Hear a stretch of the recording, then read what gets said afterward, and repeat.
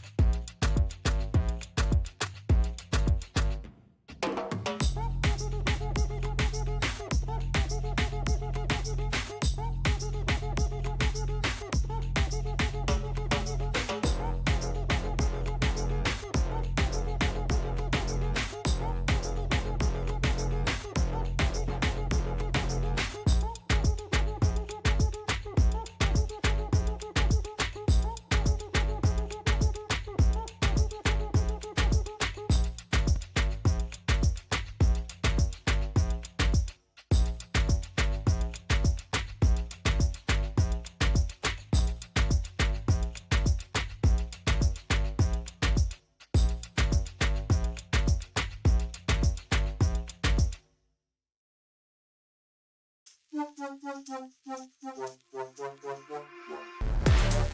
more, give it more, give it more right now, right now. Give it more, give it more, give it way more.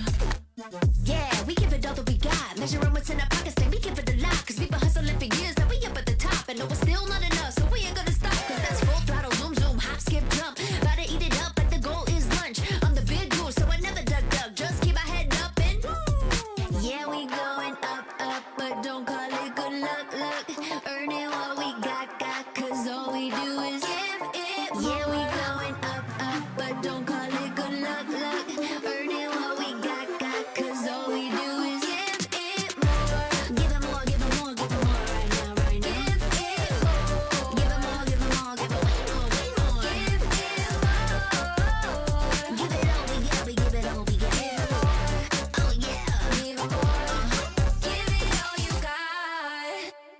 Now they know about our dedication. Not just hard work, it's also patience. Chipped away at it and ignored the hate. And now we big Tom status and it's us for the taking. We eat, dream about it every time we sleep. Making moves, just look at my feet. Yeah, we bring the heat. We make every situation sweet. Now all we need is yeah, we going up, up, but don't call it good luck, luck.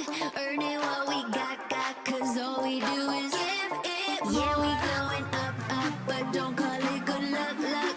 Earning what we got, cause all we do is give it more. Give it more, give it more, give it more right now, right now. Give it more. Give it more, give it more, give it way more, way more. Give it more. Give it all we got, we give it all we got. Give it more. Oh yeah. Give it more. Give it all you got. Give it more, give it more, give it more right now, right now. Give it more, give it more, give it way more, way more. Give it all we got, we give it all we got. Oh yeah.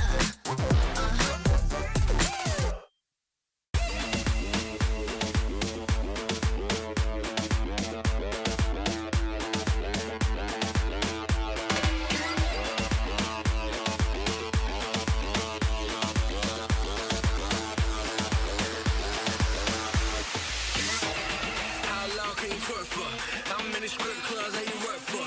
You a beast type of hoe you get murked for? I can tell a lot about a girl on the first twerk, twerk, twerk, twerk, twerk, twerk, twerk, twerk, twerk, twerk, twerk, twerk.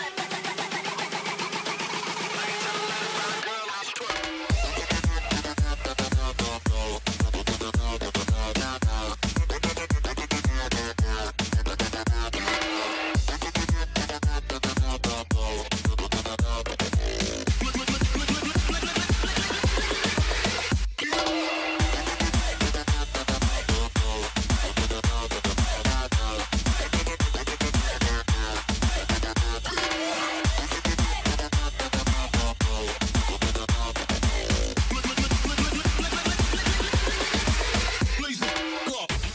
How long can you twerk for? How many strip clubs that you work for? You a beast type of hoe you get murked for? I can tell a lot about a girl on the first twerk, twerk, twerk, twerk, twerk, twerk, twerk, twerk, twerk, twerk, twerk. You guys like the glasses? Well, here's the thing. A lot of things have been changing. A new patch came up for Mobile Legends Bang Bang. So you gotta know that today, a lot of new, exciting things will happen. Welcome to the Snapdragon Pro Series Season 5. That's what.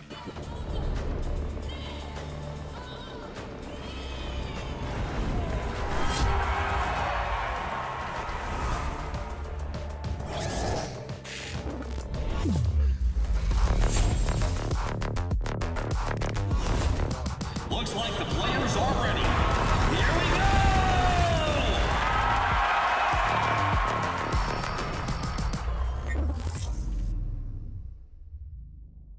The Snapdragon Pro Series is brought to you by Snapdragon Elite Gaming, Monster Energy, and DHL. Welcome, everyone. Today is going to be an amazing day because a lot of changes is going to happen. But one thing stays the same. It's got to be two casters. Welcoming Husky. Husky, how are you feeling, man? Feeling great. New patch.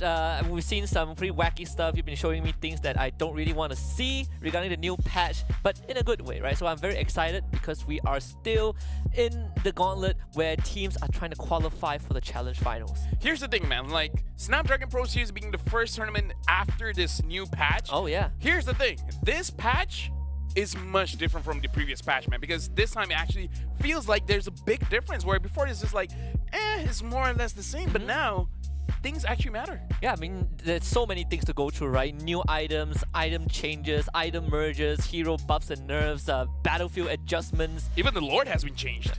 new emblems, talents. There's so many things to go through, and that means meta is gonna shift quite a lot. I remember by the end of last week, I was like, teams have 1 week to prepare, but scrap that. They have 2 days to prepare for this moment. Well, good luck to all the teams playing for today, because they're going to be the ones actually pioneering the meta. So based on what's going to be happening today, you're going to expect all of it to happen in ranked games, and perhaps even for the upcoming MSC. Yeah, well, probably one of the few times that I will approve of a TikTok meta, right? Oh, This is probably where we'd see those new technology, those black magic kind of show up. Sky Piercer on Diggy. Someone just make him low enough and then give Diggy a savage, man, because Sky Piercer is definitely a big thing that we will be looking at into today's matches. Wishing Lantern and I mean, Winter Crown, Winter Malefic Crown. Oh, Gun. dude.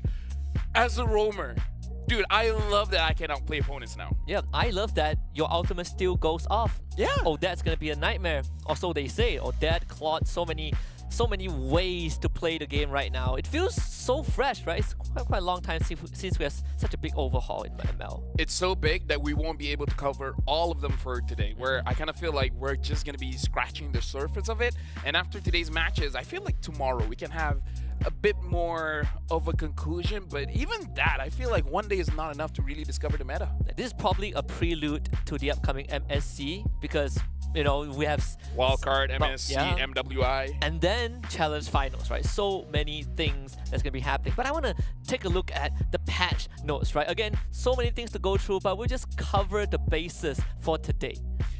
Let's talk about the new equipments first. Sky Piercer, Malefic Gun, as well as Wishing Lantern. The thing is, even throughout the moment it was created, a lot of changes has happened. For example, Malefic Gun used to be an activatable item, but now, if you have a skill that can use follow up by a basic attack, it will trigger. Yeah, I think it's such a easy item to use, right? Not to mention Sky Piercer.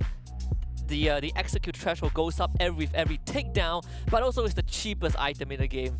Just 1,500. Yeah. Wishing Lantern, if you like to burst tanks and you can't do it back then, say no more. Now you can do it effectively. We got to talk about Clock of Destiny as well as Winter Crown. Now Winter Crown can be used for any heroes because of the adaptive scaling. It's no longer magical, so even physical heroes can use it. And the more important thing is that it will not interrupt your ult. Yeah, same thing as Fleeting Time, right? Adaptive damage, and also the reworked equipment's Twilight Armor, for example, no longer has a cooldown. Now you are going to be able to resist burst damage for days on end. And Thunderbelt stacking hybrid defense infinitely throughout the game. Clock of Destiny as well.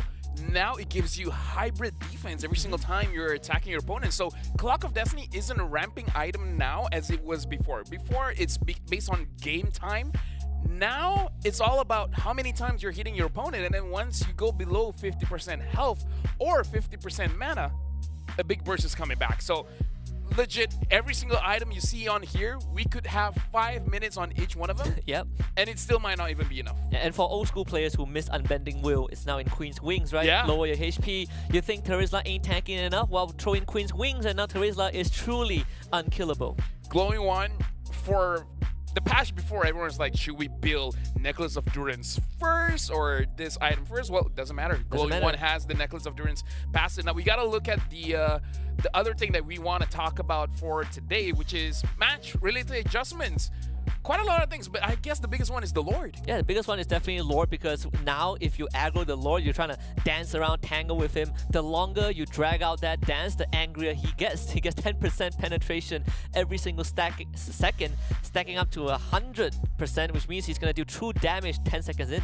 Yeah, so, dude, this is going to become one of the things that we do have to watch, which is, do teams prioritize the Lord or they move away from the Lord? Because now 50-50s are not really 50-50s, because before this, the 50-50 is fine because you can continuously heal up, you can do this all day. Yeah. But now I kind of feel like is it worth the reward? Because I feel like it's much more punishable if you're holding on to the Lord for such a long time. But it is slightly more rewarding because if you summon the Lord, it gets 30% more HP, right? So there's a risk to reward ratio.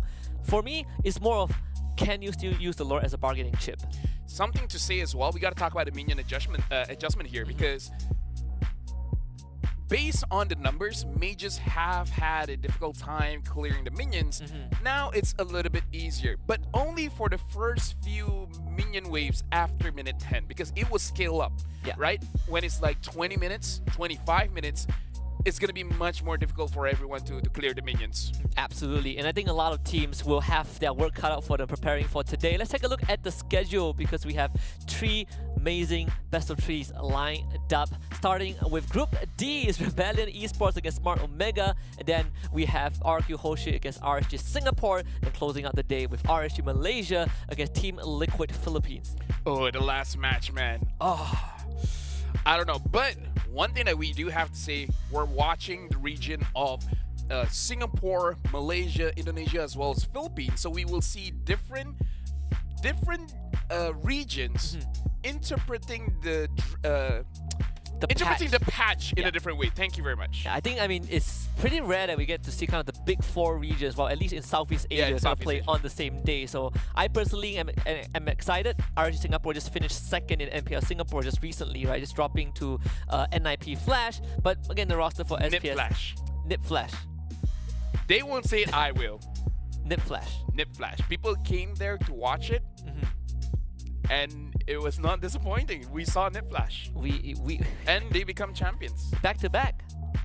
Congratulations to Diablo, right? After getting his championship trophy. Padang has been buffed. Yeah, some of his heroes have been, even though to be fair, he is using more meta heroes. But yeah, honestly, the best thing is just that we see 4 different regions battling out, so we can see what does Indonesia think about it? What does Philippines, Malaysia, as well as Singapore think about it? But now we got to look at the lineup for the starting match of the day. We're going to look at Rebellion as well as Smart Omega going up for the first match of today. Yeah, you talk about pioneers, Lafel. I'm looking at the Filipinos for sure, right? Because they are the ones that pioneer the metas that we use in a modern game. But of course, we got to look at the bracket first, the state of these 2 teams.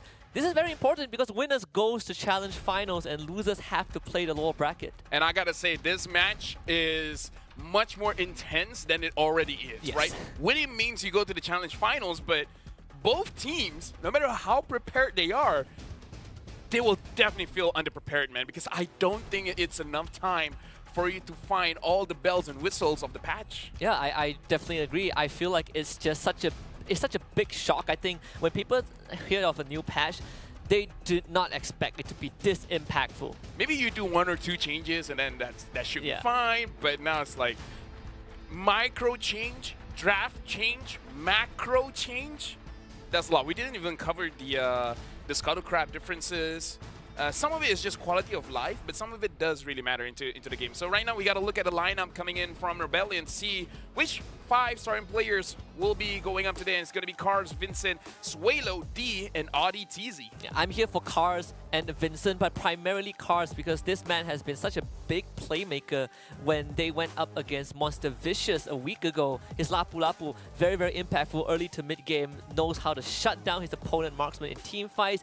We'll see if that patch changes anything, right? Because a lot of these additions, they do benefit the fighters. I gotta look at D as well because, I don't know, man, a lot of changes for the marksman. Moskov has been nerfed, Natan has been nerfed, new items for the marksmen to play with. I heard Clint is a monster in ranked games, but does that translate well into a professional setting? Yeah, I mean, I'm looking at Brody, right? Because some of these teams love to play Brody. They're gonna, we have to take a look at their opponents though, Smart Omega, because they got here by taking down Bigatron Alpha. Yeah, we got Ryota, Andoryu, Ukir, Jom, as well as Chaknu. And I gotta say, players that is definitely recognizable here is Chaknu as well as Jom. I do believe that based on how difficult it is to tank damage nowadays, I kind of feel like setup style roamers will be the priority. So I'm really looking at Chaknu because he can set things up very well for his team. Yeah, Lolita Cho, Grok. In fact, Kufra I have not seen that for such a long time. I do miss Kufra a lot, Minotaur, Tigreal, the usual. I particularly am looking at one specific hero, which is Cho. Cho. Because they decided to give him a lot more damage. Okay, here's the thing. I've seen Keyboy's opinion on Cho. Okay. There's one thing he doesn't like. You know, like this is the lore, this turtle, and then you have a pixel brush in the middle. Ah, yes. So one thing that Cho tank players like to do is charge up their first skill inside the bush. But now because of the added distance, every single time you use it, you get outside of the bush. Yeah. So it's an inconvenient thing. It's an inconvenience. Yeah, so it's like other bushes you can still charge your first skill, your Jeet Kune Do, but in the pixel brush, you can't do that anymore. Nope. But if your ranked games aren't already ruined enough, Cho XP lane is going to be such so much a bigger thing. No, I'm even thinking, what if someone makes a Cho jungle? Yeah, so I had someone text me, right? The patch dropped in less than 24 hours. Someone texted me and he was like, man, I hate this patch so much. Why is there a Cho jungle in my game? Dude, I'm calling it. I feel like, okay, think about this. You kick a person and then you use your retribution. In a state where the Lord is 50-50, in a state where the 50-50 is very, very punishable, you just wait for someone to start tanking it up. And then remember, Cho now gives armor reduction. Oh, yes. So the Lord's armor reduction, and then the Cho just passively gives you another armor reduction, making the Lord hit harder. I'm saying there's a case for Cho damage here. Okay, Cho Temporal Rain. He's going to have so much. You can't catch him. Cho Temporal Rain, it's all about split pushing, man. How are you going to catch him? I have no idea. Right? Yeah, we just have to let the teams figure it out. Ling, I guess. Ling? Hayabusa? I think Assassins would be happy. I feel like a big part of this patch is Moonton trying to Diggy make Assassins. Diggy is happy.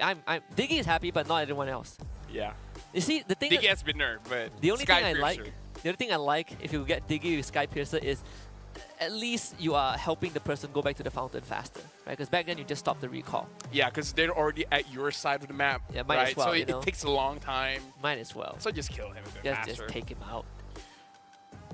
There's a lot of things, because even for us casters, we've been trying on quite a lot of things. We have our own opinions, which I think is going to be very interesting to see translated into the games, whether the opinions that we have matches with what the pro players have, or they just found a very... Because every single patch, there's always that one broken thing. I haven't found that yet. Well, I mean, like, I guess the thing that we found is Sky Piercer is too cheap and too strong. Yeah, that's that. And at least for me, I think Burst Mages are going to be so much happier. Impure Rage users. Oh, yeah. Because now Impure Rage, instead of doing flat HP. damage, it's max HP. Constant 4% max HP. And I've been testing it out with Glowing Wand. So you have, well, not Glowing Wand, with the Wishing Lantern, which deals current HP. So you cover both bases. If you have high max HP, then good luck to you. Actually, there's more value if you have high HP, because that means you have higher current HP. As a tank user, let me just say I've only found big success with my Minotaur. Minotaur Winter Crown first item. You should not do it, but it's hella fun to use it. Like, you can outplay everyone. Someone tries to go in, because just today, I had a Gushin try to burst me down. The moment he comes in, I quickly use my ult and then Winter Crown. My ult still goes off and no damage was hit onto me. That, like, as a tank, you never feel that. You know, you never feel that kind of outplay. You never feel so protected, right? It's always you protecting people, but now you get to make the play. Either ways, quite a few things that we got to talk about. The Marksman emblem have shifted a little bit. I kind of feel like it does help a lot, because now it's 16 adaptive damage. Yeah. Warcry is pretty big. I feel like a lot of fighters can use it very well. Temporal Rain, I feel like on paper, it sounds like it's good on multiple targets, but it's just one of those things where we have to see. Because I tried Temporal Rain with Minotaur. How Minotaur? So after I use my ult, I can heal a lot of times. does it pay off for the 4 seconds? I mean, it's the 4-second duration afterwards. You know why I don't know? Is because after I use my ult, that's already the game. You know, like, everything's done. I don't have to heal anyone anymore. So maybe it does, like, it makes sense that you can chain a lot of heals, but if one ult already finishes the team fight, then maybe it doesn't matter, right? Wait, I'm not sure if I remember this correctly. Temporary, does it have an innate cooldown? I think it does. 6 seconds or something. I gotta I check mean, that's it out. very less. I mean, if it's 6 seconds, It's not a lie. It's not a lie. because well, you showed me a video of Roger with temporal rain, right? Yeah. If it's 6 seconds, then that means that it will have the highest uptime. I have to check because there's so many things in this current patch revolves around 6 seconds. Warcry, the duration of the 8% increased damage is 6 6 seconds. seconds. So I could be mixing those two up. Yeah, I mean, there's so much things. I just want to look at how teams now play the macro Oh, game. sorry, I am completely wrong. There's 20 seconds. Okay. Okay, 20 seconds is a lot. Thank goodness. 20 seconds is a lot. I was thinking like So Roger, it's a team fight. It's a team fight. yeah, Roger's gonna be so broken if it's 6 seconds. Yeah, no, it's 20 seconds. 20 seconds, but yeah, the entire duration is 4 seconds. Yeah, a lot of 6 seconds in this patch that makes me a little bit confused. But you know what isn't confusing? Yeah, what is it? Grabbing your tickets now because you guys gotta dive into the action. Get tickets from 10,000 IDR. Buy now at esl.gg/MLBB-TIX-EN. We got an early bird special where if you're a bird, you get this. By the way, it's worth over 65,000, so that's 18 ringgits. It's, Oh, really? Yeah, it's almost 6 times worth the tickets that you spend on, so it's very, very worth it. I just noticed I meant to say if you're early, not if you're a bird. But if you know are what? a bird, you know, you just go for it. Right now we're going into the bans. Tomorrow, Omega. Looks like Angela is still a bannable hero. I would assume, at least for the first week of the patch, we won't see too much changes in draft. Okay. Not that there's much time to cook out something new. But Valentina banned out, Chip Harris, still the same things, same heroes. That Very means- interesting, right? Yeah, it is. I mean, like again, like you said, this is one of those situations. Do you want to change things up too much because people haven't discovered what's the next OP thing, right? It's just, I feel like Loi probably will get let through because 1 minute is quite a long time. yeah, a lot more significant than what Novara has to go through, which is just a 3-second reduction. Yeah, I feel like if you want to ban anything, honestly, the Novaria is a pretty good ban because we heard that Novaria with Wishing Lantern is too much. Yeah, imagine losing 4% of your max HP and every single Star Shatter triggers Wishing Lantern. I think the biggest mechanic about that item is the fact that damage calculation is before reduction. So it's based on the overall damage that you have. So Moskov, Loi still get bans out. Yeah, so maybe both teams have made a gentleman's agreements like, okay, you know what, this patch is too huge. It's going to be difficult for any of us to really figure new things out. So might as well just do something that we've been practicing for a while. Or maybe they didn't read the patch notes. No, I'm just kidding. Or maybe, even with the nerf, Moskov is still a threat. Maybe just Moskov Sky Piercer or something. Who knows? Even Moskov Malefic Gun isn't that bad, right? Oh, yeah, 'Cause yeah, He could true. use the attack. Well, he could use the range. But that's the thing, though. I understand Malefic Gun is a good item, but hear me out. You want those 3 Trinity items, right? Yeah, that is true. Right? That is And true. then 1 boot, so that's 4 slots. And then your 5th slot is most likely a Malefic Roar. And then 5th item might be a Winter Crown, might be a Wind of Nature, might be an Immortality. So it's more like, where do you put the Malefic Gun? If Malefic Gun gives attack speed, I don't think it's a lot, but it's 25%. Well, I was thinking if we would see like the crit Moskov again, because it has been quite a long time. But well, it seems like Smart Omega still going back for the usual, you know, Fredrin, Faramis was for Rebellion. They opt for the Edith Roger opening. okay, so here's the thing. Omega really looks like they are using the old patch here because, yeah, Fredrin has been nerfed. I don't know whether the nerf really impacts him that much because I haven't been using a lot of Fredrin, so I can't tell the difference. I feel like Faramis could be pretty good with all the new items and such. So I don't know. I kind of feel like Smart Omega, pretty standard opening to the draft. Now it's all about Rebellion, especially because now that they've seen potentially the jungler, they could change for a different style of jungler. And Minotaur has been picked up where it shows that this Edith could go to the EXP. I say could go because who knows, maybe it could be mid. It could be. I mean, we have seen Edith mid. I just don't remember which team. I feel like I've seen an example of that. But what an honest draft, right? Just taking the Minotaur that early on. I suppose they wanted to see the 3rd pick of Smart Omega. But if that's the case, terms of the bans, they would be looking at XP lane. You probably want to start shutting down. Or your roamer, right? Because Minotaur, I kind of feel like he's pretty good because it's hard for you to tank the damage nowadays with an Execute in the Sky Piercer and Wishing Lantern doing a lot of damage to tanks. I don't know, I feel like Minotaur just raised itself in value because sure, you can take a few damage, but you have a big AoE initiator as well as heal, and I kind of feel like that really impacts the team a lot. I suppose if somehow we really see that Winter Crown on the Minotaur, you're guaranteed to have that all go off. I would love it. Like, I personally love it. Yuzong has been banned out. This kind of shows that, you know what this tells me? There's a chance that this Roger might go to the jungle. Yeah, I'm thinking the same thing as well. But I mean, Smart Omega are still banning out the mid laners at this point of time. So if, at least for Rebellion, they have options for this Roger.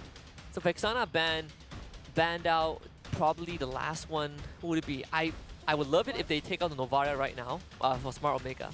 I wonder if they want to ban out something like Benedetta, Lapu, something that can dive the backline, because the Yuzong kind of indicates that you don't want a backline diver for Omega. I think you ban Lapu here. If it's if you want to prevent backline dive, Lapu probably makes the most sense. I don't know. I'm still thinking of Benedetta here. Xborg?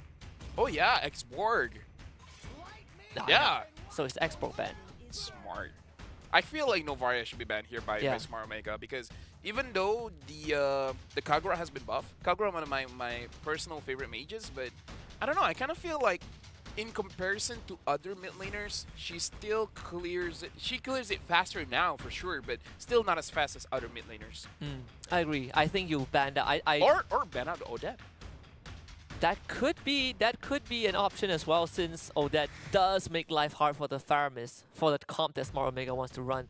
But I feel like overall, Novara still provides a lot more value. Right? Despite the duration getting nerfed a bit, overall, her damage output increases, but they go for the Barat's ban. Interesting here. So they're still respecting the Roger could go to the gold lane. Huh. I am pleasantly surprised. I would think that the Barats wouldn't be too big of an issue considering the state of Barats right now. So now it's really on Rebellion. They've shown their roamer as well as potential EXP laner. If they really want to flex this Roger, they should pick up their mid laner right now and then hold it all the way to the end. And either this Roger goes to the jungle or gold lane. I think you could consider like Novara still. Yeah, and I feel like Novara is still fine. And then the last pick, if you want to put this way. Okay, so it is a Edith. I mean, technically Edith is a marksman. Yeah, you're right. I did not see this coming. Just because I'm right doesn't mean it feels good to be right, you know? Is this Terizla mid? Oh, that could also be a thing. Yeah, that could also be a thing, yeah. It has, well, it's a very rare occasion. I've tested Warcry works on Terizla. Oh, because of the second part of his... So, second skill uses three damage skills, and all 3 damage skills trigger 1 stack of Warcry. So we get Grok and CC. I would... This feels so previous patch, you know? Except for the Terizla. No, from Smart Maker. Ah, yes. Okay. Oh, wow. So, yeah, so it's a straight up Terizla mid, right? Like, there's no way it's an Edith. Hold on. Yeah, okay. Okay. It's like, got me scared for a while. What's happening here? Yeah, so Terizla mid. Yeah, that's the thing about having an Atan, because you compensate for the magic damage, right? Opens up physical mid laners. Not that there's much of them. No, there is not a lot of physical mid laners, let me tell you that. But I don't know. We gotta see, because Natana has been nerfed, right? And has been nerfed every single aspect of his kit when it comes to the damage. So we do have to see whether this new Natan still skills well enough to carry the entire team come 3 items, or maybe they figured out that the Natan damage is fine, you just need more protection. That's why they opted for a Terizla mid. This is definitely an interesting draft coming in from Rebellion Esports, and a more traditional draft from Smart Omega. Now, I was thinking that we might get something just out of pocket, but I suppose in this case, Rebellion Esports is the one that, you know, wants to experiment slightly more. We just see, though, game 1 coming in onto the screen. I see Joam picking up some magic resist items at level 1, so both marksmen, in fact, going for defensive items. Yeah. I do feel between both, it should be on Rebellion if they want to be a little bit more aggressive. Right now, I'm very interested to see whether there are changes in terms of the emblem setup, because for now, it looks like no one is using Warcry and no one is using the Temporal Rain. So, looks pretty standard coming in from both teams. Yeah, at least emblem-wise, there is nothing out of the ordinary. Yep, nope, everything's still the same. Just basic stuff. Though I do agree, I feel like if you are Rebellion, you are the one looking to snowball, since you do have Roger, which can be quite hard to deal with. I'm really looking at the tempo for Rebellion Esports here, whether they want it to be a little bit faster, whether they want it to be a little bit slower, because with the Natan, generally you want to go a little bit slower, you want him to get his Holy Crystal first, but the fact that you do have a Roger on your side and you have multiple ways to initiate a fight from the Minotaur as well as the Terizla, do you want to speed things up? Like, do you want to wait for the turtle or do you want to gank before the turtle? I suppose Rebellion can consider fighting for turtle. Cars would be forced to flicker already. Uki was camping there for the longest time. They are going to send backup though. Oh. Suelo and ODTZ, 4 people of Rebellion on that top side. But no flicker means no engage. Yeah, the thing is, I feel like Cars is not able to hit onward. That's why they can't initiate that well. Ukir pulls Suelo in, but looks like no intent of violence just yet. Not just yet, they're waiting for that level 4. And both the XP laners and the mid laners have hit that. I think Changnu is going to get his wild charge very soon. First turtle fight, not affected by the patch at this point, but it's going to be Changnu flicker wild charge. The penalty zone is just not going to be enough. Suelo uses it a bit too late. Spear of Destruction is committed, but no follow-up. And Rebellion Esports, they're going to try to fight through this card with the Primal Wrath, dealing damage over the wall on Smart Omega. In fact, Rebellion looking to turn it around. Wukio gets the pull on the TZ, but it will be Andoryu that gets the turtle. I feel like as good as that looks for Rebellion Esports, is still on Smart Omega, because trading 1 for 1, but Smart Omega having the turtle advantage is definitely a big thing. And then now, looking at Joam actually has a winning lane going up against D, where, again, this is to be expected. This is a Moskov going up against a Natan, where the Natan has multiple instances of damage having been nerfed, where compared to the Moskov, is mostly on the attack speed of the first skill, as well as the duration in terms of the cooldown for the second skill. Yeah, and Joam, he went for the first item, Corrosion Sight. Didn't even bother to get boots. And the fact that he won that lane means that he can continue to snowball against D. Vincent going down to first blood, that one also stings for Rebellion.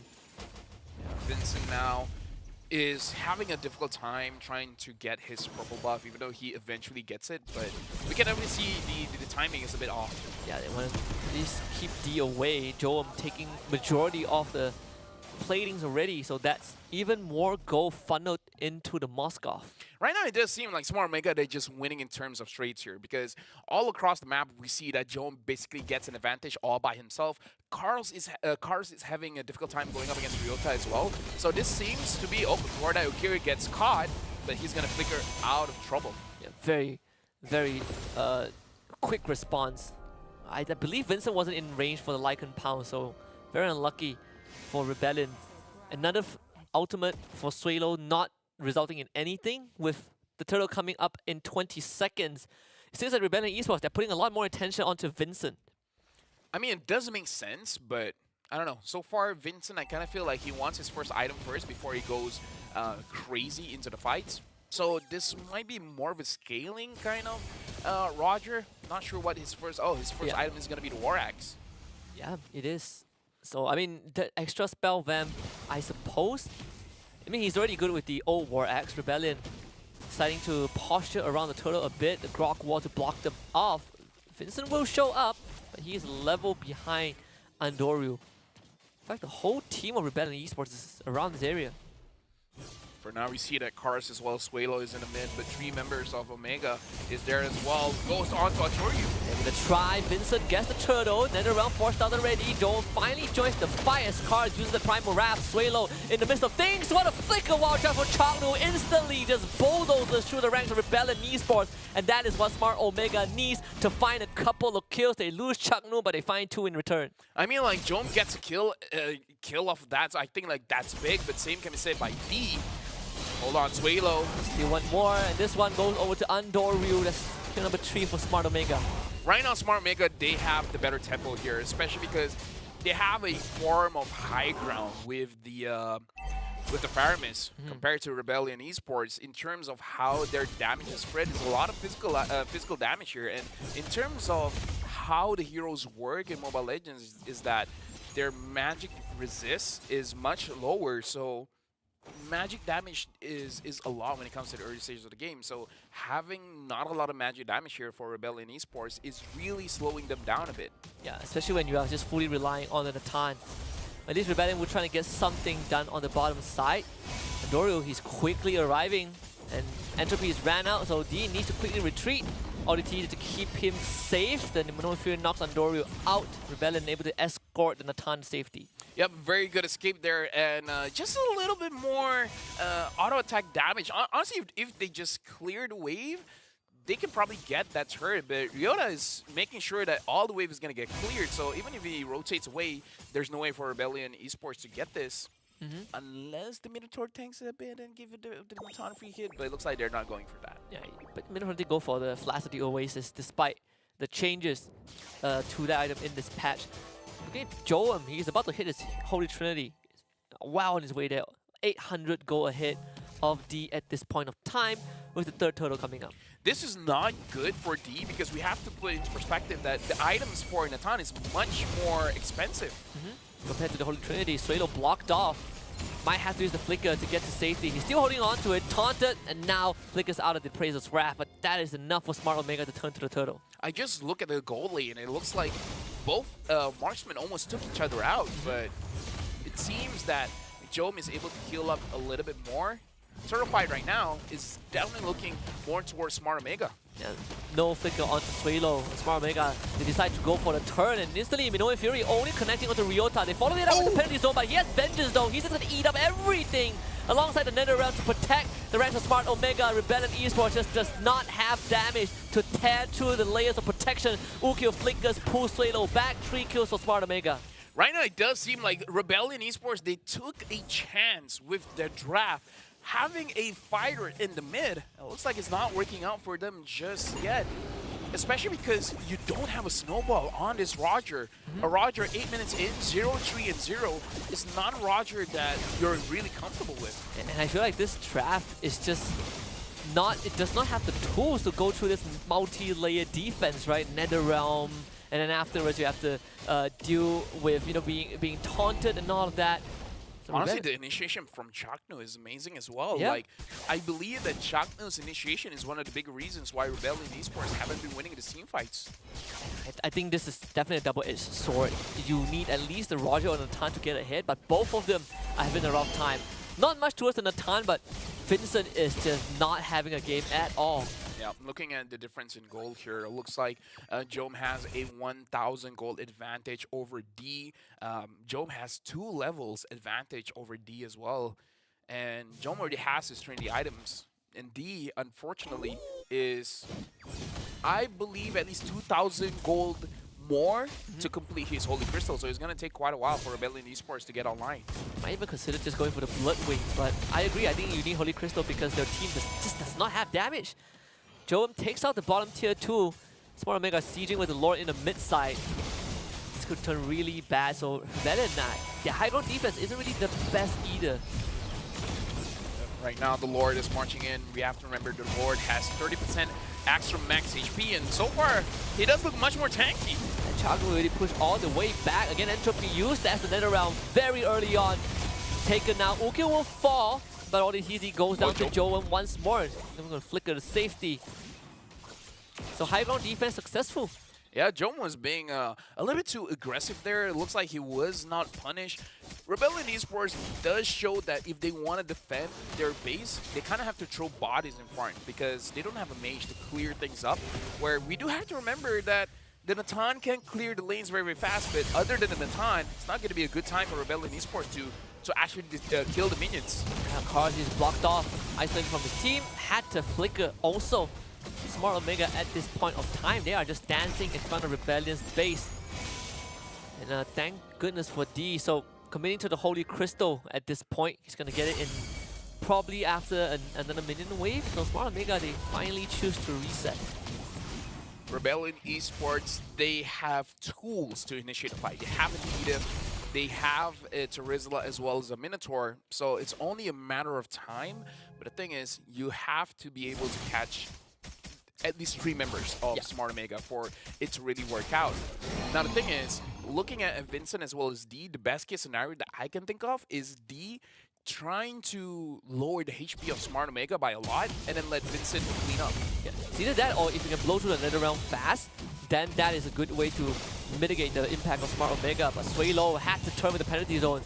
Just as a means of buy time. Actually, the Minotaur heal almost got him out, but he still went down, so no Terizla for the next half a minute. Yeah, I kind of feel like Rebellion, they got to really look at this game and perhaps change their strategy for the upcoming match, because having a fighter in the mid sounds good, but I don't know, in terms of execution, it seems very difficult to do. But D has, before that Chao engages. Straight up, just a wild charge to end it all. That's going to Audit TZ down, followed by Cars. Smart Omega finding 2 extra kills. Suelo will be back. Assume he has the penalty zone, but it has to be between him, D, and Vincent. I don't think they have the damage to defend the space. Smart Omega straight for the crystal under 12 minutes. It's game 1 for them. Smart Omega using a draft that they know how to pilot wins them game number 1. Rebellion Esports having a high risk, high reward kind of draft didn't work out for them. I felt like Smart Omega completely outclassed Rebellion in this game 1. Joel winning his lane all by himself, and the rest of the team just being able to win the first 2 turtle fights, right? We don't get the second turtle, but it's fine. The incremental leads that they got was just enough. And the thing is, they want to fight around the Lord, got the Lord for free, and we can definitely see, even with a normal Lord, it's honestly fine. It's still enough. I mean, like, to be fair, they don't have a lot of wave clear, so perhaps that's why we see the Lord being as tanky as he is. Yeah, I think on top of that, it's just Rebellion. They took the risk with the Terizla mid. I can see the idea, but I think Rebellion just didn't really fully understand that if Vincent falls behind, you can't really take those fights. They tried it multiple times. None of them worked out. Good thing by Smart Omega as well. We see Changnu having a lot of crazy engages, and it mostly goes on to Vincent. The moment Vincent is gone, a major win condition for Rebellion Esports is completely gone. Like, what? You want D to join into the fight and hopefully try to carry? Before Holy Crystal, it's not going to happen, especially with all the damage nerfs that the Natan has gotten recently. Yeah, I would say overall, Natan, despite the nerfs, I can still see the impact, but it's a lot more conditional, right? A lot more things have to be, a lot more elements have to be fulfilled before Natan can be a threat. I feel like with the nerfs, it made it so that Natan can't solo carry. Ah, yes. You need another form of damage where, at least for Rebellion, it was supposed to be the Roger. But the Roger was not enough for this game. No, not enough to completely shut them down. Chained on a leash. I wonder what the numbers are going to look like for this game, because I feel like it's a landslide for Smart Omega. Well, first and foremost, numbers that we can look at is it's 11 minutes and 50 seconds. So a faster average game time here. Ukir died once, Changnu died twice, but other than that, an almost perfect game for Smart Omega. For Rebellion, we do have to see the damage numbers, because I feel like, based on what I saw, I'm thinking D and Cars is the one that dealt a lot of damage. I kind of feel like everyone else is not able to contribute as much. Yeah, I definitely agree. I think D probably deals the most damage despite all of that, right? I mean, even in late game fights, after the Holy Crystal, sure, they go through the nether realm very, very fast, but there's just no secondary layer to that. Your front line dies after the Faramis ult. We can see a big buff for Faramis, because usually we see a Necklace of Endurance and a Glowing Wand. Now you just need one, baby. You just need a Glowing Wand and you get 2 in 1 package. You're able to stop the healing from the Minotaur, and you can still deal that burn damage. So for heroes like Faramis that does want to build the Glowing Wand anyways, got a big buff. So I don't know, maybe swap out the Terizla for an Eve?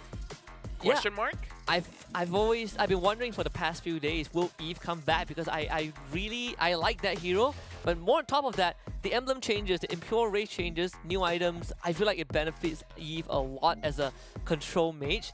The fact that Rebellion has 3 tanks makes it such a free-for-all for this Faramis. Oh, this is unfortunate. Vincent had 0% kill participation. But again, every single time a fight starts, he's the one that's going to get taken down fast. And looking at the damage numbers, actually Suelo is the second one. D is definitely the highest, but Suelo is 34,000, Cars only 24,000. But if you look at Smart Omega, Ukir did 51,000. That's a lot. Yeah, just by the glowing one burn, I think that also factored in. Even in terms of the damage taken, you can see that Suelo, he just had to be the front line. There's not really much of a choice for the Terizla, but because of how immobile he is, Smart Omega just runs him down. Yeah, we got to talk about Joam as well. Highest gold per minute, 952. It's an 11-minute game, but I think around 10 minutes, he got his full item. That's how fast this guy has been farming. And that just shows what happens when you give Joam a marksman that can win the lane, and he's able to participate in a lot of the fights as well. And now we got to look at the graph here where it's really all onto Smart Omega, where it's incremental advantages gotten by individuals when it comes to the laning phase. But then you see a bigger jump when it comes to, I believe it was during the second turtle fight. It's where the advantages really started to pile up for Smart Omega. Either that or during the Lord fight. I believe I think it was the second turtle. it's the second turtle, right? Like, despite the turtle going over to Vincent, they still lost the fight. A big part of that is just Chaknu being the enabler. This guy with the Flicker Wild Charge, he's just hitting crazy engages. Most of the times, you don't even get to react to it. Oh yeah. So this is why I say Chaknu is an amazing engager. The Grok is an amazing hero for him, but it does make me wonder where if perhaps Rebellion showed a different kind of draft, Chaknu would pick something different here. But at least one good news for roamers out there. Looks like Grok is still an amazing pick. Yeah, it is.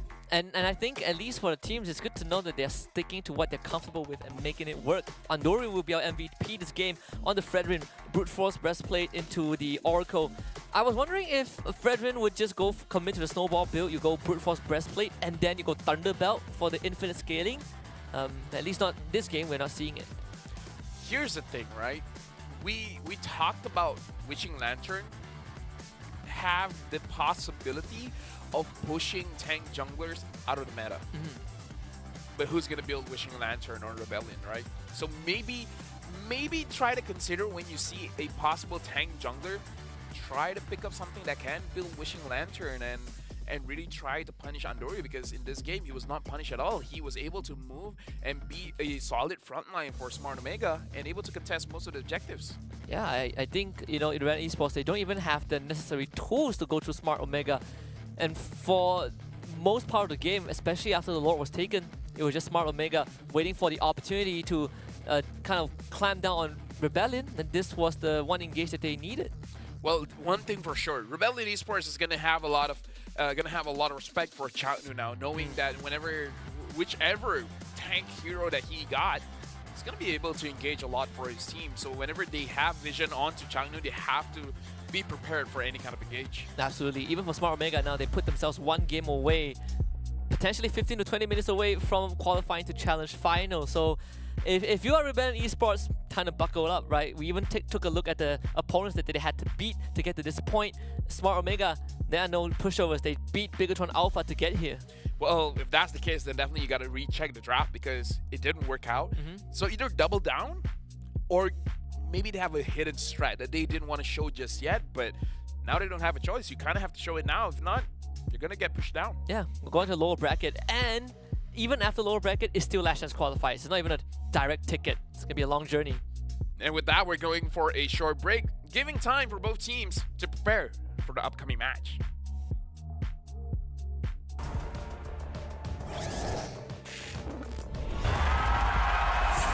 Here we go! The Snapdragon Pro Series is brought to you by Snapdragon Elite Gaming, Monster Energy, and DHL.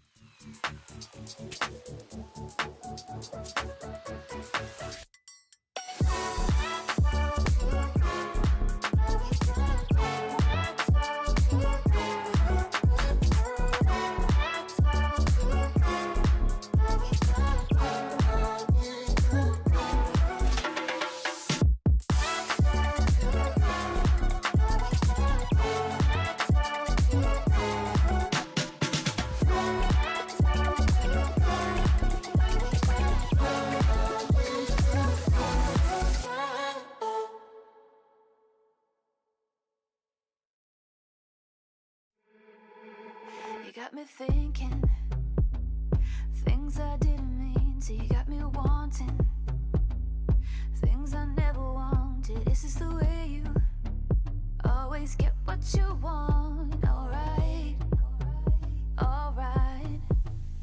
You got me right inside of my head. You got me so, so close on the tip of your tongue. This is the way you always get what you want. Alright, alright. Let's do and say that we're done. Let's do, I know that you want to. Let's do and say that we're done. Say that we're done. Let's do and say that we're done. Let's do. You got me saying words I've never said. You got me powerless on the edge of your bed. This is the way you always get what you want. Alright, alright. Let's do and say that we're done. Let's do, I know that you want to. Let's do and say that we're done. Say that we're done. Let's do, say that we're done. Let's do, say that let's do, say that we're done. Let's do, I'm powerless to you. I'm powerless to you. I know that I want you, and I know that you want me back, and I know that you want me back. Let's do and say that we're done. Welcome back, where we saw Rebellion Esports trying something new with putting a fighter, the Terizla, into the mid lane. It didn't really work out. Smart Omega wins that one out. Welcome back. My name is Ophel. Alongside with me is Husky. We're about to see the second game in this match between Smart Omega as well as Rebellion Esports. Gonna head into the draft in just a little bit because for Smart Omega, this is potentially the final game before they qualify the challenge final. So Rebellion gotta find a way to clap back. This time they will swap sides. But the bans remain almost the same, except for the Moskov, which is now banned by Smart Omega. And we got to talk about Rebellion betting out the Xborg as well as the Fireman. So what is going to be their opener here? Do they want the Natan? Like, is the Natan really a key piece into their strategy, or maybe they just want to pick up the Frederick first? Looks like Valentina. Yeah, they pick up Valentina. Interesting. But if you ban Xborg, it means that you want beefy frontliners, right? Baxia, Frederick. Or maybe just you want the Minotaur. Yeah, I was thinking of the Minotaur also. Could be in the second phase. Oh, well, the second and third pick, I suppose. What else, right? I mean, here's the thing. Xborg, you can counter it with the likes of Bakito, Lapu. Maybe they just don't want to worry about that for now. But yeah, it does seem like they want beefy frontline. I suppose so. Bowman Sky Piercer. Sure, right? Why not? I can see Wait, that. wait, Hey, wait, hold wait, on, wait, hold wait, on. wait. Well, no, hold on. We have the right teams, right? We What is it swapped? Because Smart Omega is taking the opener for Rebellion. right. So now they need to do is to take the Tan third pick. No, Minotaur third Minotaur, pick. Minotaur. Third pick. Yeah. Yeah, so it is. The teams are right. They're on the right side. So both. Imagine Omega actually picking up. Okay, the claw with Winter Crown. Okay. might be fun to watch. Will we see the Temporal Rain Claw? Oh, Yeah. Dexter all over the place. Yeah, you just jump around, you know. BMI left and right. Exorcist of the Dragon. So that you know. Okay. Do you like the visual update for you? Wait. Do you like is not the right way to put it. Yeah. How do you feel about it? I'm still figuring it out because for me, I feel like the model is the same. It's just a change of color color. palette. But the thing is, I'm colorblind. Ah, right. This is one of those things you have to ask Amy. You're correct. You're correct. My apologies. I forgot about that. But from where I stand, it looks dark. Yeah, It 'cause looks menacing. It looks like he's the kind of guy you don't want to run into a back alley, to a dark alley. they did dye his beard and his eyebrows, and they changed a bit of the clothing color. This is Yu Zhong in his villain face. This is what happens when they keep his- banning him. when his marriage didn't work out well. His children left him, and then now it's just like, you know what? I'm gonna destroy the world and etc. To make it more lore accurate, he failed to slay the great dragon and his family left him. Sure, why not? Biggest shame. Biggest shame. And actually, Smart Omega, they're the ones banning out the Grok. Yep. I mean, they did take the Loi this time. I mean, the only change would be extended out cooldown. But aside from that, I think not much of a difference. Arlott banned out by Rebellion once more. I wonder, Smart Omega, do they ban out the Minotaur or ban out a tanky jungler? Because again, we gotta remember the export has been banned, and it's probably banned for a reason. Either it's not good for their draft, or it's just a respect ban, knowing that Smart Omega uses the export very well, either in the jungle or the EXP lane. But I suppose if Smart Omega, they are banning out the Grok, it could be their way of saying that this Eden might be a roam, right? I mean, it's still a flexible pick. I'm feeling it's a roll. So they're not too worried about not getting any roamers. It's more of like, what is Rebellion Esports left with? They're gonna take out the Lolita. Yep, I think this is probably Eden roam. Maybe a Natan pick coming up. Yep. Right, you're batting out the Lolita, unless Clint. Can you reflect the piercing damage from Clint? Oh, You can reflect not the passive, but the other things, like the Everything second else. skill for skill. I think you can reflect all of those. I don't think you can reflect the passive straight shoot. the thing. pierce. Yeah, you the know. pierced. I would want to see Clint with Warcry. Oh yeah. So I played. I so- want to see. I don't think people will pick it up. But what about his ass? It's been like 2 years ever since we've seen it. The time gets banned out, so they're like, okay, we know what's going on. So no Natan, no Harif, no Moskov. Brody. Could be. I mean, Brody into Claude is always Brody's favorite, right? Why do we assume this Roger is going to the jungle? It could be Golden Roger. I don't know. I mean, you might as well commit, right? You stole the. You took Pick Roger. up the Minotaur Pick and up the let Minotaur right now. and let the Edith go to EXP. It's like, we're gonna beat you at your own draft. It would be so funny. It It'll would be be- so funny because you still get to hide the Roger. Yeah. Okay, so they picked the Barras. So it's a golden Roger. Barras can still be XP. Let's actually yes. No X-Borg, remember? Actually, correct. I was gonna dismiss you, but then it's like, actually no, you're completely right.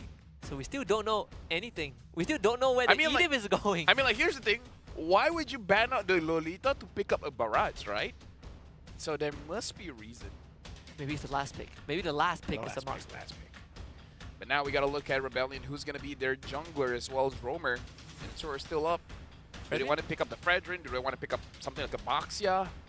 Freddy doesn't feel all too nice, right? With that much crowd control and a Barat. Yeah, some people don't care. Assassin junglers? Ah.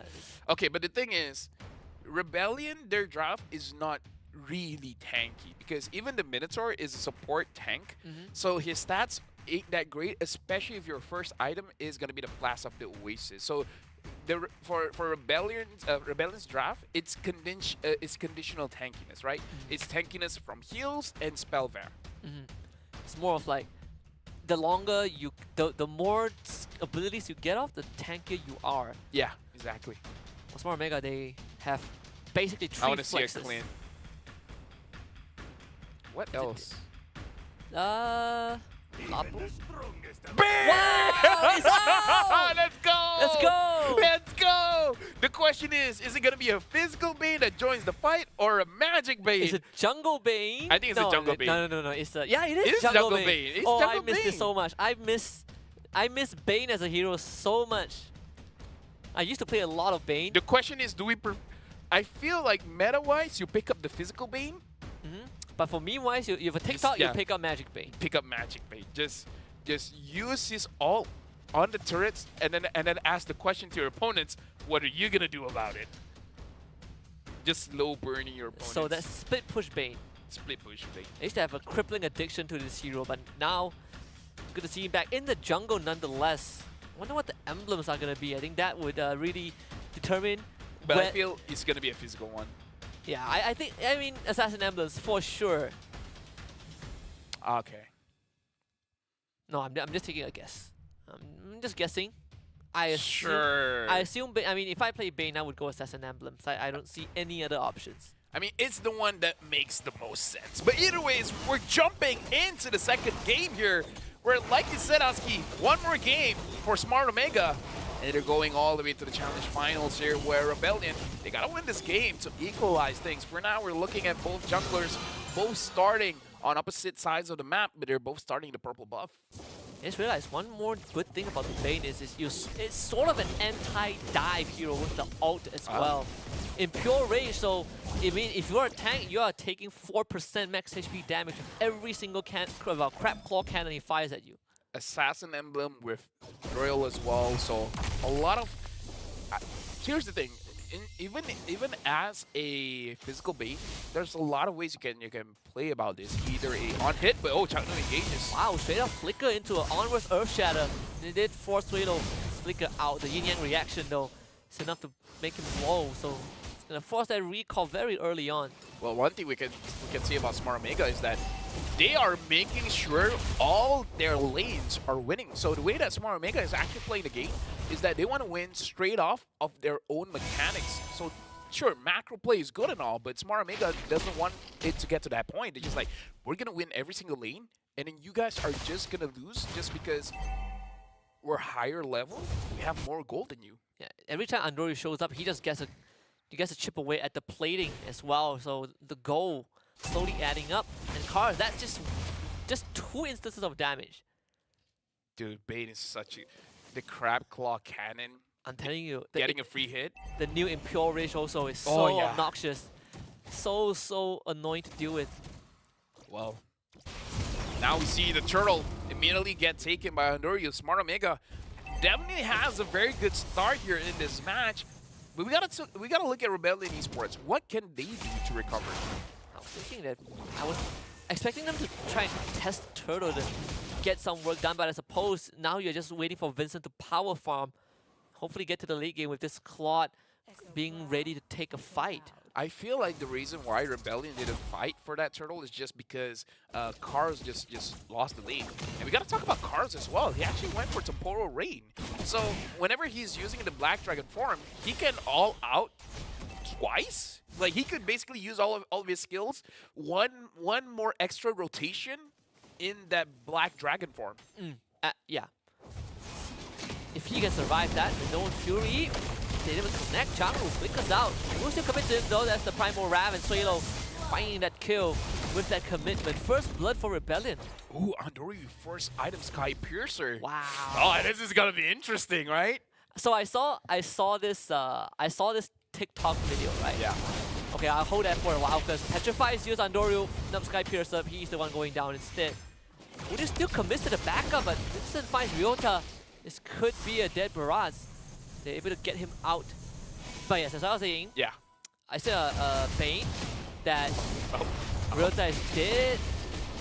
Did question mark? No! No. He still survives, and Ukir is there to make sure that he does stay alive. Looks like Rebellion Esports, they're going straight for the turret. And without any further obstructions, what do you want to say? So Bane with Sky Piercer had his Crab Claw Cannon reflected by the Lolita Boltwork, and guess what? Killed him and his teammate behind him.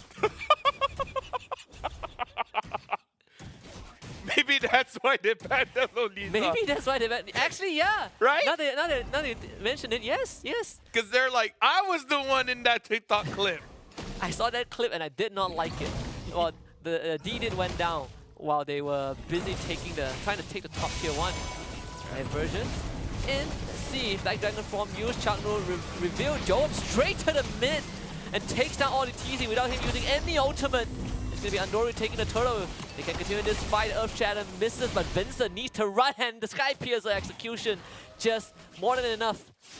Cars, the next one's going to be on the menu if he doesn't fall back. Smart Omega wins the fight. I don't know if it's because RTZ was taken down so fast in that fight that made it so that Cars didn't have a good selection of who he wants to jump onto because he was already in the Black Dragon form and he has the Petrify. Maybe he just didn't find that opening. I kind of feel like he didn't give enough space for his own team to really contest for that turtle. So I don't know. Could be multiple reasons, but Cars needs to have a very good engage for Rebellion Esports to do well. Honestly, not just him, but RTZ as well. Yeah, I think ODTZ wanted to follow up just now, but he just got completely bursted. I think Joel was the one who took him down. Smart Omega now just gathering in this bottom side. Look at this positioning, so much threat. Rebellion, they are forced to clump together, and it's now about funneling the resources into the Claude. Honestly, now I want to see another Yuzong game where someone uses the Warcry because personal testing as well as watching the stream from R7, shout out to R7, is that he uses Warcry on his Yuzong. It does look pretty strong. First item for the Yuzong is going to be the Hunter Strike, and the first item for the Bane, as we saw, is the Sky Piercer. The Claude hasn't completed his item just yet, and the Valentina completing the Enchanted Talisman, where I feel like maybe the second item would go for that. Smart Omega, they want to spin. Yeah. Should be able to protect it if you're Rebellion. Yep, you have enough damage. Diversion, they want Cars. This could be tough. I think Rebellion Esports, they should smell this coming. Cars trying to defend the structure. Black Dragon form even committed. Think about all the TZ. They commit everything only for it to miss, but still they should be able to get Chaku. Primal Wrath form is terrified, but it did not even go down. Smart Omega turning it around. Double kill for Joam, and this is an angle for him to go for the cleanup. Joam taking a bit too much, and it flickers. This man doesn't even die. Joam is too good, but surely D can take him out, right, Joam? He has nowhere to run. D picks up the kill, but damage has been done. He died, but they still look cool as hell, man. That's player of the day. That's the first player of the day. Yeah, play of the day. Clip it. 100% Production, can clip it. it. That's definitely clip of the worthy. And we gotta talk about how Rebellion Esports, they're not having good time engaging into these team fights. Smart Omega, Androryu's second item is gonna be the War Axe. We gotta talk about the engages coming in from Rebellion Esports, where the engages make sense, but everyone from Smart Omega still has their spells, so they can get away from the initial engage, but they full-heartedly use all their skills for that one engage that was easily escapable by Smart Omega. So I kind of feel like they need to layer it a little bit better. I don't know. I feel like they just got to be careful because Smart Omega, they capitalize on that fight much better. Just wait for everyone to use their skills, and then we all in. Oh yeah, I mean it's can see the commitment from Rebellion. They really wanted to get something going. I suppose all things considered, they're not too far behind. Just 2.2, 2.3k network disadvantage. It is still very possible to catch back up as long as D comes online, gets his core items. Rebellion will have a chance. The good thing is he already has two items. He has the Demon Hunter Sword as well as the Golden Staff. Going for the Corrosion Scythe last item, and I'm guessing the first item is going to be the Witch Crown. Diversion use. Where they going? Okay, they're going top side. Well, D. Yo, D, you can't hear this, but just be careful a bit, you know? They're waiting. How patient are they? Let's see. Oh, yeah, I'm pretty sure. Oh, D knows. D's checking. Yeah, he's checking the bushes. Yep. He's bringing Oh, he's checking. It's like, okay, yeah. No, not gonna happen. just making sure. Oh, They're still waiting. they're so patient. They're just like, someone has to come. Just, guys, legit, someone has to come. Like, it's awfully quiet. You know, no one's on the map. I don't see anything. No one's clearing the waves. They're still waiting. Lord is bot side, by the way. So I think it's time to relocate. You know, Smart Omega? Maybe they're just like, okay, you have your diversion up by now, right? Yeah, it is up. Because if it is, okay, it's up, it means that they've been in that bush for 1 minute. Yep. They're gonna use it again. Yeah. This could be a good flag angle. Yep. Oh, do they know this? Here they come. That's the concealed D. They're right in the midst of things. That's the Wind Talker. Joel couldn't finish him off, but they forced D out of the fight. Scrappy team fight though. Smart Omega losing Ukir already. They want to get cars in return. Cars does fall. Smart Omega, I mean, they wish they could have gotten more out of that. Yeah, I kind of felt like it was all in. It's like, guys, I don't care what you're saying. We're gonna make this play work. All right? Just trust. They didn't have the... They get cars. They want the D. They wanted. They wanted. I thought he had the Winds of Nature, but apparently no. He just survived. I mean, with The the goal difference here, I don't think he can afford to go for a Wind of Nature now. I kind of feel like he does need a Corrosion Scythe just to make sure that if someone from Rebellion has a good engage, they could just clean it up. And now, speaking of which, Lord actually doing quite a lot of damage to Andori. Yeah, and Andori secures it. They get the gobble up. That's Vincent. He doesn't even get a chance to respond. Vincent is not having a good series, man. Now it's 0-3-1. The previous game he was 0-3 also. By the end of the game. By the end of the game. Yeah. The game isn't ending just yet, but Smart Omega definitely has a good standing when it comes to how they're controlling the map compared to Rebellion Esports here. Man, Andori's ultimate has such a low cooldown. He used it twice in the span of like a minute. Imagine if it was Magic build. Yeah, he used it at the Lord Pit, and just now he used it on the top inhib. The Lord coming And he in. uses again. Yeah, so fast. 20 seconds, I guess. All the TD sucked back in and executed by Joam. D with the Blazing Duet. They're able to, I guess, keep the rest of the inhibs alive, but they still lost one. Even though this is annoying, I'm kind of okay with the Bane meta. I'm always okay with Bane. You're always okay with the Bane meta? My favorite hero. I love it. My love. Ryota tries to go for the gobble, misses there. Oh, ends up going down, but the Bane ultimate just washes through them. It's a tidal wave of pain as Smart Omega finds the wipeout. Auditini comes back to life, but his base is not going to be alive for any longer. We don't want Fury, everything from the kitchen sink. This B just watches as the barn falls. Smart Omega, 2-0 Rebellion Esports. They're heading to Challenge Finals. Dude, they made sure that Vincent was not able to play that game. Congratulations to Smart Omega. The previous fight, I have to wonder how much of it was from the Sky Piercer, man, because someone started the team fight, and then all of a sudden the team fight ended. That was a lot of damage. I was just looking at the ultimate, just you know, slowly washing through the rest of Rebellion. But yes, congratulations, Smart Omega. They have made it to Challenge Finals, taking the short journey, the high road. Whereas for Rebellion Esports, it's no bracket for them. This just shows how rough new patches can be, man. You don't have time to really adjust. It looked like Smart Omega, in terms of adjustment, they just adjusted some of the items. Yeah. And then a Bane pickup. Now, if you see Lolita ban, might not be in a ton anymore. Might not be a ton. Or maybe they picked Bane because the town was bad. Who knows, right? Who knows? But I mean, like, to be fair, now I know. now you If know. someone picks up a Bane, Lolita.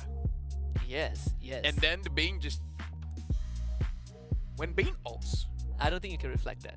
you say that. I think you can. You can reflect the Bane out, I- send his sharks back at his team. I think about it. You can. I am willing to check it out because Yeah. I believe you can. Now you make me curious. I want to find out soon. I've seen it before. You can reflect the Bane out? Lolita. Alright, this is, while LaFell is trying to check it out, drop it in the chat, in the comments. I think you can. Let us know if it's possible. Or you can just find it on TikTok. I suppose someone would have made a reel about it. Hold on. Okay, I see Lapu Lapu, so you can reflect Lapu Lapu's blades. Hold on. Okay. Hold on. I know the Saber one you told me about. Yeah, the Saber one is cool, right? Saber one is cool because if you reflect I know. this, We have. Okay, maybe I scrolled too much. Okay. Here. Alright. Should be. so can you reflect the Bane out? Where? No, it's Rafaela. Well, we'll find out in a bit. I'm gonna look at some stats for now for that second game. Okay, look at this. Wait, you can reflect the Bane reflect the Bane ult. and the individual sharks. Yes. Incredible. I remember because I think I've done it before. But yeah, Wow. let's look at the stats. 11 minutes, 25 seconds. Almost the same amount of time as the previous game. 25 seconds faster. It was 11 minutes 50 seconds for game 1. Yes. Now I remember what I wanted to bring up. We were talking about Temporal Rain for the Yuzong. I personally between Warcry and Temporal Rain, I prefer the first one, the Warcry, just because it's not easy for you to survive long enough to make use of Temporal Rain after the Black Dragon form. True. I think if you want to win lane, you might as well take the 8% damage. We got to look at Ukir as well. Lui, another hero that usually goes for Necklace of Endurance, but now he can go for the Glowing Wand and have more damage there. Same as Suelo. At least one thing that we can see here, looking like Glowing Wand is a very good second item pickup for mages. So, I don't know. I kind of feel like with all the buffs, all the changes, Eve should get back into the meta unless a lot of crazy dive EXP laners and junglers are, you know, becoming meta. But now we gotta look at the total stats for both teams. Carnage, Andoryu on that Bane dealing the most amount of damage. Bane is back. And 37,000 damage. Can't wait to get back into ranked game because I played Bane so much. It was a chronic addiction with Bane. Bane roam, baby. I would play Bane in any role. People hate me for it. But who's laughing now? Me. Oh. You. I mean, you. Me. I'm sorry, you. Yeah, because I literally just laughed. Yes, you. I'm sorry, man. I'm sorry for stealing your thunder. I didn't know you meant. Okay, you know what? Let's look at the numbers here. Tower damage, Andoryu, of course you're gonna be the one dealing the most. Yeah, when you can damage. Although to be fair, Jom is quite close. But when you can do damage the turret without being in front of the turret, Dude, Magic Bane. I want to see Magic Bane. it's like eating without chewing. Eating. I think you mean. It's just, Drinking? isn't that just swallowing? Do you swallow? Yeah, noodles. Yeah. It's unhealthy. You shouldn't do it. Oh, really?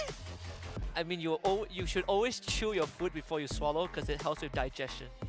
But if you swallow it whole, there's a chance that it doesn't get fully digested by your really? system. Yeah.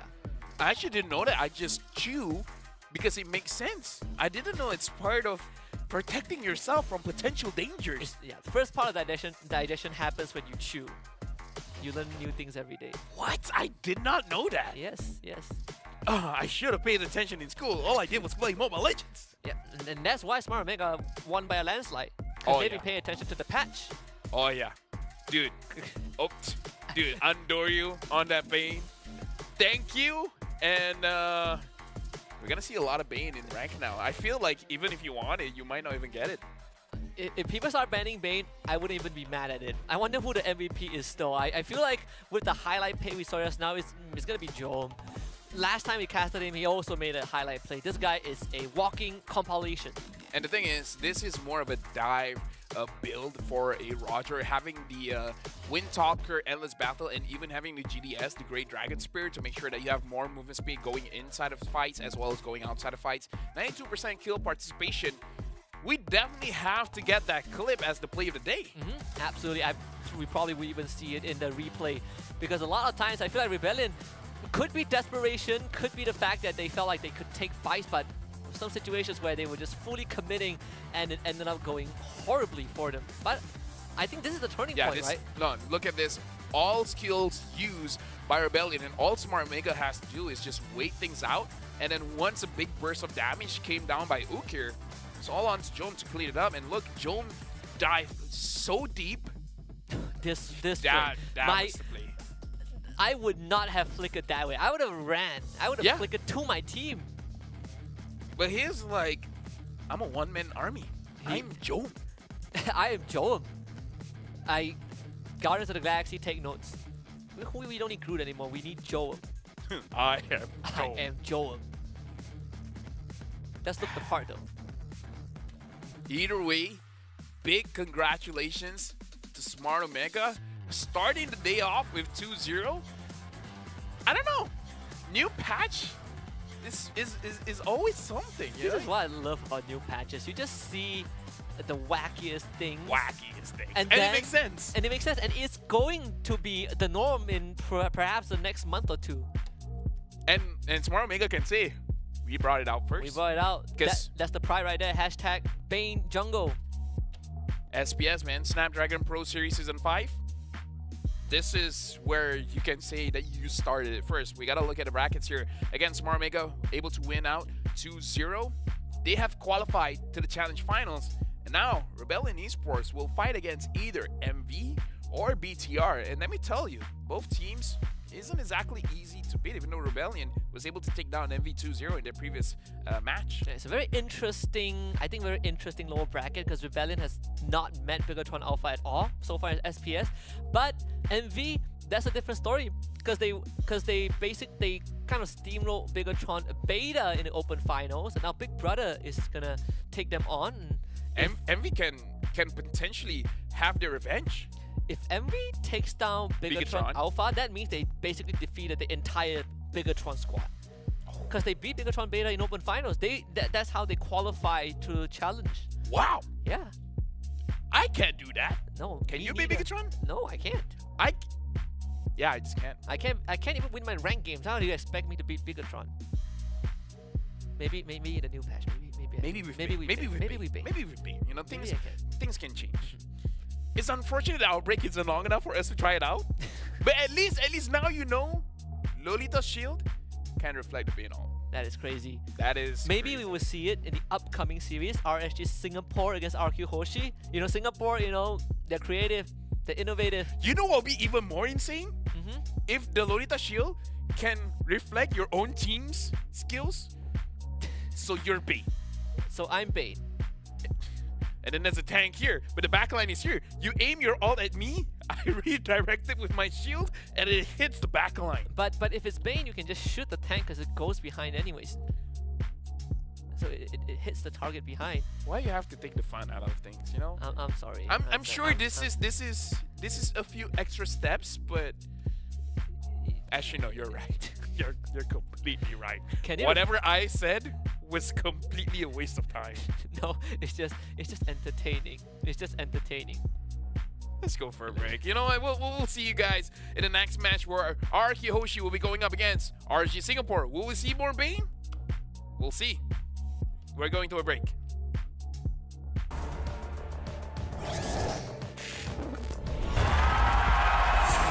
Here we go!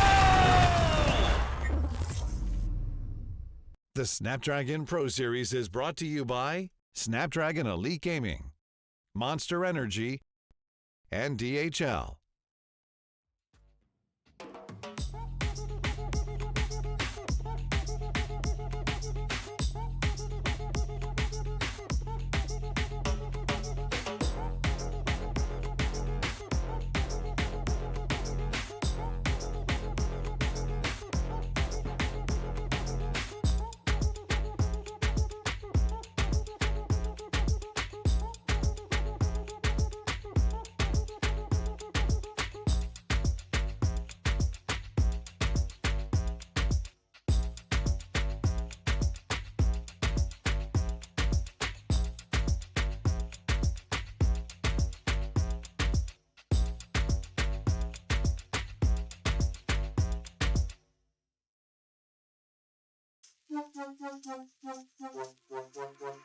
Give it more, give it more, give it more right now.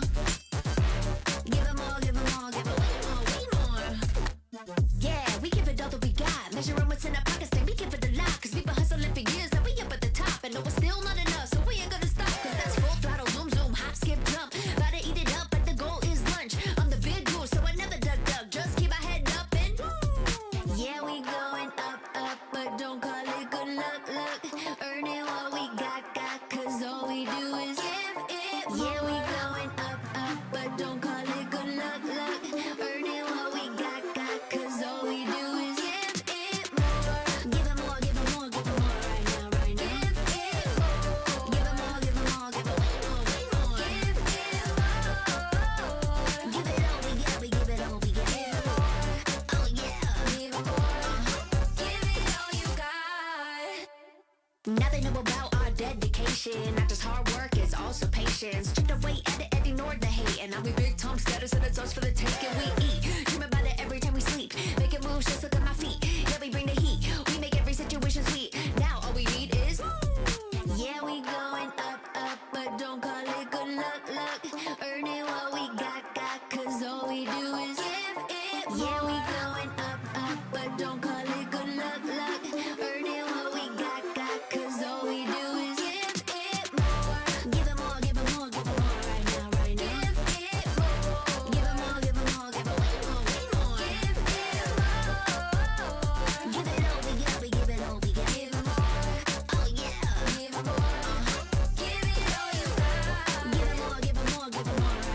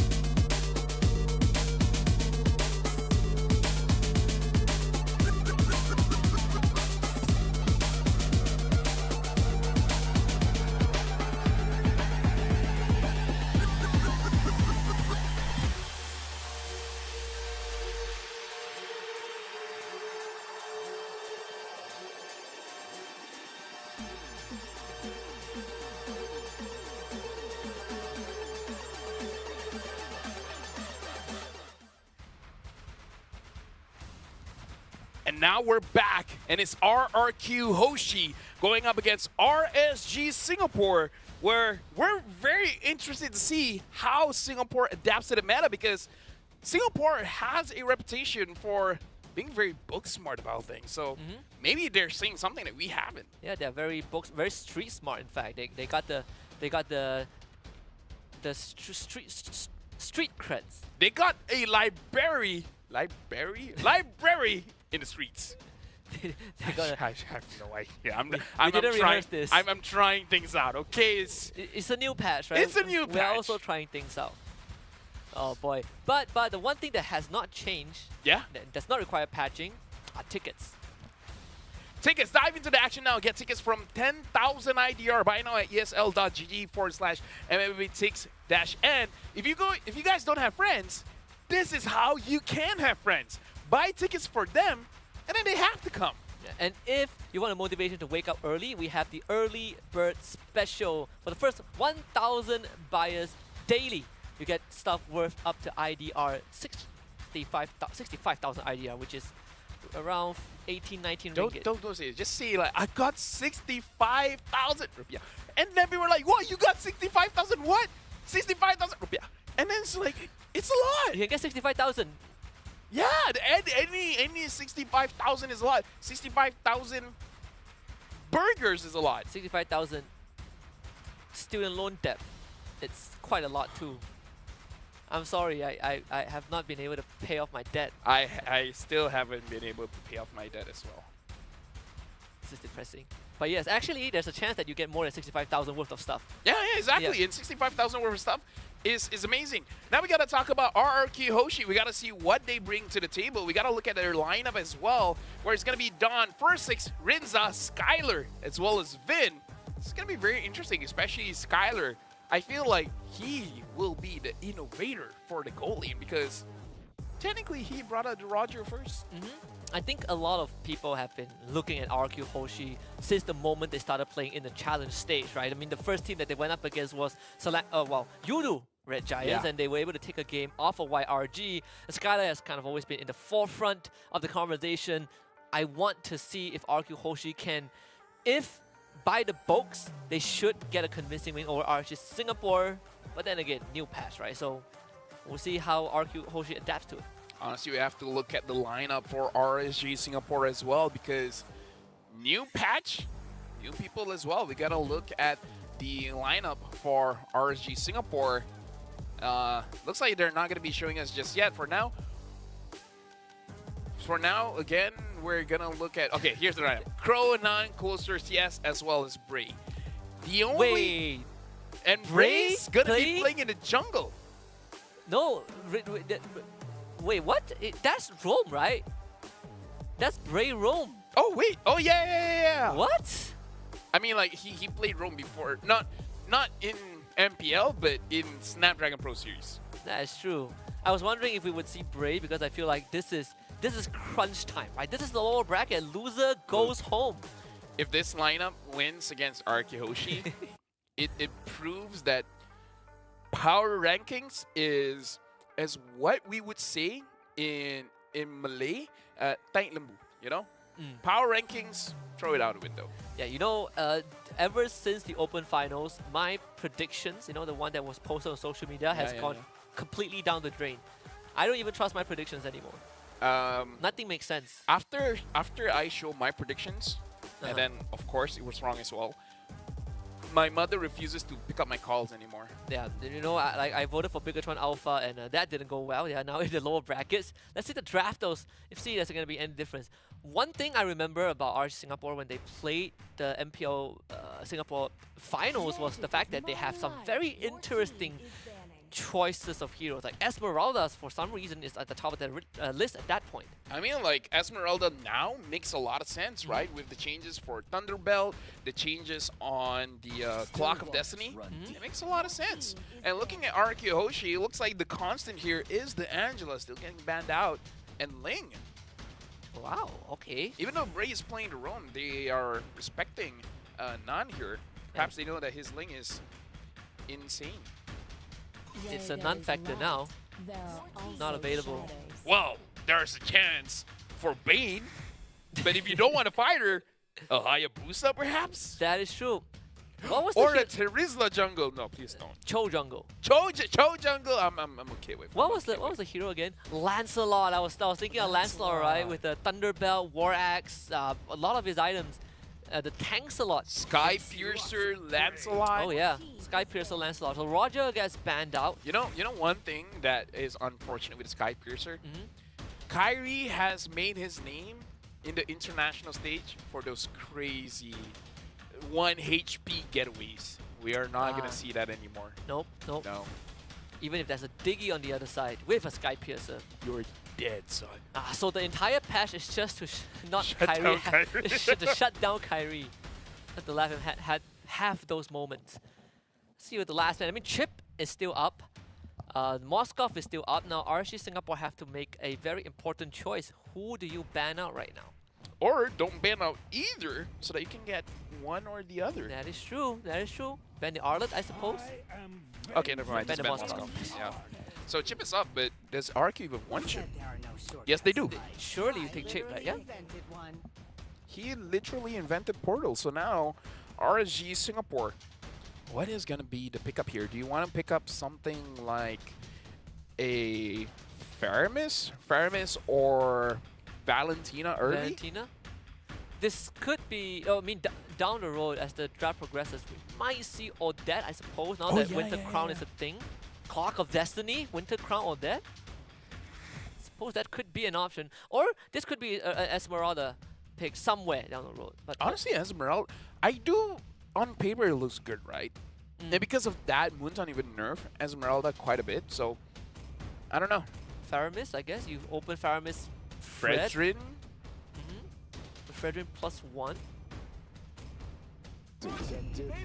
They're taking their time. Okay. Fredrin and Claude. Yeah. I do theorize that Claude Brody could be first pickable in this kind of patch because of how Winter Crown really helps their kit a lot. No, okay, not Winter Crown for Brody. I was thinking of Warcry, Master Assassin, as well as Sky Piercer. That combination, I feel like on paper, is very good on Brody, but looks like people are still for the Claude, especially with the Winter Crown. Like, Claude is already a slipper hero. How are you going to deal with that? And then the Baxia as well as the Valentina getting picked up by Araki Hoshi. So, more or less traditional draft coming in from their side. So, both teams, at least for now, looks like they're going for a tank jungler. Yeah, and with the Valentina pick, it's just a preempt, right? If RC Singapore wants Faramis for this draft, I mean, you already have a Valentina to answer that. So they're going to take Xavier! Wow! I remember in the patch notes, they say that they want to make Xavier a more bursty hero.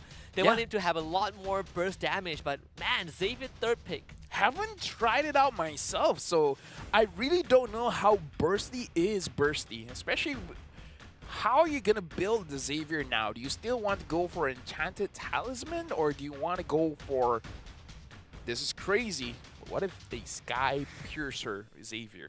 It could be a thing. Right? It could be a thing. I mean, it has adaptive damage. You have global damage with your ult. I can see it happening. Glowing One, Sky Piercer kind of situation for Xavier, so you deal a lot of burn, you deal a lot of burst damage once their HP is very low, And it's easier for RSG Singapore to set up a lot of low targets with the Claude, so the Xavier could get online. RSG Singapore banning out the Yuzong, and I kind of feel like this is a good idea. Just take down your EXP laners. The only thing that they have to be careful of is the chip. The chip can be a good engager if they're not careful. So whatever roamer that RSG Singapore is going to get has to have an impact whenever RQ Hoshi wants to dive in. I'm thinking something like a Ruby, but if not Ruby, I don't know, maybe even something like a Belleric. Belleric, Minotaur, Yeah. a Kai. Could what else? A Kai Roma. Yeah, I that mean, could be a thing. I mean, we've seen crazier things. We have. I was thinking Winter Crown Claude is going to be. I guess the only drawback is that you can't move in your ult when you use your Winter Moving's overrated. Crown. That is true. Odette doesn't move. I mean, for a while you could not move. Yeah, I realized that it is pretty important. So it's not overrated. Yeah. Walking faster than me.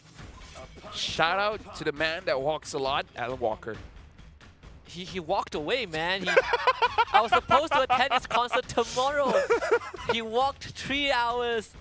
He walked away 3 hours before the show started. Now I'm just sad. Well, when you're sad, someone else is happy. RSG Singapore, what is going to be their pickup here? They can, I would say, pick up your roamer early and then hide your EXP so that you have a winning matchup, you know? You take, I guess, Minnow, Grog, Tigreal. Never mind, just pick up your EXP early. I completely forgot. It's RSG, I mean... They don't have Diablo, but they still. don't have Diablo, but it's an RSG pick? It's a Singapore pick, I think. It's a Singapore It's a pick. Singapore pick. They do love the Khalid. Khalid. Khalid. They have the Khalid. The Khalid. Yes, that's how you pronounce it, okay? Be more sensitive, Husky. I'm sorry, because DJ Khalid doesn't pronounce himself as DJ Khalid. DJ Khalid. Okay, no, I can't do it. Can't do it. It sounds weird. Alright, Kyoshi picking up the Natan. So it looks like Skylar is going to go for old reliable here. But the question is, who's going to scale up much better here? Either the Xavier or the Natan. Masha! Yes. Masha chip. You know what? Masha Sky Piercer. Yes. Oh, dude. Get clapped. Get clapped. Get thunderclapped. So, Blader have to seize. No, actually, Sky Piercer. No, just Blader Sky. have to seize. Do you still need Blader have to seize? No. Sky Piercer BOD. Yeah. Sky Piercer BOD. Well, good luck to Khalid. Sorry, Khalid. I was thinking of the Franco as well to shut down, but... Okay, he's taking quite a while with his line, but multiple targets here that you have to take care of. But looking at RG's lineup, they honestly can transition into just protecting the Xavier, where everyone's just waiting for Araki Hoshi to engage, and then they're like, haha, Uno reverse. I would say they have quite decent peel, right? Yeah. Good damage, good wave clear, good peel. Late game skating is infinite with what they have. I want to see the application of this Xavier, because I have a feeling this game goes late enough that Xavier is gonna two-shot, Skylar. I mean, two-shot the Valentina. Xavier is the strongest if he's using the Gojo skin. Yeah, so we'll If he doesn't use the Gojo skin, he might not deserve the win. that I agree, especially right now, JJK, the skin is now back. Yeah, it's back. It's back in season. All right, let's... You know what? I know we're going to look at a jungler, but I want Xavier to be in frame just so that we will know if he's using the JJ skin or not. And it looks like he's not going to be in frame. Both junglers are starting on their purple buff, so they're not going to be seeing each other during their rotations. Now, go to the mid. Cameron, go to the mid. I want to see Gojo Satoru. This is the only... Okay, I was about to drop like a JJK spoiler, but I shouldn't be doing it. Okay, don't. Legit don't. All right, yes. it's a Gojo So skin. it's Mr. Satoru. Right, Mr.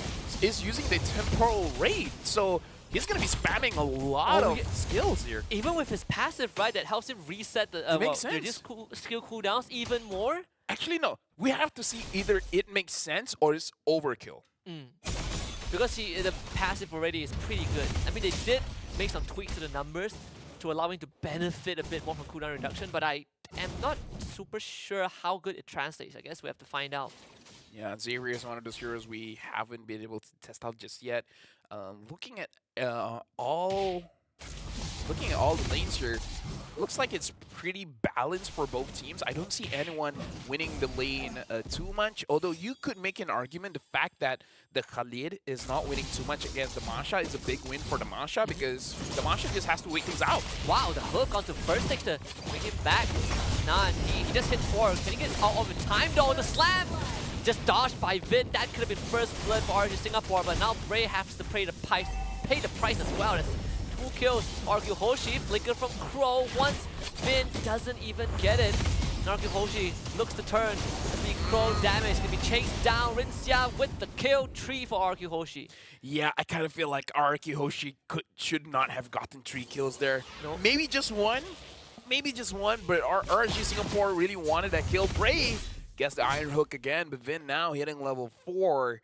This is the big difference. RQ Hoshi, 1500 above RG Singapore. That's like, what, one entire item above of RG Singapore? Yeah, it's unfortunate that Closer didn't have mana just now and it wasn't level 4. I mean, they can still attempt to contest the turtle because now will hit 5. They're trying to check for him. Now see the red ridge brings the entire squad. Nan needs to run right now, but with Dawn on his tail, it's not going to be easy. Force Nan away, so Jungle, well, Turtle goes over to first 6. Seems like they want to keep on going. Dawning Light does come through from mid, but unfortunately for RG Singapore, there's just no running away. Closer late to the fight. RQ Hoshi picks up 2 more. So I'm going to ask you a difficult question here, Husky. Who's winning the early game? Wow, no one beats RG Singapore in early game. What are you talking about? Look at this. Well, Okay, I take that back. yeah, RQ Hoshi being almost 3,000 up against RG Singapore.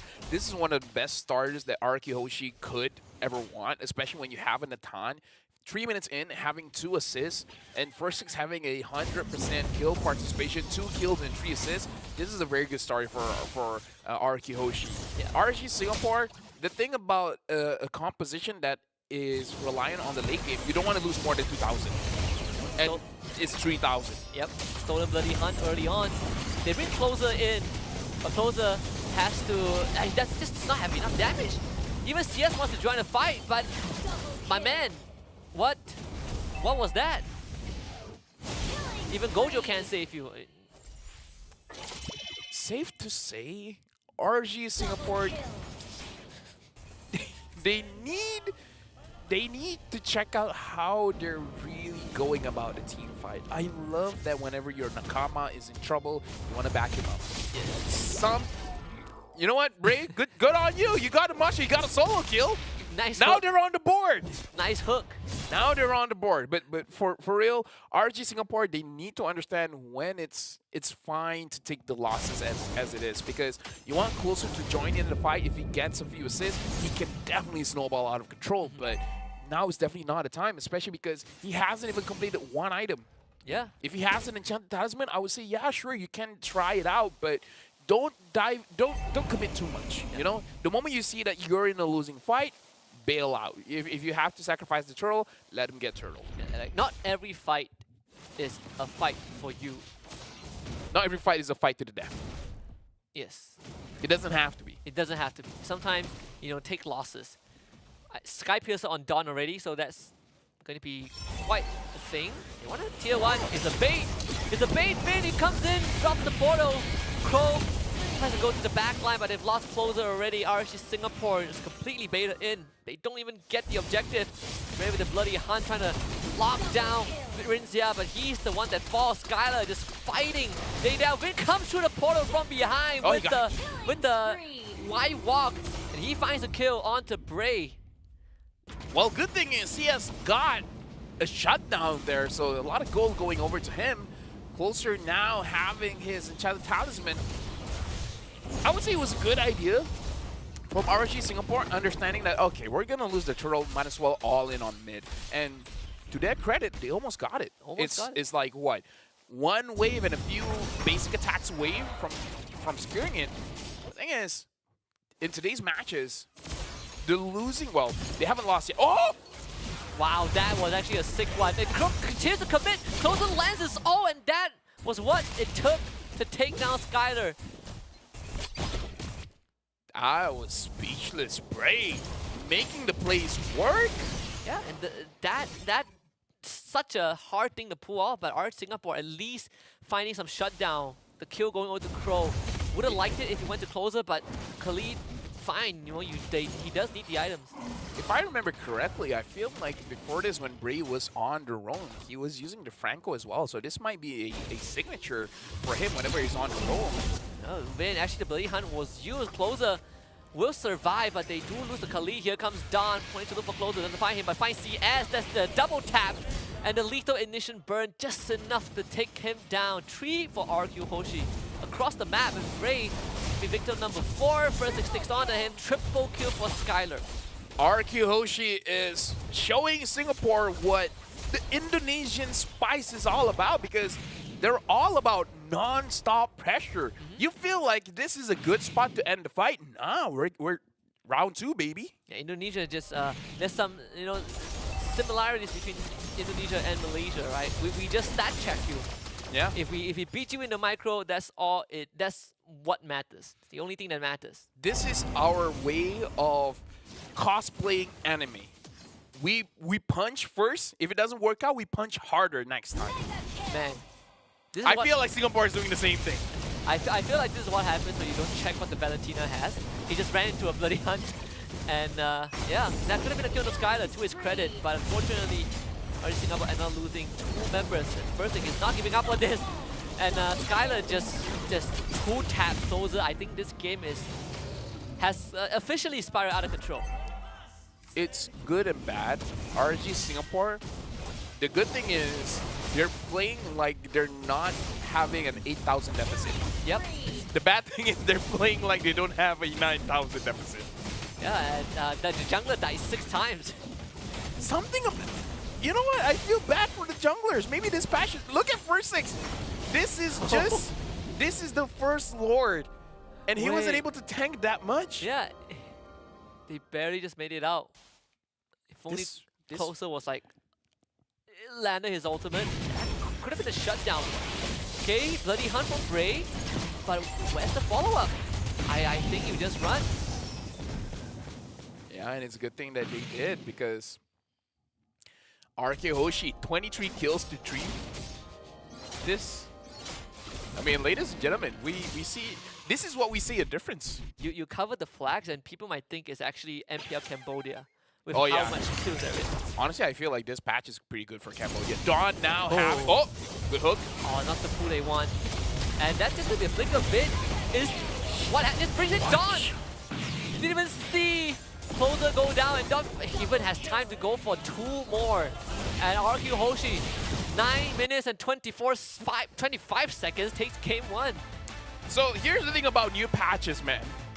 We see a lot of ridiculousness happening, and looks like the name of the game is stomping. Congratulations to RQ Hoshi, winning on game number 1 against RSG Singapore. And we're gonna look at the items after this to figure out, why did Dawn make a magic act? Yeah. First you see him, now you don't. They don't even look happy winning that game. So I believe Dawn did went for the player have to see just for the extra damage, you know, the on initial hit. The on hit. Guess it works, right? If it contributes to your one shot, why not? But If he has a Sky Piercer, man, that makes a lot of sense. pretty sure he does. Sky, because half HP, 1 single thunderclap, and say you do 46% damage. So you That's basically a one shot. 46%. What? When the enemy is already half HP, Right. and then you do 46% damage. That's a one shot. Yeah, that's a one That's shot. a one shot. Added 6%, and we're not even considering that perhaps the item has skill. This is just base 6%, right? 46% plus 6 is 52%. You're gonna get one-shotted. Even when you have more than half health, you die. Yeah, more than half health, you die. Someone needs to check the numbers. I think we will probably have it nerfed, hot fix it, something, make it more expensive. I think that's one of the first ways to deal with it. You know, I feel like a fair price, considering it's still new, 1,900. I was thinking 800, 1,800, 900. All right. Yeah, we're on the same page. We're on the same page. I was thinking of something crazy like 2,100, making it more in line with other damage items, but it's a new item. Maybe Yeah. maybe it's okay. And yeah, Sky Piercer. So Shocker. 29 kills in 9.5 minutes. Even not even 9.5 minutes. Closer only had one item. Hey man, Closer is he's being forced to join all these fights, and every single time he shows up, he just dies. Interesting item built by Nan. What? He built a brute force, but it looks like he wants a war axe. I'm thinking, if not a war axe, endless Thunder? battle. Thunderbell doesn't require that component, right? Does Thunderbell need that? Okay, you know what? I'm gonna check. I'm very curious. Let me. I also need to check this out because they're so weird. Because the next item is probably an Oracle for him or Athena. It's all over the place unless he wants to go for like value for price item. No, this is the requirements for Thunderbelt. Doesn't even require that. You know what? I'm gonna check. What? Okay. If he built an Ogre Tomahawk, he only has 3 choices: War Axe, Endless Battle, or Blade of Heptases. Neither of which I think does well. No, not at all. I mean, if he were to complete it and then he would have won, that's definitely a new meta right there. If he was snowballing, then sure, but he was being snowballed on. I feel like it would make more sense that he wants to build a War Axe. I suppose so, but you don't really need a War Axe. Because I your feel damage like- comes from your... I feel like Thunderbelt definitely makes more sense. Yeah. Since people, like, since the low cooldown Fredrin is like in season, right? Exactly. So, honestly, I want to see Nan on the damage dealer, man. But I kind of feel bad because today we've seen fights, or I guess results, really based on how is the jungler feeling. If the jungler is having a good time, more often than not, that team is gonna win. If the jungler is having a bad time, the entire team is gonna have a bad time. I think it's not even because of the patch. This has just been the general, Yeah, true. general situation, right? Like the jungler, he falls behind. You start losing objective, and it bleeds. It bleeds slowly, but it feels like it's very hard to stop. Oh wait, we forgot to talk about Skylar hit 1,099 gold per minute. 1,099. Nah, just 1,099. Chibi is higher. 1,120. Still has the highest record. Look at the mountain that RQ Hoshi built up. It's a straight enough curve, man. If you look at the 3 kills that RSG Singapore has, good news is that Bray is a part of all 3 of them. Bad news is that only Bray was able to kind of make some sort of impact. Yeah, Bray is 1-6-2. Bray has 100% kill participation. Oh boy, MVP for this game is going to be Skylar on the Natan. Just, what can I say? Dude, 1,000 gold per minute with 60% kill participation. I tell you, if he didn't go down to Crow, then it could have been so much higher. Actually, yeah, now that you mention it. Yeah. Having 1 death and still over 1,000 gold per minute, how else can you explain?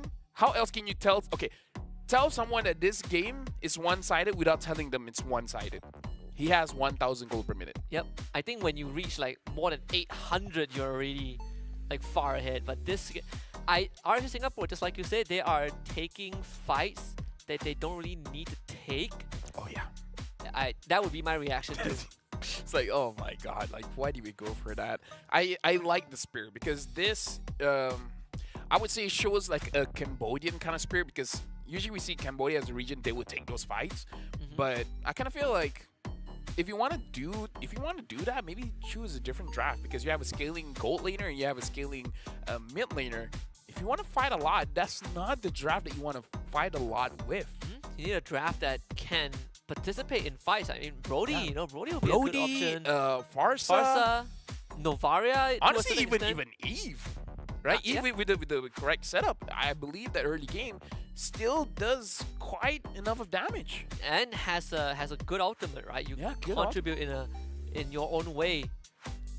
So I feel like the draft from RSG Singapore is okay, but the execution really betrays what draft is all about. I think they rely a lot on like having this Khalid get ahead, but not able to bully the Masha enough. And at one point, he just fell so far behind that he loses his impact. I can't even play RSG honestly because this new patch even we're having headaches. I remember I played my first game and I had no idea what was happening. You know what? I feel like both teams need a break. So we're gonna go for a short break, giving time for RQ Hoshi as well as RG Singapore to prepare for the next game. We'll see you guys later.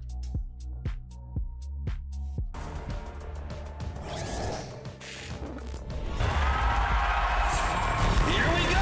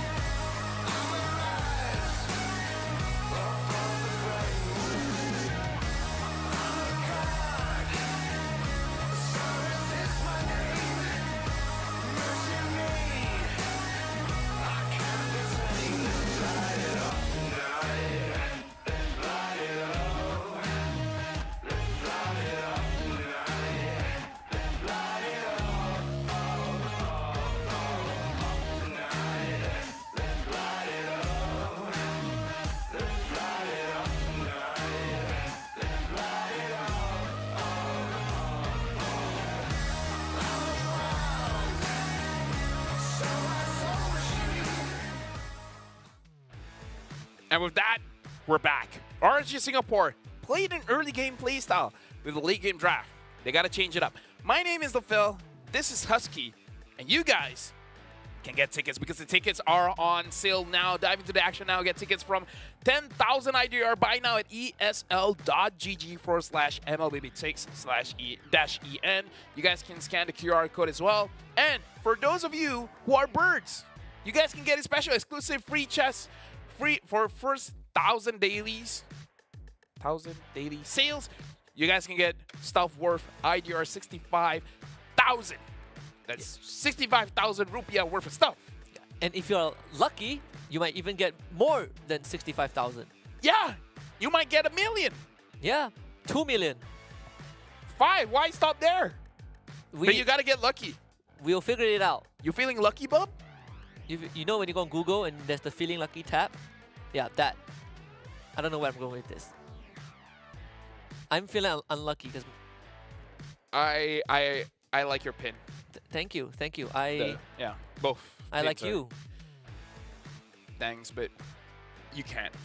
I know. How can you like me when I don't even like myself? I like where this is heading. The draft. Game 2. Coming up. I need to revisit my therapist. It's okay. I can hand you a contact. Oh, the life of a caster, man. It's so happy and fun. Hoshi going up against RSG Singapore. Hoshi batting out the Angela, Ling, as well as Roger. First picking Chip again. Looks like no adjustment in the ban for now. pick up the Claude as well as Fredrin again. I don't know, something about Fredrin War Axe. Kind of feel like if you want to go that route, might as well just grab a fighter, you know? Grab an alpha. Yeah, grab an alpha. I have a feeling that Grab an alphas for all I care, but you know, it's kind of a scaly comp. that could be true. I mean, for the Roger and the Ling, I think it's just straight up targeting none, right? Lancelot, I guess if you want Assassin, Lancelot, I still think is an option. What about the Julian? I've been hearing a lot about Julian, but haven't seen it thus far. Gushing, Amon. Amon, yes, Hades' favorite. Yeah. We're gonna see him in the challenge finals. Terizla, first pick, and wow, Terizla Florin. Okay, That's a Valentina pick. Here's the thing. If you pick up a healer early, I'm really looking for assassins because assassins can burst the healers very fast. Because more often than not, when you're drafting a healer into your comp, you rely so much on that healer. So if you take it down first, then their entire comp crumbles down. Or you can just go for Baxia, right? The cookie cutter option. Baxia with the healer reduction. Honestly, picking up something that can kill the support very fast, like Lilia, will do very well as well. You can go Yuzong, I guess, if you want to dive. You can go Valentina, right? You have Valentina, Natan, raw damage. Now, Are they gonna play the same draft? RG Singapore, because they've already picked up a healer, kind of feels like they should go for a tanky jungler. But the question is, which one do you want? Do you still want the Fredrin? Do you want to change to a Barat? Do you want a Baxia? Take it away from Araki Hoshi. Don't let him pick up the Baxia again. I suppose you take the Baxia away. It's either that or you ban it. Giving Baxia away would be too much. Oh, you know, okay. You know what? You want to know why the Natan can be picked up so early? There's no way they're picking up a Lolita now. Ah, right. So There's they can. Florin. Let's play together. So they picked up. They pick up the Chang'e. Question is, oh, is Jinx. it gonna be closer or CS? Yes. Even though you said their names, I understand you meant mid or gold. Yes. And I feel like with Wishing Lantern makes, because you pick up the Demon Hunter sword for that shred on the tankier heroes. Now with the Wishing Lantern, you don't have to. You can actually build a full mage Chang'e and still replicate more or less what's going on with the physical build of Innocent. That is true. To live. We'll see. I I mean, they banned both the tank junglers, so no Baxia and Fredrin. That leaves the Barats as the final. Barats and Akai as the final two options. See the last ban though, so it's gonna be Faramis banned out by Araki Hoshi. So Araki is really feeling like this Chang'e is going to the gold lane because they banned Faramis, no? Yeah, I feel like that's the case. Do you ban Novara here? Do you ban Vexana here? I feel like I just want to say that. ban the jungle. But maybe because of the previous performance, they're like, we really don't care what jungler he Yeah, picks up. you can It'll pick be anything fine. you want. For RQ, I do want to see them picking up an assassin because look at Chang'e, look at Florin. Juicy. Juicy. very juicy. Hayabusa then. Exactly, I was thinking of Hayabusa. So they banned the Farsa. Huh. I mean, we did say that the Farsa would work better for RSG Singapore in the previous game. Yep. Since they want to play early to mid, right? You have And the Terizla Farsa set is up. good against the Natan. So do you show? Oh, in this case, I think you just show your jungler right here. No, you pick up a Clyde and then make them feel like, okay. Make you feel stupid. Make you feel dumb. It's like, oh, you ban out mids. We already picked our mid. That would be such a. That would be such a fun way to troll your opponents. Yeah, pick up something like a Clint or something. But yeah, I do agree. Just pick up your jungler here. Barat is the only tanky one that they have left. Or Akai. Or Akai, yes, Yeah. yes, Akai. I suppose if you want like marksman, I'm looking at Brody. I'm loving a Brody right now. But let's see. Cho Jungle. We Oh talked my- about it. oh we my talked about God. it. We talked about it, Cho Yeah, Jungle. we did. But holy cow! Didn't expect to see it here. I mean, where else can he go, right? I mean, it's. You already have your roamer. You already have your EXP laner. And Chang'e can be mid or gold. What if it's a Terizla mid and a Cho XP? Okay. I mean, that doesn't sound crazy. That's the crazy part. That should, yeah. Hayabusa. Just pick up a Hayabusa and then get your 2-0. You know what? Yeah. Just pick Hayabusa. Just Hayabusa. Hayabusa Yes. Sancho! This makes us look like we're rooting for Arkihoshi, but we just want to see an Assassin Sky Piercer. Yeah. To be fair, our Singapore just revealed like half their draft. Among a myriad of stars, the Valkyrie's voyage. It's a Freya jungle. Dude, guys, guys, this is the lower bracket. All right, if you lose this, you're out. Wait. Let's see. No way it's a Terizla jungle, right? Wait. We're looking at a Cho mid. No way, right? Who jungles then? Terizla? Wait, This- they're not swapping. This has to be a meme. Swap the Dude, heroes. I said Terizla jungle just now as a joke. Are we gonna get Terizla jungle? Earlier in this day, I did say Terizla jungle. Do you remember that? Yeah. What if they're just role swapping? Oh, true. Right. True. I would be shocked if it's a Terizla jungle. I think it's the Freya jungle. Yeah, it should be a Freya jungle. Cause I said Terizla jungle as a joke. Let it be a joke. Don't let it be real. Yeah. Some things are best kept hidden. Or not even manifesting at all. Arkihoshi going up against RSG Singapore. Both teams really need to win this one, and interesting draft all around. I'm telling you, this is going on DJY very soon. It's gonna have a field day with the draft. Okay, it's Freya jungle. Freya It jungle. is Freya jungle. Freya jungle. Woo. Makes sense. Wait, so where does Terizla go? Mid. It has to be Terizla mid, right? Wait. Look at mid. Look at mid. It is Terizla Look at mid. Look at mid. Oh, That's great. first blood. Oh yeah, it's first blood. Yeah, so that happened. Let's slow it down. Let's look at the Emblem setup here. Looks like it is gonna be the Chang'e gold lane, and Crow taking a lot of damage. Oh, he is Alive. almost. He's alive. You know, I joked about the Cho XP lane, full damage. I didn't expect this. I guess if you can one-shot Hayabusa, it's not all too bad, but Crow. he's gonna go down. Surely, right? I mean, it's still below 2 minutes. So even though we have one patch ever since, but you still get 20% extra damage when you're inside the jungle. First 6 goes to CS. CS is 100% gonna go down. Braid didn't get to aggro the shadow kill. So that is, I guess, at least both junglers got a kill each. But I want to look at the level 4. I wonder how that would pan out. Actually, I want to slow this down. There's so many things going on right now. We got to talk about it, every single one of them. We've seen 2 Terizla mids today. We have. Is it a crazy scrim result thing that we just don't know about? Oh, closer! Wow. Suppose it's not. I remember the first time that I started to see a lot of Terizla mid was during MAL, right? Like Homeboy Syndicate gets picked a lot. But one condition has to be met. You have to have a gold laner that has magic damage. So at that point in time, it was Natan. I guess in this case, Natan taken, so they take the Chang'e. It feels very forced though to put the Terizla mid. Either way, right now, I feel like RSG Singapore is kind of a scaling comp. Vin finds Crow. Crow has nowhere to go. Crow gets taken down. Same as CS. Double kill for Vin. Arkihoshi winning out all the lanes. I mean, what were you expecting? And Chang'e Freya to try and catch the Natan? They barely touched the turret. That is the saddest outcome. So you barely got the extra goal and you went down. I feel like this game is progressing a lot more faster than game 1.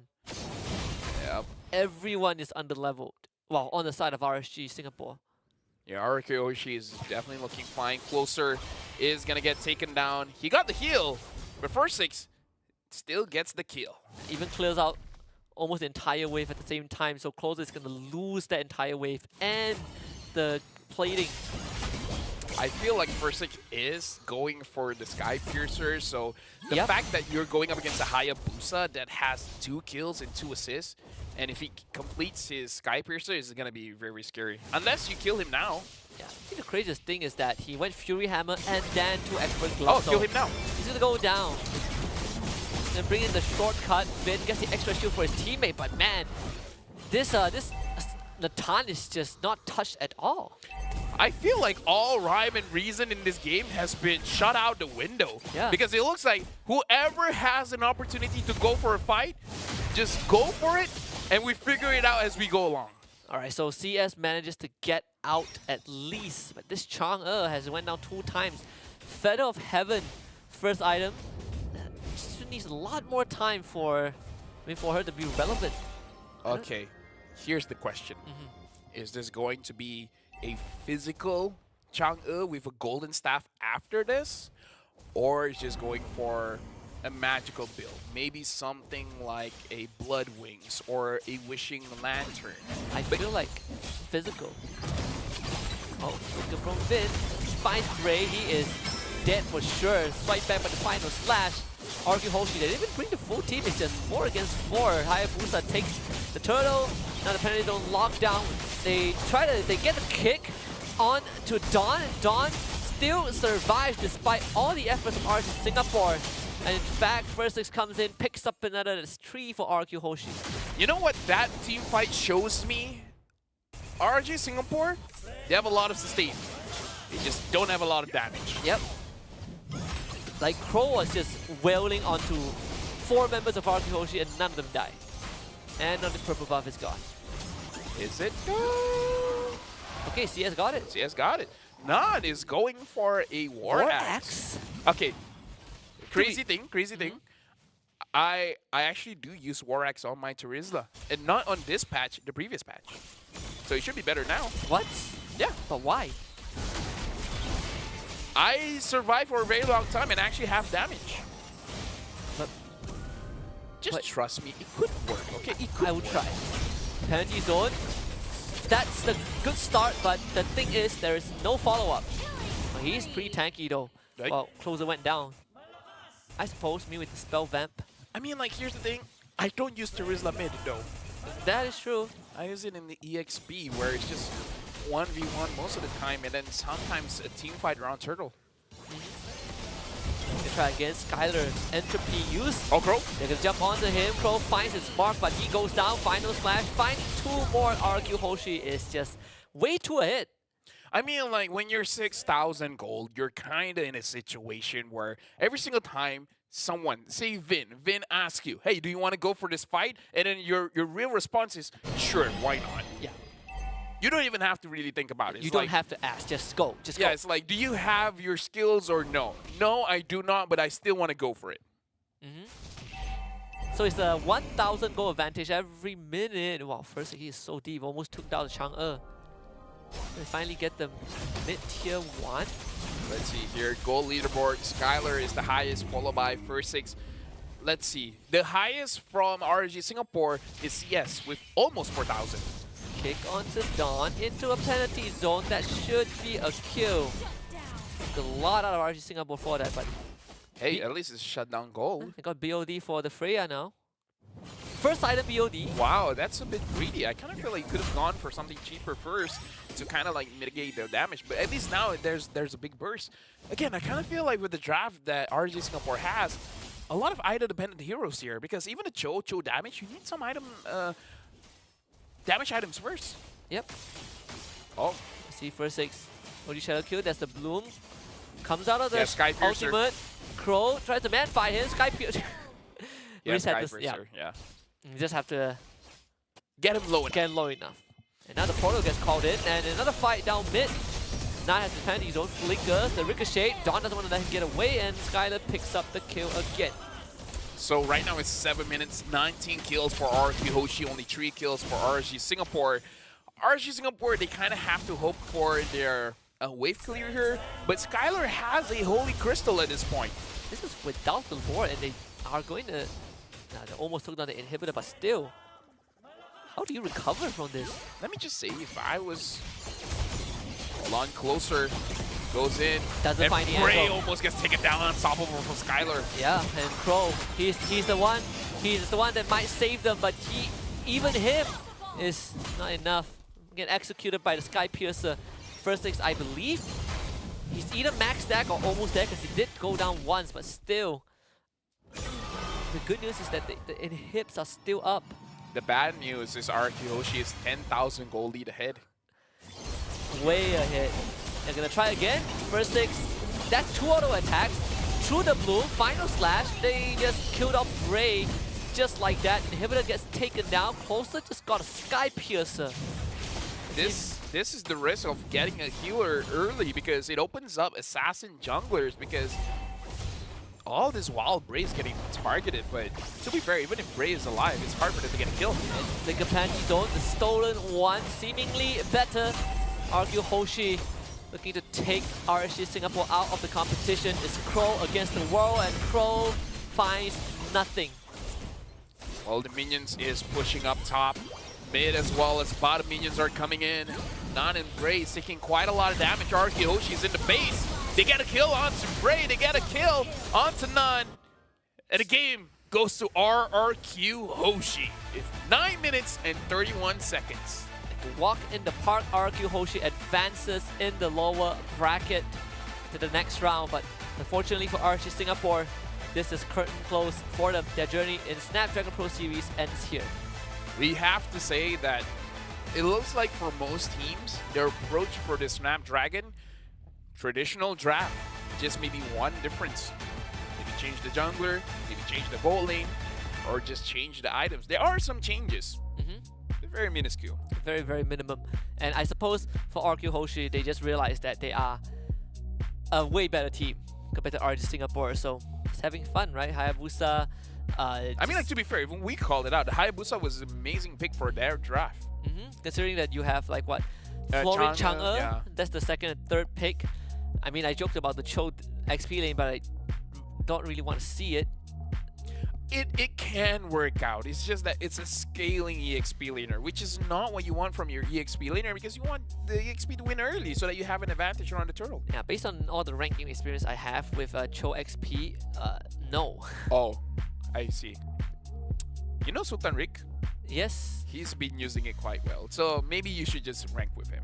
Maybe I should. Yeah. You know, like my model when I play ranked is I ban heroes not to hinder the enemies. I ban it so my teammates don't lose games with it. I like the mentality.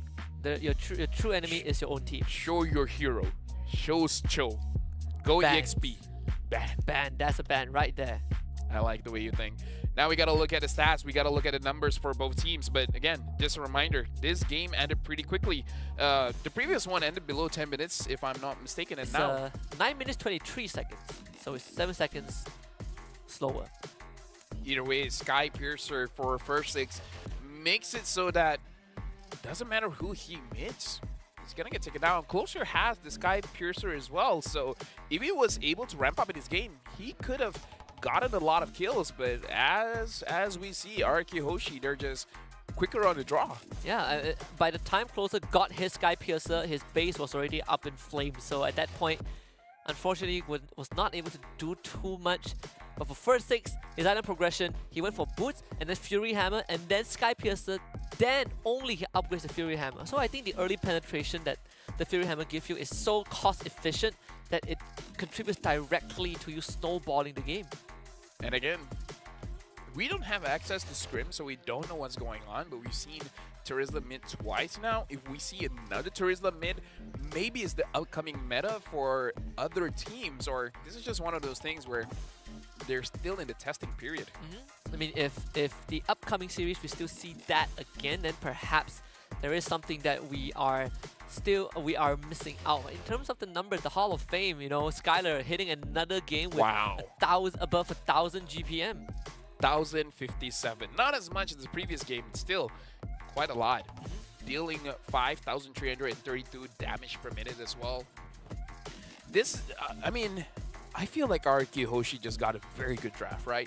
They got the chip, they got Natan, which even though has been nerfed, but looks like Skylar is still able to deal quite a lot of damage with this hero, getting the Valentina as well, and then getting the Hayabusa as well as the Arla. I just kind of feel like RQ Hoshi is not experimenting too much with the draft because even the Hayabusa, it just makes sense. Yeah, I think overall it's also, during the drafting sequence, I think RSG Singapore definitely kind of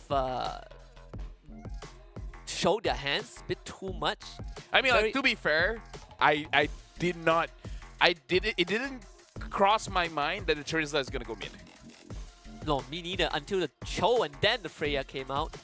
That you throw too much of a curveball. This game is just same as the last game where RQ Hoshi completely dominated from minute 1. Yeah. Actually, no, 30 seconds. 30 seconds, so not even the first minute. Yeah, because if we remember correctly, they got a kill onto Bray in the mid lane. Yep. And afterwards, it just went out of control. Spiral out of control. This isn't even a snowball, it's an avalanche. This is just straight up dominance. I think even for RG Singapore, they were trying to make plays across the map. Then you realize that the only guy who can reliably set things up is Nan, and he's stuck in the mid lane. Yeah, he was a non-factor. He was a non-factor, non-existent. Either ways, this is rough, man. New patch, really changing things up for every single team. That's why we see a lot of one-sided matches, because everyone's still figuring out what's the best thing. And Skylar still going on to Natan, even though the Natan has been nerfed, still doing 1,057 gold per minute, 63% kill participation. Almost full build in this game. Yeah, you know what they say, sometimes it's not about the heroes, it's about the player, the pilot. But we said that a lot of eyeballs will be on Skylar. He definitely delivered. 2 games, both are on the same hero, both getting MVP for himself. Look at this fight. How long did Arkihoshi take to kill any member of RG Singapore? They had the sustain, most definitely. They just didn't have the damage. Crow was desperately trying to kill anyone, but he could not get a single member. I mean, like, they're going for damage because Nan built a War Axe, which, honestly, I'm okay with. But at the same time, I kind of feel like if you're going to go for that, maybe get a War Axe Charizla. I don't think it's the best, but it's usable, you know? So use your first skill, get 1 stack of War Axe. Use your second skill, get 1 stack, maybe a basic attack, and then go all in with your ult, and then finish off your second skill for a big burst of damage, because every single hit is gonna have 8%. But either ways, congratulations to Arkihoshi for moving on, and that is all the story has written for RG Singapore. Yep, for RG Singapore, that's it. That's it for them at the Snapdragon Pro Series. But it's good that we have them almost every single season, right? So you see them next season. RQ Hoshi continues in the lower bracket, but they're not out of the woods just yet. The lower bracket is very brutal. They are fighting for a slot for the last chance qualifiers. I mean, I would say this match hasn't really revealed too much of their strat. Now we got to look at the brackets here, because, again, we have to solidify that RQ Hoshi is going up against Falcon in order to advance to the lower quarter. The last chance qualifier. Last chance qualifier. Thank you very much. And RG has been kicked out. Yep. It's going to be interesting, though, going up against Falcons. I mean, Falcons, they 2-0 RG Singapore, and then they got 2-0 by YRG, which was, I suppose, kind of expected in the grand scheme of things. But against RQ Hoshi, I feel like this would be interesting. In fact, I'm looking forward to see how Falcons play. Yeah. This feels like a patch that they would thrive. Yeah, because we love watching regions that's outside of the Southeast Asia region, because are they technically in Southeast Asia or outside of Southeast Asia? My geography ain't that good, but I my think geography ain't that great as well. It is. It's part of Asia, right? So it's part of Asia, but is this Southeast Asia? Good question. I don't know. Right? Is it like East Asia, Southeast Asia, South Asia?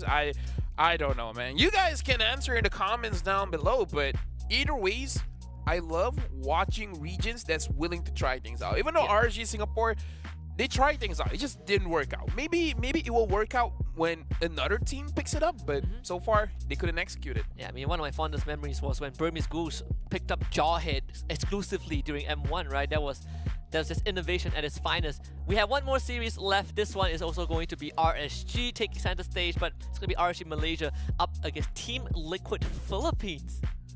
I don't feel good for that one. So let's go for a break, because after this, it's going to be RSG Malaysia against Team Liquid Philippines.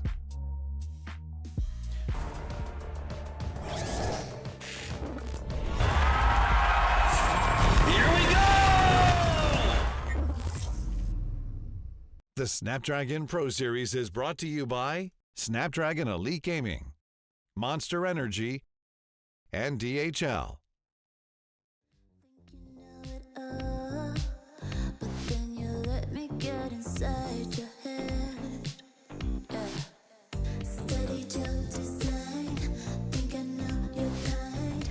I'm about to break another code now. Pretty in disguise. Bugging up your life. This is my syntax. 3, 2, 1, deploy. XOX code, run it again with it. XOX code, run it again with it. Steady jump design. Think I know your kind. Yeah. Steady jump design.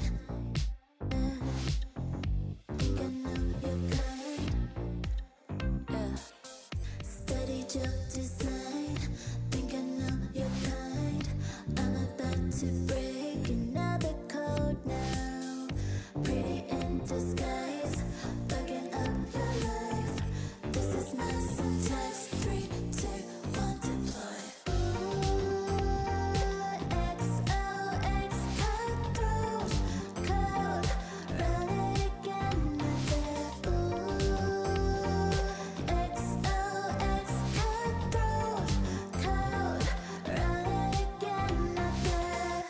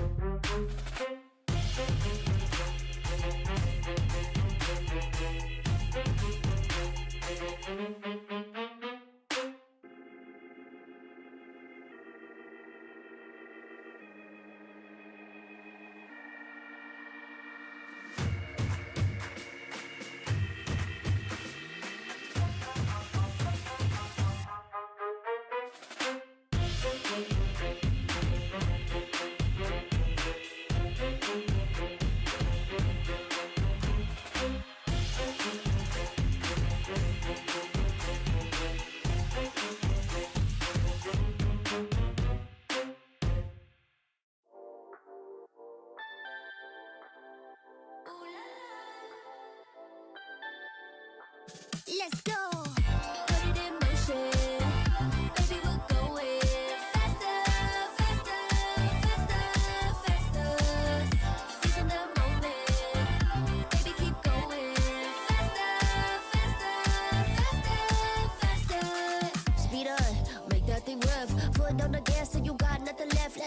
the top of the mountain and see the view. Let's vibe, looking back on the journey, just me and you. Ain't nobody wanna go slow. Yeah, I was chilling in the past, I was solo. Now that I got you in my life, I'm like, go, go. I be living for the thrill of it. Whoa, whoa. I hear you like to gamble. Let's take the road, let's travel. Know I'm a lot to handle, but I wanna go fast with you. Think we can go the distance, although I know we're different. Together we both fit it, so I wanna go fast with you. Put it in motion, baby, we're going faster, faster, faster, faster. Seizing the moment, baby, keep going faster, faster, faster, faster. It's like they never even seen us, and nothing will ever get in between us. I'ma ride by your side every season, and if anyone try to stop us, we just speed up. Yeah, always keep it at 100. Top down, pretty face, so sun-kissed. Know it's scary, but I swear I really love this. Big shades on, summertime in London. I hear you like to gamble. Let's take the road, let's travel. Know I'm a lot to handle, but I wanna go fast with you. Think we could go the distance, although This is going to be the final match for today. Malaysia going up against Philippines. RSG Malaysia against Team Liquid Philippines. Where again, this is going to be one of those matches where their favorites are definitely Team Liquid Philippines. RSG Malaysia, if they're going to surprise us, this is how they're going to do it. And you can surprise your mom by buying a ticket and giving it to her. Dive into the action now. Get tickets from 10,000 IDR. Buy now at esl.gg/MLBB6-EN. If you have a broken relationship with anyone, just buy it. And buy it early, because you can...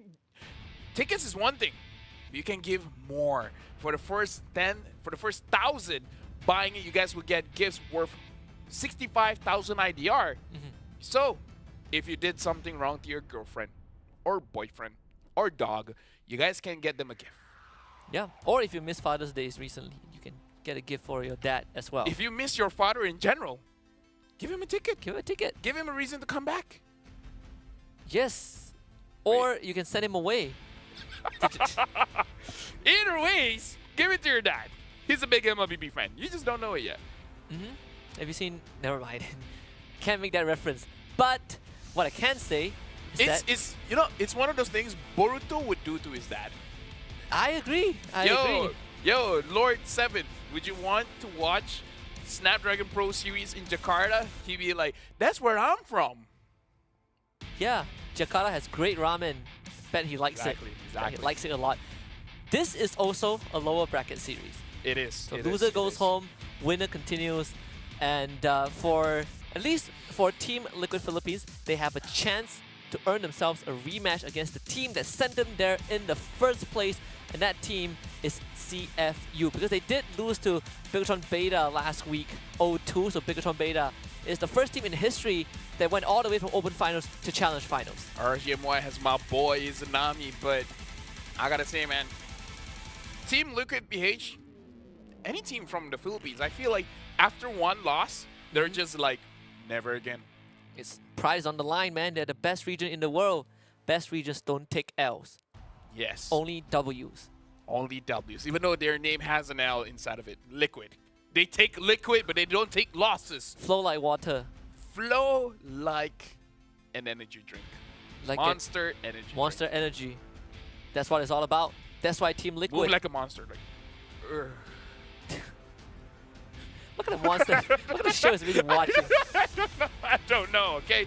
I'm just waiting for the drafting phase, because I want to see adaptations. But if things goes as far as we've seen today, I believe Team Liquid PH, they're going for a traditional draft. Maybe just change one or two lineup, and then RSG Malaysia will do the crazy things. Yeah, I agree. I think for RSG and what in particular, there's one player that has been consistent the whole time, because when we take a look at the lineup, you would know who I'm talking about. That man is Izanami, the mid laner. But I'm not here to talk about Izanami. I'm here to talk about the most exciting matchup of the day. Bornzy against his opponent in the XP lane. We got Bornzy, Vinogo, Izanami, Lolio as well. Stone. That's the matchup you're looking forward to, huh? Aye, Bornzy against Sanford. You don't see that every day. There's a reason you don't see that every day. This is the only... tell me, LaFell. Be honest. Okay, right? okay, Right? okay, Put your okay, hand on okay. your chest and tell me. Hand on my chest. Right. So, when will we get the opportunity to see this matchup? Never. Exactly. Never. So this is the You're only right. chance. You're right. Yes. You know what? I doubted you, but you have made a lot of sense. Borzi, this is his time to shine. This is the best. When have we? If he wins this matchup, yo, Rippo, you lost your job. Ripple is married, man. He's engaged. Sorry, He's married. No, He's he's ma- yeah, married. he's married, He's married. yeah, Yeah, yeah. he's married. Yeah. It's fine. It's fine. Don't worry. It's fine. It's No, fine. I feel like he needs it. Just because you're married doesn't mean that you can't be an Wait, he AE needs it even more now. He needs it even more. What are you talking about? If Bornzy wins his matchup, Rippo find another team. Whoa. Oh, What do you oh, mean? okay. He brought RSG to 4th place last season. Third. 4? SRG was 3rd. YRG was 3rd last season. Which season you're talking about? 12. Oh, well, Oh. I was talking about MPL, sorry. Yeah, Context. no. I was Yeah. talking about MPL. Yeah, 3rd. Yeah, third. You Yeah. said fourth. RSG was 4th. It's SRG, Homeboys, and it's ours. You know what? Team Liquid PH, Sanford, Carl TZ, Sanji, BenQT, and JP. I'm gonna Google it. I'm telling Oh. you, SRG finished 3rd. YRG finished 3rd last season. It was Homeboys, SMG, SRG, That's RSG. last season. Season 12, my friend. Yeah, but you know, technically by now 13 is last season. Right. Fine. Okay, you make sense. I'm sorry. I'm sorry. Where have you been, Because my current season is still season 13. dude? Because- It's over. We Last- have our champions. Back in season 12, yes. Dude, you're acting old, man. I'm age is catching up. I'm telling you, I can't even walk properly. Let's go Liquid. This definitely has to see a lot of changes here, but you know what I heard? I've been talking to a lot of people. People have said ever since Liquid took over Echo, Carl TZ is a different beast. Now he's not just an amazing mechanical player, but he's taking a lot of charge now. Yeah, I also heard that he is kind of the guy that kind of like he calls certain drafts and he keeps the team in check, right? So we'll see. I mean, even in the mid lane, both of these players, Sanji and Izanami, share almost similar hero pool, Yeah, right? yeah. The Valentina, for example, that's one of what gave Sanji the highlight reel in the MPLPH yes. finals. The walk of glory down the mid lane. Haven't been banned out at this point yet. Still, Loi, Faramis, Harith. Yeah, I still remember that Valentina play. It's one of those situations where it's like, I literally Fine. invented one. One in a kind. I'll do it myself. Yeah, like the game-winning play, right? That could have gone either way. So Chip still banned Moskov, so nothing out of the ordinary. Angela hasn't been banned. We've seen Angela getting banned the entire day. That is true. But if Angela does get open, I don't think Liquid would care too much about it, would they? I mean, like, they could take it. They could. And then RSG can... Because here's the thing. Carl TZ is an amazing assassin jungler. Vinogo started off as an assassin jungler, but then transitioned into utility. We have to see whether it's still there or not. Valentina first Yep. pick. I mean, like, why not, right? I mean, it's a 2-in-1, right? You give Sanji one of his best, and then you take it away from RGMY. Vinogo also plays a very mean Ling back then. Yeah. And now Ling is open up, and with the Angela. Yeah, This could be a bait, though. I just don't want to see that Angela in the hands of Izanami. Let me tell you guys a story. There was a time Izanami used Angela, and he still has the highest damage of his team. But you also got to... But I think... No, but try to let that sink in. How is an Angela the highest damage in your team? You have a gold laner, you have a jungler, you have an EXP, and you're still the highest. I have no answer to that. I think As an Angela. it's an Izanami effect. Honestly, I wouldn't have... Even if you can make the same argument for Storm, but we get the Claude and the Minotaur. It's Team Liquid. Echo. I get where you're going with You this. understand why. Yeah, You we've seen understand. it for 2 seasons. I at this point I feel like it's 3 seasons. I feel like at the start of his own career, Claude is not a Loliel hero. Yeah, for me, I want to see him win, but I have my doubts, man. not the Claude. Not the Claude. For me, it's 2. I come into season 12, and I remember specifically Lolio and Claude, they don't mix. No. Not you at all. can't You can't spell Claude with Lolio. But you can spell Beatrix. Plays a pretty decent Beatrix. Yeah. That was back then. So Fredrin. Natan, Baxia. Yeah. So Oh, you were talking about Beatrix. I was talking about Beatrix. I mean, Benny Beatrix also is pretty mean. Yeah. Was it Liquid Liquid Philippines that brought out the Celine Novara Beatrix? Oh, That's the Venago Ling. I hope it works out, but here's the thing. Having a Valentina kind of makes it so that it's easy for you to win lane. And because of that, it makes it easier for you to invade. And after 2 minutes, Fredrin can invade quite a bit. The only question here now is, what does Team Liquid Echo ban out, right? Like, do they ban out the mid? Because here's the thing. I feel like banning out mid makes sense, but Izanami's hero pool is pretty big, so it might be a waste. I feel like you probably just completely ignore Izanami. Thank you very much. You know what? Thank you. Thank you. Thank you. Now you can look at other lanes. Exactly. No, you know what? I just thank you. Honestly, I would rather Izanami use a Minotaur mid than an Angela. Terizla mid. Okay, let's not go too crazy here. So they have to ban Terizla. Though I know Okay, when actually, one good pick is the Farsa or the Kadita. It's gonna be good going up against the Beatrix.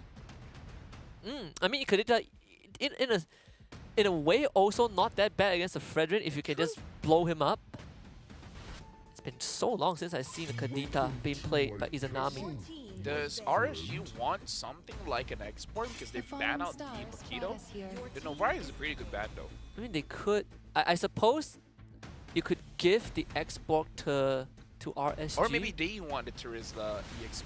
That's why they ban out. Actually, no, the Paquito and Terizla is like a. Because if they pick Terizla, export goes over the Liquid, right? Yeah. Unless they play Benedetta? Yeah, actually, the Benedetta might be a good pick here.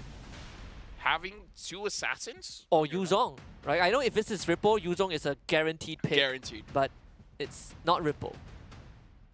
This Ling is very interesting because the Ling and the Claude both need to scale up. And the thing is, Claude needs 3 items. Ling, maybe with the Sky Piercer, you don't need 3 items. Maybe 2 is enough. Maybe 2, yeah. So they take the Edith. It's probably Born Z hero. Yeah, it could be a Born Z. It is a very flex. Yeah, I mean, there's already Minotaur, right? Born Z hero. Don't tell me Edith. What am I talking about? No. I forgot there was a Minotaur. Because I know for a fact that Storm loves the Edith, but he has the Minotaur. So Kaja, Masha, whoever. I mean, This is so scary. how does lineup. this Ling play? Honestly, if Venogo is able to time it right, he can actually evade the Divine Judgment. We've seen it time and time again, but it's not an easy thing to do. Mid lane. Alright, Izanami, what else you got? So we have 4 mid laners banned against him. Well, including the Valentina, that's 5. Eve, Farsa, Lilia? Honestly, those 3 heroes would be fine. Okay, maybe not a Xavier. It's too far for stretch. You need something early. You need something early here. So Gord? I'm looking for something early, but I feel like it's not gonna be an early game hero. How come? It's the complete opposite. It's the complete opposite. It's a full late game comp coming in from RSG Malaysia. But if they can stall it out, Yeah. it could work. The only problem is... Wishing Lantern in Pure Rage? Yeah. Wow, actually one bad impact can just straight up kill you. And Winter Crown. Do you buy Sky Piercer? Oh yeah, Winter Crown. Winter Crown? Do you buy Sky Piercer? I feel like if you do, it's a 4th item kind of.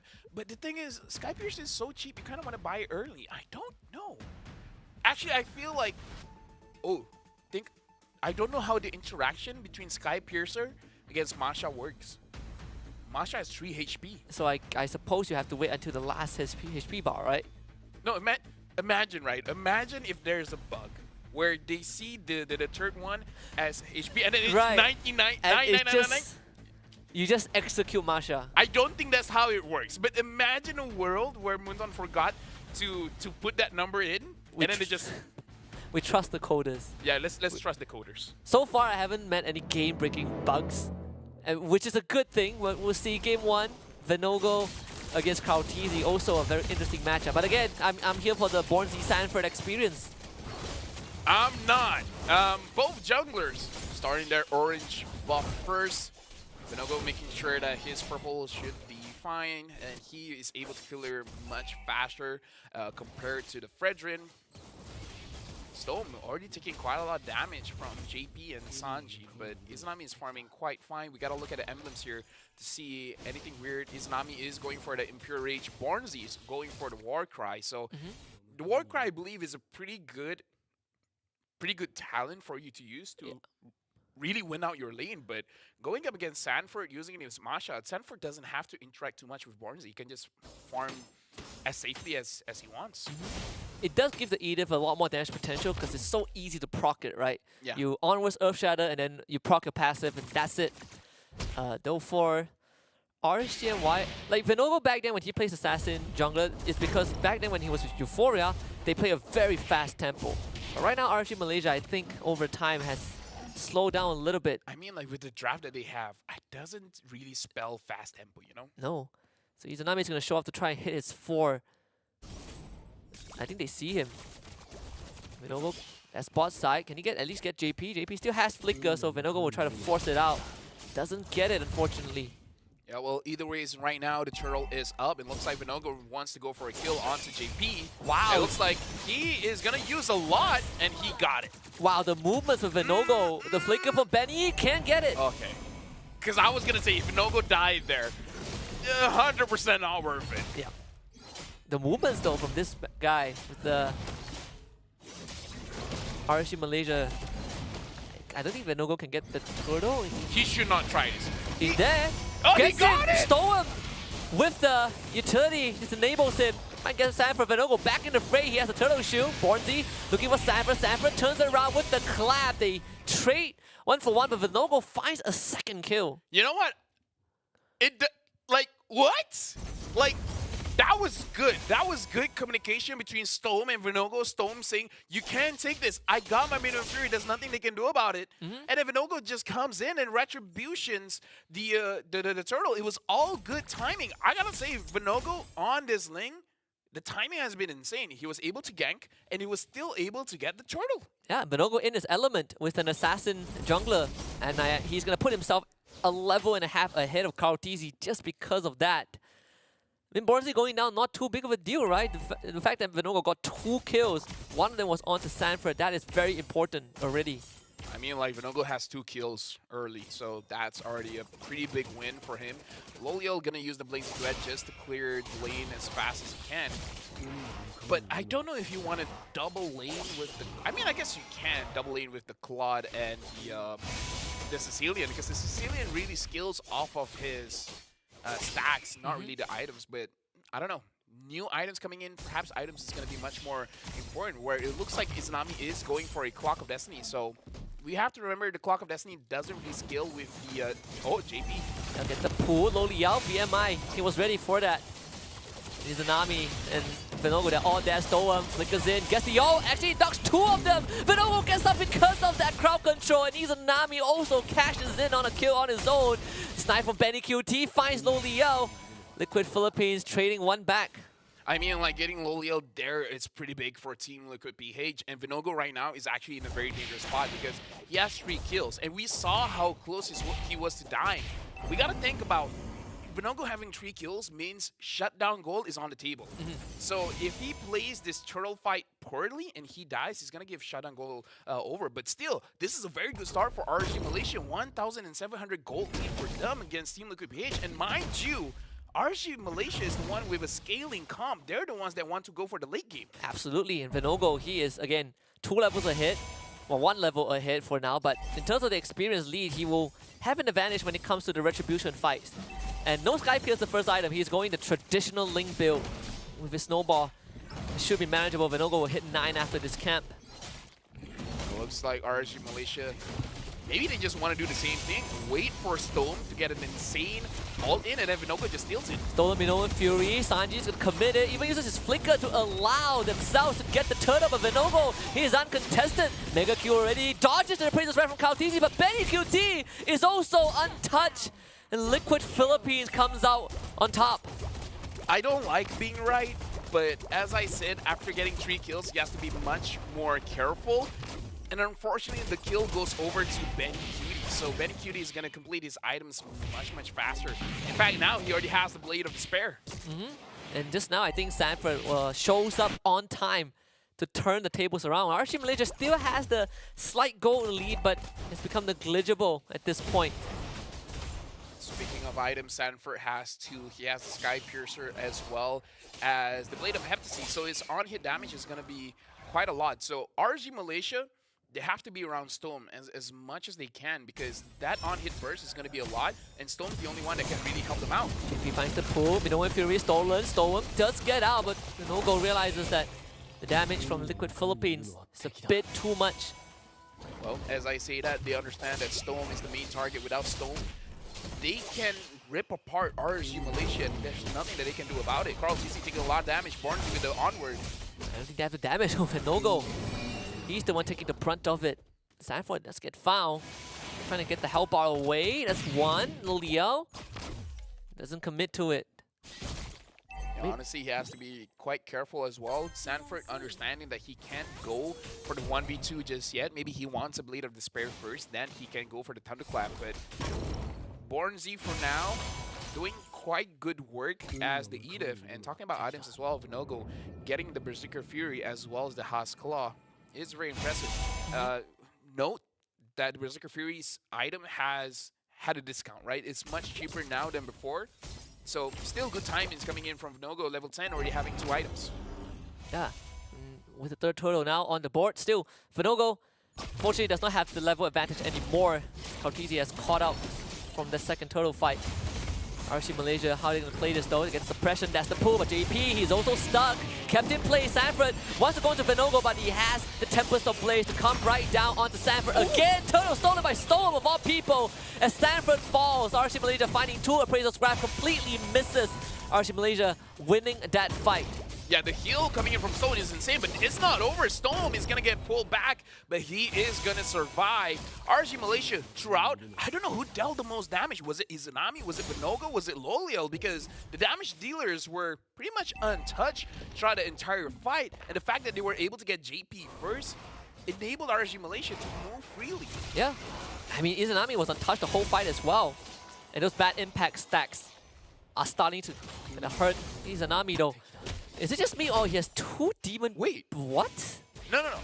The thing is, he started with an Elegant Gem, and he sold the Elegant Gem. He wants a Lightning Truncheon as a first item. Yeah. But why sell the Elegant Gem? But his net worth though, with that net worth, shouldn't you be able to purchase more? If you sell your items, doesn't the net worth go down? No, because you don't get full refund, right? Yeah, you don't get full refund, so maybe it was a mistake. Maybe he realized that he was building into a Clock of Destiny, but he doesn't want to go into a Clock of Destiny? I suppose so. I guess the next item should be Wishing Lantern, because you are going up against a tanky Fredrin, right? So you want more damage going on to that Fredrin. So Flicker finds it, commitment. They want Benny. Benny forced to run away. Sanji has stolen Minoan Fury, but Sanji, he's now alone. Got a Flicker. Vinogo still on the chase. Realizes they can't get it, turns around, finds the 180. The Flicker from JP to pull Vinogo to allow Benny Cutie to find a kill, but RC Malaysia still ends up getting 2. Either way, I kind of feel like that's still worth it. Sure, you give a kill onto Benny Cutie, the one guy you don't want to give a kill over to, but Vinogo making sure that they have priority in numbers, taking down as much as he can. I feel like this is still fine. Not optimum for sure, but still okay. Vinogo is going for an endless battle next. Loliel having 2 items. Again, I feel like something happened with Izanami because he's completely down in terms of items, because Sanji has 2 items, he only has 1. Yeah, Sanji just got the glowing wand. But at least for Izanami, he can skill infinitely, right? Again, Impure Rage, max HP damage. I think he's probably going for the Wishing Lantern. He just got the Expert Glove. So we're waiting for that. The fact that RC Malaysia still has a minor gold lead, which is good enough, right? When that late game rolls around, we can expect a lot of damage. Holy Trinity done by Lo Liao at this point. Yeah, for now, RSG Malaysia almost 1,000 up. JP is here to see what is going on, and we can start to see the penetration coming in from the Lord. Yeah, it's starting to hurt. It's It's hard. You can't Look at hold. Stope. Oh my goodness, that's the Look at first Lord. Stope. I don't think they want to hold this for so long. Yeah, it's just a neutral Lord. They so need Venovo to be here. I mean, Venovo can arrive in time, but they're taking so much damage. RSG Malaysia, I guess they can still do this just because they have to heal. They want to The rush Lord this. is low. They're gonna try. Venovo gets the Lord. The knockup is dead, but there's gonna be a flank angle coming in from Sanford, looking for Loliel. Loliel BMI jukes them up, but still ends up going down. RSG Malaysia not in a position to win the fight. Izanami falls. There's 4 dead. And the whole team of RSG Malaysia will go down in a blink of an eye. Team Liquid Philippines finds a wipeout. That was not what you want to see if you're a fan of RSG Malaysia. They got the Lord. But at what cost? Yeah, why? Everything. Everything. It's not even worth it. That Lord will not be able to do anything. This is why we had the conversation. Is the Lord worth it? Because the Lord hurts quite a lot now. And because of that, they were so low HP. But I gotta say the reason why Team Liquid PH won that fight was because of Sanford. Sanford was able to find Loliel, and he made Loliel panic, right? That he had to use his BMI back into a fight where he was cornered. He was cornered by Team Liquid PH, so it was a lose-lose. Either you stay and fight against Sanford, or go and fight against everyone else. I mean, we also have to look at Benny QT, who is 6-0 right now. Hunter Strike is the 4th item completed for him, putting him 2,000 ahead of Loliel in terms of net worth.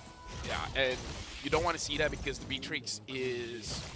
I kind of feel like at least top 3 in the highest scaling marksman, like the ultra late game, the Beatrix is insane.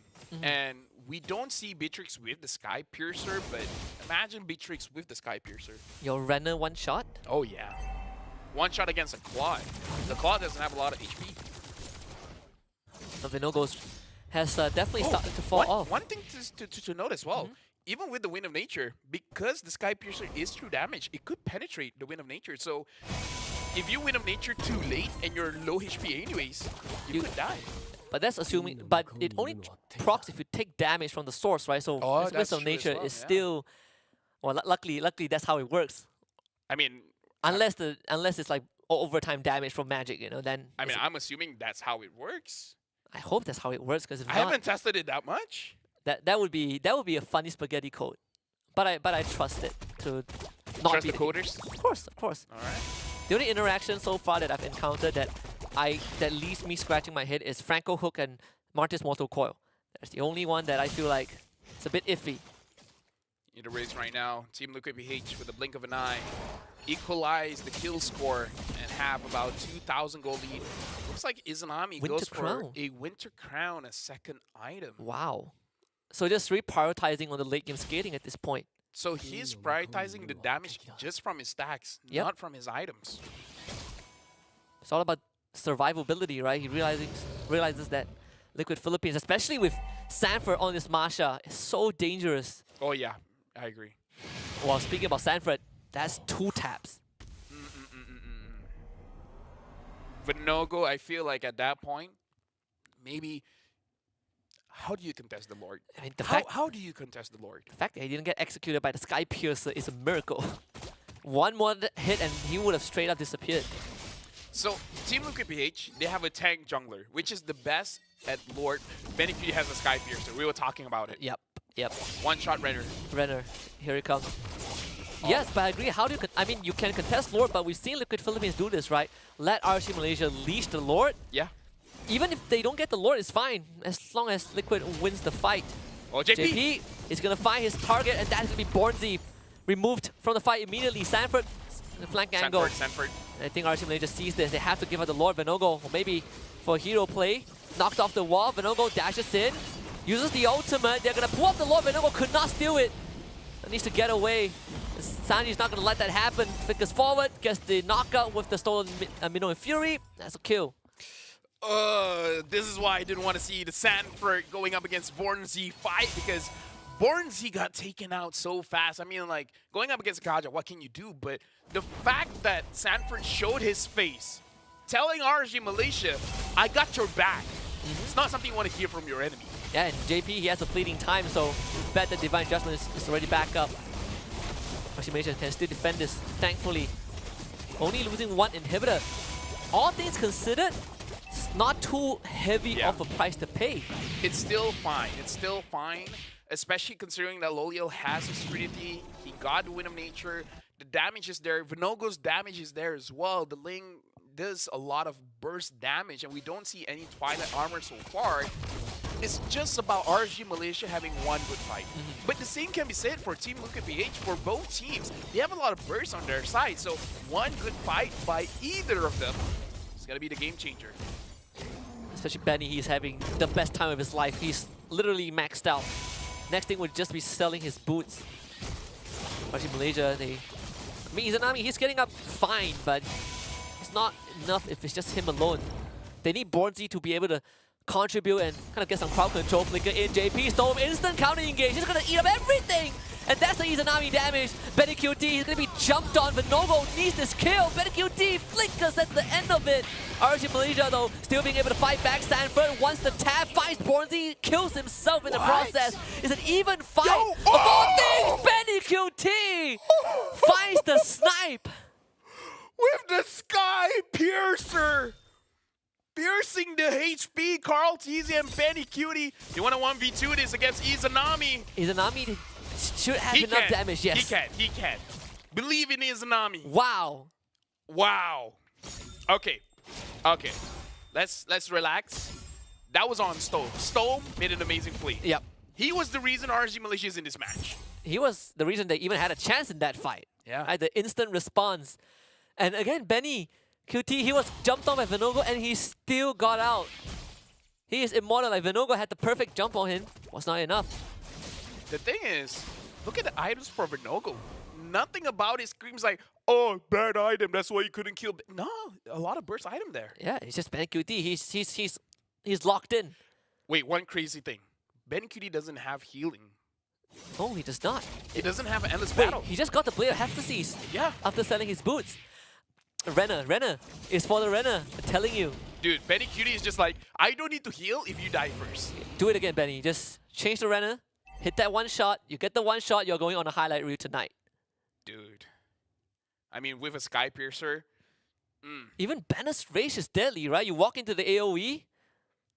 Right now, the Lord is started. JP. Oh, JP is going to find Bornzy again. What is that damage from Benny? And Lolia doesn't have a choice, has to go away. Vinogo cannot find Sanji. Sanford jumps onto him. Izanami still keeping him alive. Storm committing back in. The bad impact. Damage just not enough. Dude, the Sky Piercer is doing work. Wait, Calvisi died to the Lord! Vinogo, you can steal this. Vinogo, time it right. Vinogo! They're going to pull off the Lord for now. They're not going to do it. Oh, you turn Vinogo's back gonna Sanji! die! What? How is that possible? Man. I feel like the moment Carl TZ died, both teams are talking aloud. They're talking a lot and silent at the same time. It's like, you know what you have to do, but you need to stay quiet for that concentration. That is the current MPL's PH season MVP. That's why he is so deadly. That Even the Lord helped out RSG Malaysia and it was still not enough. that would have been RSG Malaysia's Lord. That- Imagine the turnaround that would be. That was their best chance. Now, JP is posturing, trying to grab Stove or Bornzy. Yep, Solomon is going to use his body to block this. Gotta sacrifice his own life. Can't get away. Bornzy got an immortality, but the Lord is just too strong. I don't think they can take it out in time. They're going to try, but it's just unfortunate. Liquid Philippines takes game 1. I mean, give credit where credit is due. It's a much closer match. RSG Malaysia almost got it, but Team Liquid PH, Sanford, Sanji, the San duo is like not on our watches, Yeah. man. Everyone from And Benny, dude, Benny QT. Benny. Honestly, it's not just the players from Team Liquid PH, right? Like RSG Malaysia play a damn good game. This is beyond my expectations. I would say things started turning around when JP is just like, either Bornzy or Stone. I get either of those two, we win the fight. Yeah, and I think he realized that Bornzy has no way of retaliating, right? And Storm stepped up. I mean, Vinogo had a great early game, but the turning point, I think we know when it was. First Lord. that was where it started going downhill. But even then, RC Malaysia had decent responses. I wonder at this point if they have Rippo in the gaming house, would they just be like, yo, Rippo, Rippo. do you want to play one match? Ripple, just one. Just one. Worst And case scenario, one. No, worst case scenario 2. Best case scenario, one. Yeah, best case scenario 1. Yeah, Maybe you have to play 2 games. Yeah. Leave your wife for a while, and she can wait. She can wait. She can play Mobile Legends Bang Bang. What Or play TikTok. She does both. She does. She does both. Yeah.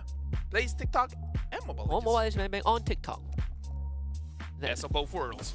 19 minutes and 20 seconds. This is the longest game of today, which is saying a lot because other games are sub 10 minutes. Yeah, the fact that it got this close, I think, is madly impressive from both teams, right? Like, Loliao, unfortunately, this plot, not able to do too much, but still, I think RGMY overall made it closer for Liquid Philippines than everyone expected. Yeah, and again, Sky Piercer on Benny as well as Sanford, making it so that RSGMY, the moment they're low, they're gone. And we have to talk about how Islami potentially made a mistake in the early game by picking on an item that he doesn't want, selling it so that he has a 1 item disadvantage. Even with the 1 item disadvantage, he did well. He only died 1 time. He had almost 100% kill participation. 5 kills, 10 assists, 16 kill game. Yeah, almost same net worth as Sanji, right? So despite that, I think maybe the thought process was I get the elegant gem for the regen and then I kind of sack it. Maybe we can ask him. Hopefully we find some answers. Honestly, it does make sense. Just survive the early game. Yeah. But still, I think Benny QT, flawless game, 10-0-5, guaranteed MVP. You see that final fight, that one Bennett's Rage, you walk into the bombardment zone, you disappear. There's no surviving that. Benny Cutie, not surprisingly, did the highest amount of damage. 4,158 damage per minute, 810 gold per minute. I want to see the damage coming in from RG, MY, and Team Liquid BH. Islami did 73,000, Benny Cutie did 80, Sanji 64, Sanford 53. Vinogo almost doing 50,000, Lolio did 57,000. So honestly, looking at all the damage numbers, everyone really contributed. Like, yeah. I don't see an outliers like, oh, why didn't you do damage? I feel like everyone did well. Yeah, what are the feel? I mean, this is one of the games where I don't see an obvious weak link, right? Exactly. Who makes the first move first? I think it's just very unfortunate for Vinogo because a lot of these fights, he finds the crucial target, but they all have flickers. So Vinogo could not get the finishing touches in and doesn't have Sky Piercer to help him do that. We gotta talk about Sanji. Sanji is one of the members that make sure that Vinogo cannot go in because of the fear mechanic that he has and taking the Minuan free from Stone. And we gotta talk about Benny Cutie as well because we've seen the guns that he used. He used the Renner and the Wesker. So whenever Vinogo comes in, you're gonna get one shot. And look at and from Sam, like everyone from Team Liquid BH can one-shot Vinogo. Yeah, and then he always starts the fight with the Bennett, right? I mean, right now in this patch, is you switch weapons, it's faster. Yeah. So much easier to switch weapons. I mean, this graph is very impressive. Yeah, You tell me that this is RC Malaysia, I would second guess it, but this is very, very impressive. The fact that RC Malaysia got a lead, gave it away, and then took it back. Yeah, I would say it's the Lloyd fight that really shifted it for Team Liquid PH, where they were down by 1,000 or 3,000 gold, and then they just got 2,000 gold off of a wipeout. If that wipeout did not happen, maybe RG Malaysia had a better standing because again, they achieved their win condition technically. Yeah. It went all the way to the late game. Absolutely. So I think for RC Malaysia, this is a good start, and this makes me excited for the upcoming match. But we gotta honor the MVP of Game 1. It's going to be Benny QT, 10-0-5 on the Beatrix, absolutely untouched. Yeah, 71. He was touched. He just did not die, and he was like, if you touch me, I will deal more damage onto you. Now, let's just look at Benny Cutie throughout this match and look at how fast he switches to weapons. Maybe this is a secret strat coming in from the Philippines saying that, yo, look at Beatrix. Beatrix is low-key pretty strong. And this is why some of the Filipino, some of the premier goal laners still pick up Beatrix, right? Like, for example, Ohab, the Filipino sniper. Filipino sniper, right? Beatrix is definitely a premier thing. Is the one that turns it all around. And even then, RC Malaysia were able to keep it together. This one stole him good response to turn it around for the team. But I suppose sometimes you just get a bit unlucky. You get outplayed at the Lord Pit. RSG Malaysia had a chance. They just were not able to make use of it. Sanford, my boy, man, with his Masha. Oh, look at his snipe. Boom! I feel like even without the Sky Piercer, he would have died, but the Sky Piercer just made the numbers look a little bit better. And this was the one that Kautisi went down. That's how strong the Lord is. My God. How many seconds? That could have been over 10 seconds, and that's 100% physical penetration. Yeah. Before the patch, Kautisi would have walked away, healed back up. Oh, yeah. But the Lord, man. Like, fighting around the Lord is a hazard for everyone involved. Finally, the Lord is fair to all. Congratulations to Liquid Philippines. 1-0 over RSG Malaysia. That was an impressive match, but again, I gotta give props to Sanford, man. Yeah. Using that Masha, just bursting down the damage dealers, making them a non-factor in the match. And just completely finding the right targets, right? Lo Liao, again, not able to contribute, but in this case, not really his fault. It's just very hard to play around the draft. You cannot walk up to Benny. You have to avoid Sanford. It's easy. I mean, Sanford just collapsed with the Masha, so if you're gonna ban anyone, Perhaps ban the Masha? no, because then he'll get a Yuzong and try to go up against Sanford's Yuzong. We're gonna go for a break where RSG Malaysia has to figure out what to do against Team Liquid PH, and Team Liquid PH, you just gotta keep on going. We'll see you guys after the break.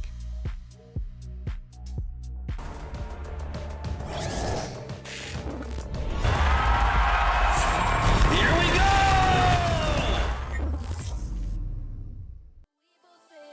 So we're about to go fast with you.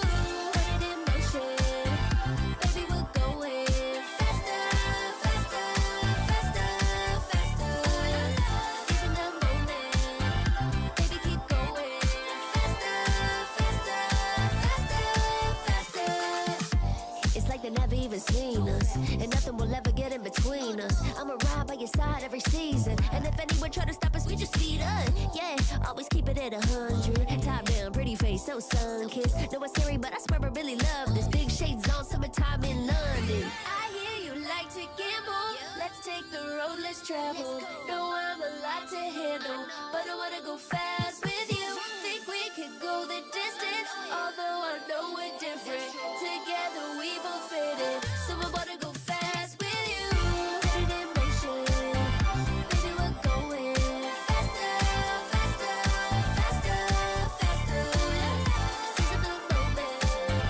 Baby, keep going faster, faster, faster, faster. Put it in motion.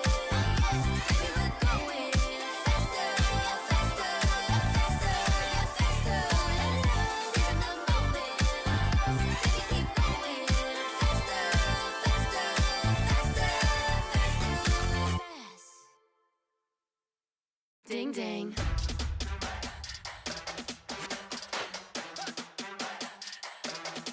Ding ding.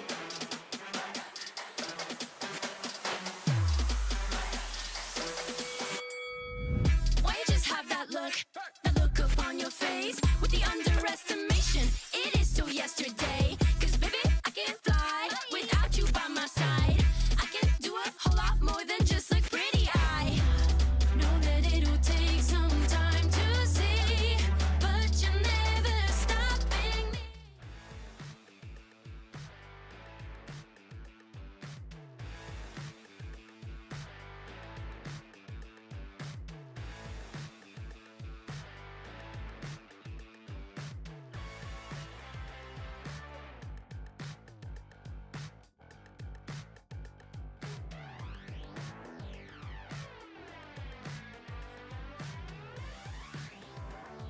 Welcome back to the Snapdragon Pro Series. This is the final series of the day. RSG Malaysia up against Team Liquid Philippines. Team Liquid Philippines up 1-0. One more game and they will eliminate RSG Malaysia from the lower bracket. But I gotta say, game one was hell of a game. Longest game we had today and the closest, the most neck and neck one we have. And I wonder what game two is gonna have in store for all of us. RSG Malaysia, I feel like they should be proud with that kind of performance, because this shows that there's a chance. Right now, Team Liquid BH is just one game away. RG Malaysia, that's what they could do with the late game draft. Maybe have a little bit more balance. Some early, some late. Maybe could be well, and maybe you don't pick up the Claude. I'm surprised that the Yuzong was not touched the entire time, right? True. Not banned, not picked up. So perhaps that could be a bigger priority in Game 2 for RG Malaysia. That is one of their identities. They love that Yuzong, especially when Boy Ripple was around. We'll see if that is going to be a consideration. Yeah, I feel like this is going to be very, very troublesome for RG Malaysia because, like I said, the thing that makes sense, ban out the Masha. But if you ban out the Masha, then the Yuzong is open, and I'm pretty sure Sanford can play the Lapu Lapu as well. The Lapu Lapu will be having the time of his life as well, going after Izanami, going after Loliel. We're going into the draft where I don't envy RSG Malaysia. Going up against a team like Team Liquid PH, any kind of pick feels like a bad pick to give over. This is where the draft matters, of course, but how you kind of play the game, right? The macro, the micro becomes more important. And paying a lot of respect to Sanji, they take out the Valentina. Oh yeah, I feel like at this point, if you ban every hero for Sanji, makes a lot of sense. Team Liquid PH is banning out the gold laners, banning out the Roger as well as the Harif. RG Malaysia, I wonder what else. Chip, Loi? I would probably ban out Chip here, right? No, honestly, Lui is a pretty good shout as well. Unless they want Loi for Izanami, now that Valentina and Faramis are not there. Could be an option. I feel like maybe just give him the Novaria. Oh yeah, there. Just give you're him right. the Novaria. That works as well. See value in me. Ban the Fredrin. So targeting both Sanji and Cartesi, Loi is opened up. I don't know. For Izanami, I would honestly first pick the Novaria. Or I would. if there's a premium marksman they want to pick up right now, pick that up as well. If I remember correctly, during the MPL Malaysia playoffs, they did prioritize the Novaria heavily for Izanami. So this could be an angle. I mean, Novaria, Imperial Rage, Wishing Lantern is the new Holy Trinity. But they're going to go for Loi. All right. Because personally for me, I kind of feel like Novaria fits his playstyle a little bit better. But either ways, Loi, respectable pickup here.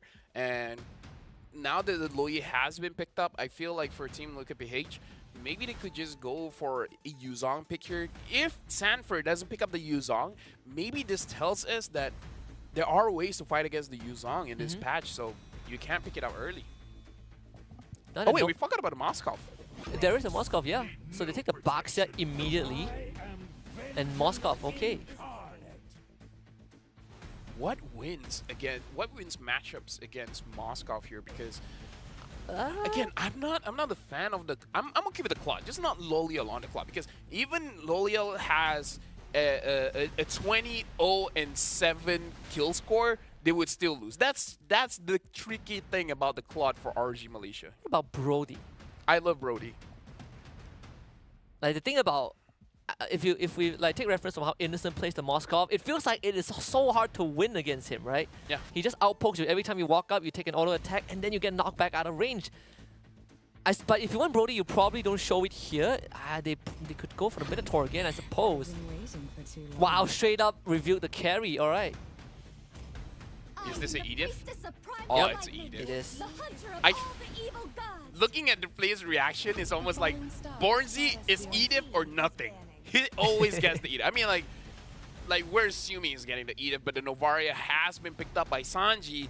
And as much as Novaria is an Izanami hero, it's as much as Sanji's hero as well, man. Because, again, if Sanji picks up the Wishing Lantern, it's going to be very difficult for RG Malaysia, especially if they go for a tanky jungler. Rest in peace, Loliel. If he gets hit by one Star Shatter, I wouldn't be surprised if Sanji just decides to like have a bit of fun and go Sky Piercer. Sky Piercer, Wishing Lantern. That would be hilarious. That would be so Holy hilarious. Crystal. Yep, just one shot to anyone. Divine Glaive. Divine Glaive. Angela gets banned out again. I feel like at this point RG should ban out the EXP laners, but no, they're banning out Minotaur.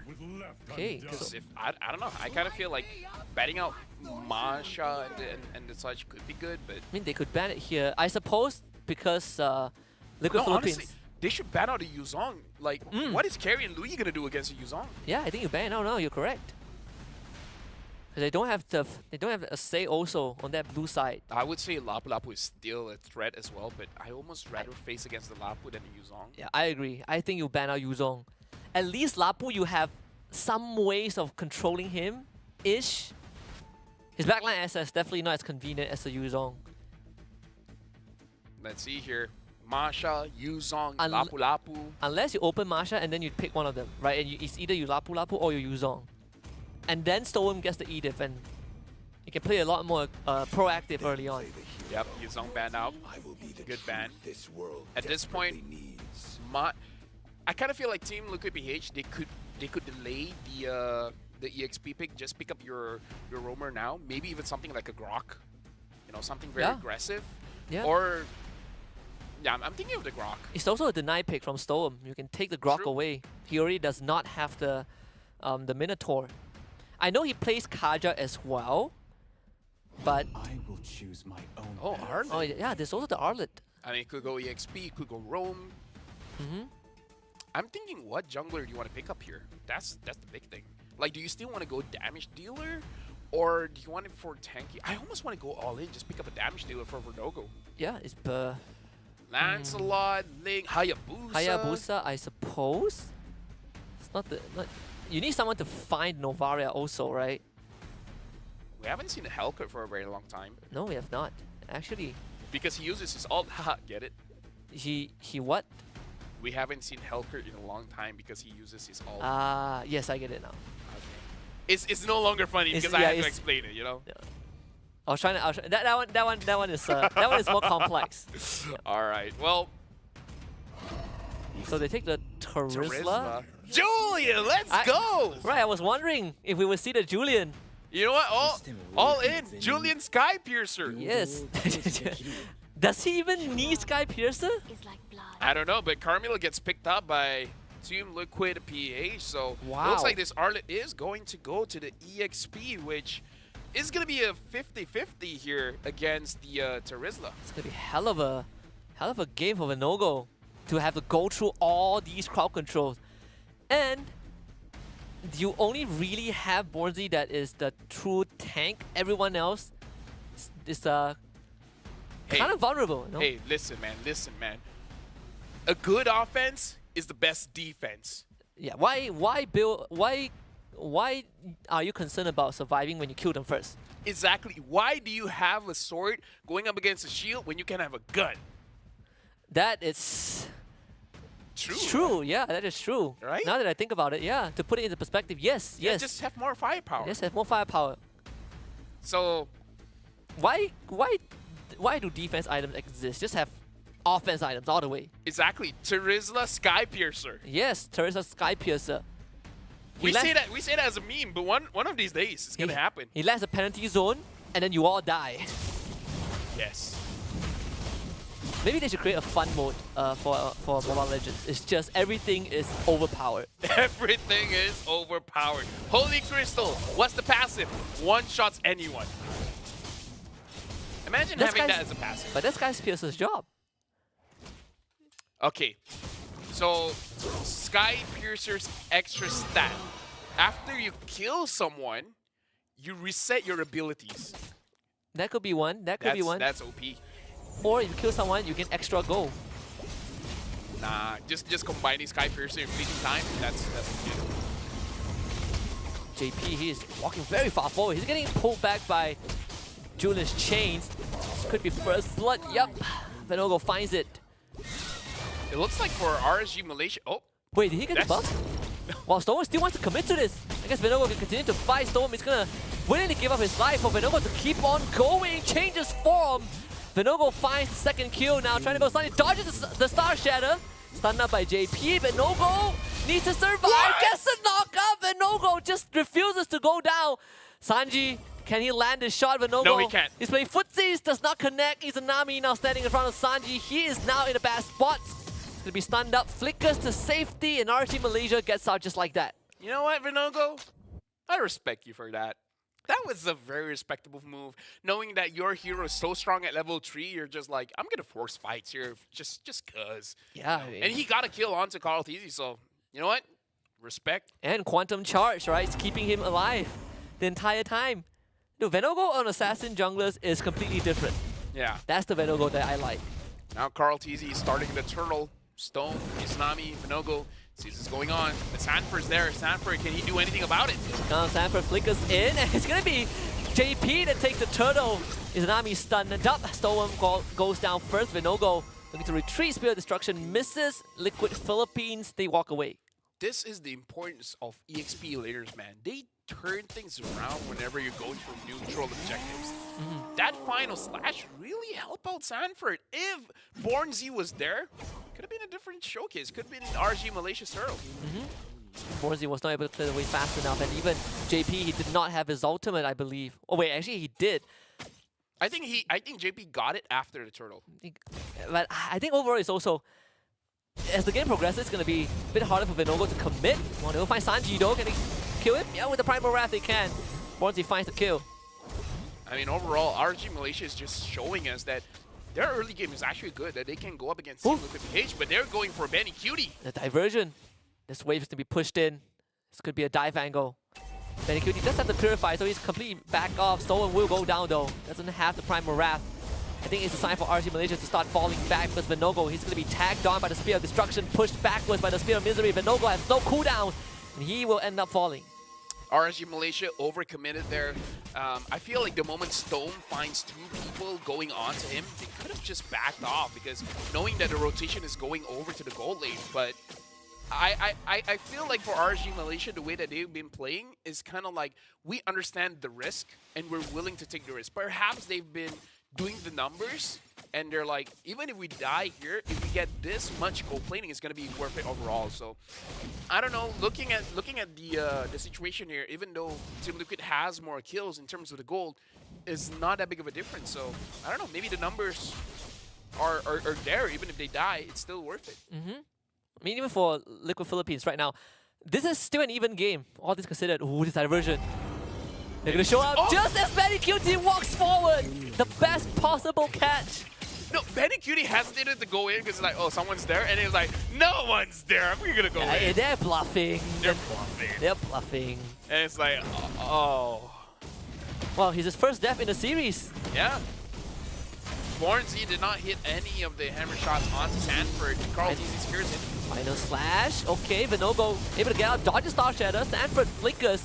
They try to chase him. Stolen tags him with the Primal Wrath root. Venogo finds the kill. Right now, RSG Malaysia, they're definitely controlling the map much better. Bornzy could start 1-0-1. Venogo 2-1-1. Looks like Venogo is going for a first item, Holy Crystal. So basically doing what Kyrie has showcased. And with the Holy Crystal, I'm guessing, yeah, you don't need a Sky Piercer. Yeah. Okay, Maybe Venogo you need a bit more HP. should be able to get away, I guess. Going on to Sanji. Backup's coming from Sanford, though. Venogo surely goes down. Again, overcommitment. I mean, he really wanted that turret. Note as well, Sanford completed his Thunderbelt, so this Artley is going to scale quite a lot because Sanford can poke down anyone that he sees, and he's just going to scale up infinitely. Yeah, it gets more and more tanky. And Storm has to back off at this point. Still, RSG Malaysia, I mean, they have a 1.4k lead. Honestly, Thunderbelt, you don't just get tanky over time. You do more damage. You do more damage. Yeah. True damage, right? Yeah, true damage. So overall, Sanford's Artley, as strong as he is now, he's just going to get stronger. This Thunderbelt may invigorate certain EXP laners to be much stronger in his patch, not just the roamers. Even Thunderbelt as an item, right? Rising back in relevancy. And Sanji stealing that scavenger crab, and does not feel good at all. Conceal, play, use. Clearly wants low Liao. Low Liao. Don't want to stay there for too long. So they... Well, he still doesn't get the tier 1. Yeah, looks like RSG Malaysia, they're propping for a fight. JP only gets Bornzy. And that's the best case scenario for RSG Malaysia to fall back. It's a good thing that they didn't commit there because, yeah, JP used the Curse of Blood, only hitting onto Bornzy, and Bornzy was able to get out of range to make sure that it doesn't matter. Benny Cutie as well, so Lolio both getting the Golden Staff at the same time. Ooh, diversion. Wow, this diversion! Oh, they're gonna force the flicker from Sanji. But Bornzy is so out of position, they might have to give him up. Bornzy has his own flicker, tries to go for the penalty zone, gets cancelled. that was a good play, but I feel like maybe they would have been better if they just stayed. Yeah, and Lo Liao, he does not have a chance. Yeah, I feel like if they just stayed in the bush, they could have just waited for someone to walk in and then just kill them that way. Either ways, right now, Carl TZ gets the turtle for free. RG Malaysia, botch engage. And it's very unfortunate because because Bornzy was so out of position. His purple buff, yeah, it's gone. Cartesi steals it. They get the knockout to JP, but it's not an easy target to take down. No Curse of Blood, turn around. Venogo linked with Bornzy, and they're just sharing the pain. Venogo drops Bornzy. He's gonna go in. Final Slash does miss, but he's tagged by the Astral Echo. No full commitment from Liquid Philippines. They don't need to commit. Yeah, right now it's all on Team Liquid Philippines, even though the goal lead doesn't suggest it, but they are controlling the map so well at this point because their scaling is getting crazier. Benny Cutie is going to scale up, Sanji is going to scale up, Sanford is going to scale up. Looking at the items here, Thunderbell is a scaling item now, so Art is just going to get stronger after this. It looks like the Lightning Truncheon is going to get built by Sanji, and looking at the goal difference, actually Lolio has more gold than Benny Cutie. All things considered, right? Lolio, both of them went down one time, and Benny QT even has a kill to his name. So RG Malaysia took the bottom tier 2, and surprisingly, I think they have not lost a single turret. Yeah. Right now, Team Liquid is going for a mid. Izanami gets caught. What is Venogo gonna do? What's the response? Chooses to retreat. Lo Liao. They're gonna find Sanji. And Sanji get out of this. He's out of position. Traded back, stolen. Curse of Blood. Final Slash misses Lo Liao with the Purify. There's a turnaround angle. Penalty's over. Bronzy hitting on the tree. Venogo waiting for his cooldowns. As a Purify out for JP. Venogo again forced to retreat. Fortunately for RG Malaysia, they cannot continue. Damage is just not there. Sanford jumps back in, gets the stun. Both of them pinned near the tier 2. Liquid Philippines tanked through all of that. Lolio did a lot of damage in that fight. If Izanami wasn't found earlier, wow, he could have turned things around. The dash from Lolio to dodge the Final Slash. This could be a kill on the Sanford. He dashes back in to get the heal. But Lolio will survive the encounter. RG Malaysia somehow weathered the storm. And it's all because of Lolio, man. Amazing predictions because he was even, he used the Purify to make sure that he is able to evade the Final Slash. So Lolio is a monster on this carry for now, but Ben and Cutie is ramping up 1-1 and 3. Lolio now having the Demon Hunter Sword. Man, Izanami just has to stay alive. If he was there for that team fight, could have been RG Malaysia, because if not, Team Liquid now 1,400 ahead. Benny Cutie now has the Demon Hunter Sword. He's online. He can deal the damage now. Another concealed JP. He's looking for a viable target. He's gonna jump in, Curse of Blood onto both Lo Liao and Izanami. And Lo Liao, he's separated from his team. Stone commits the ult, but Final Slash brings them deeper into enemy lines. Izanami, good yin-yang reaction on the tree. Venogo now joins the fight, finding Crowd TZ that goes down, but Benny QT untouched so far. Liquid Philippines trading 1-for-1. Sanford jumps in, immobilized, sucked back in, goes for the dash, cannot survive Venogo. His time to shine, finds the double kill, and RG Malaysia comes out on top. Imagine if Lolio was there, right? So it looks like Team Liquid BH, they're very good at targeting one person at a time, right? RG Malaysia, they're targeting either Izanami or Lolio. One of them is taken down. Team Liquid BH has an advantage in a team fight. Look at the HP of RG Malaysia. Please don't do this. Benny QT found the backline. Lolio comes back. Penalty zone locked down. Benny QT dies. That was so fast.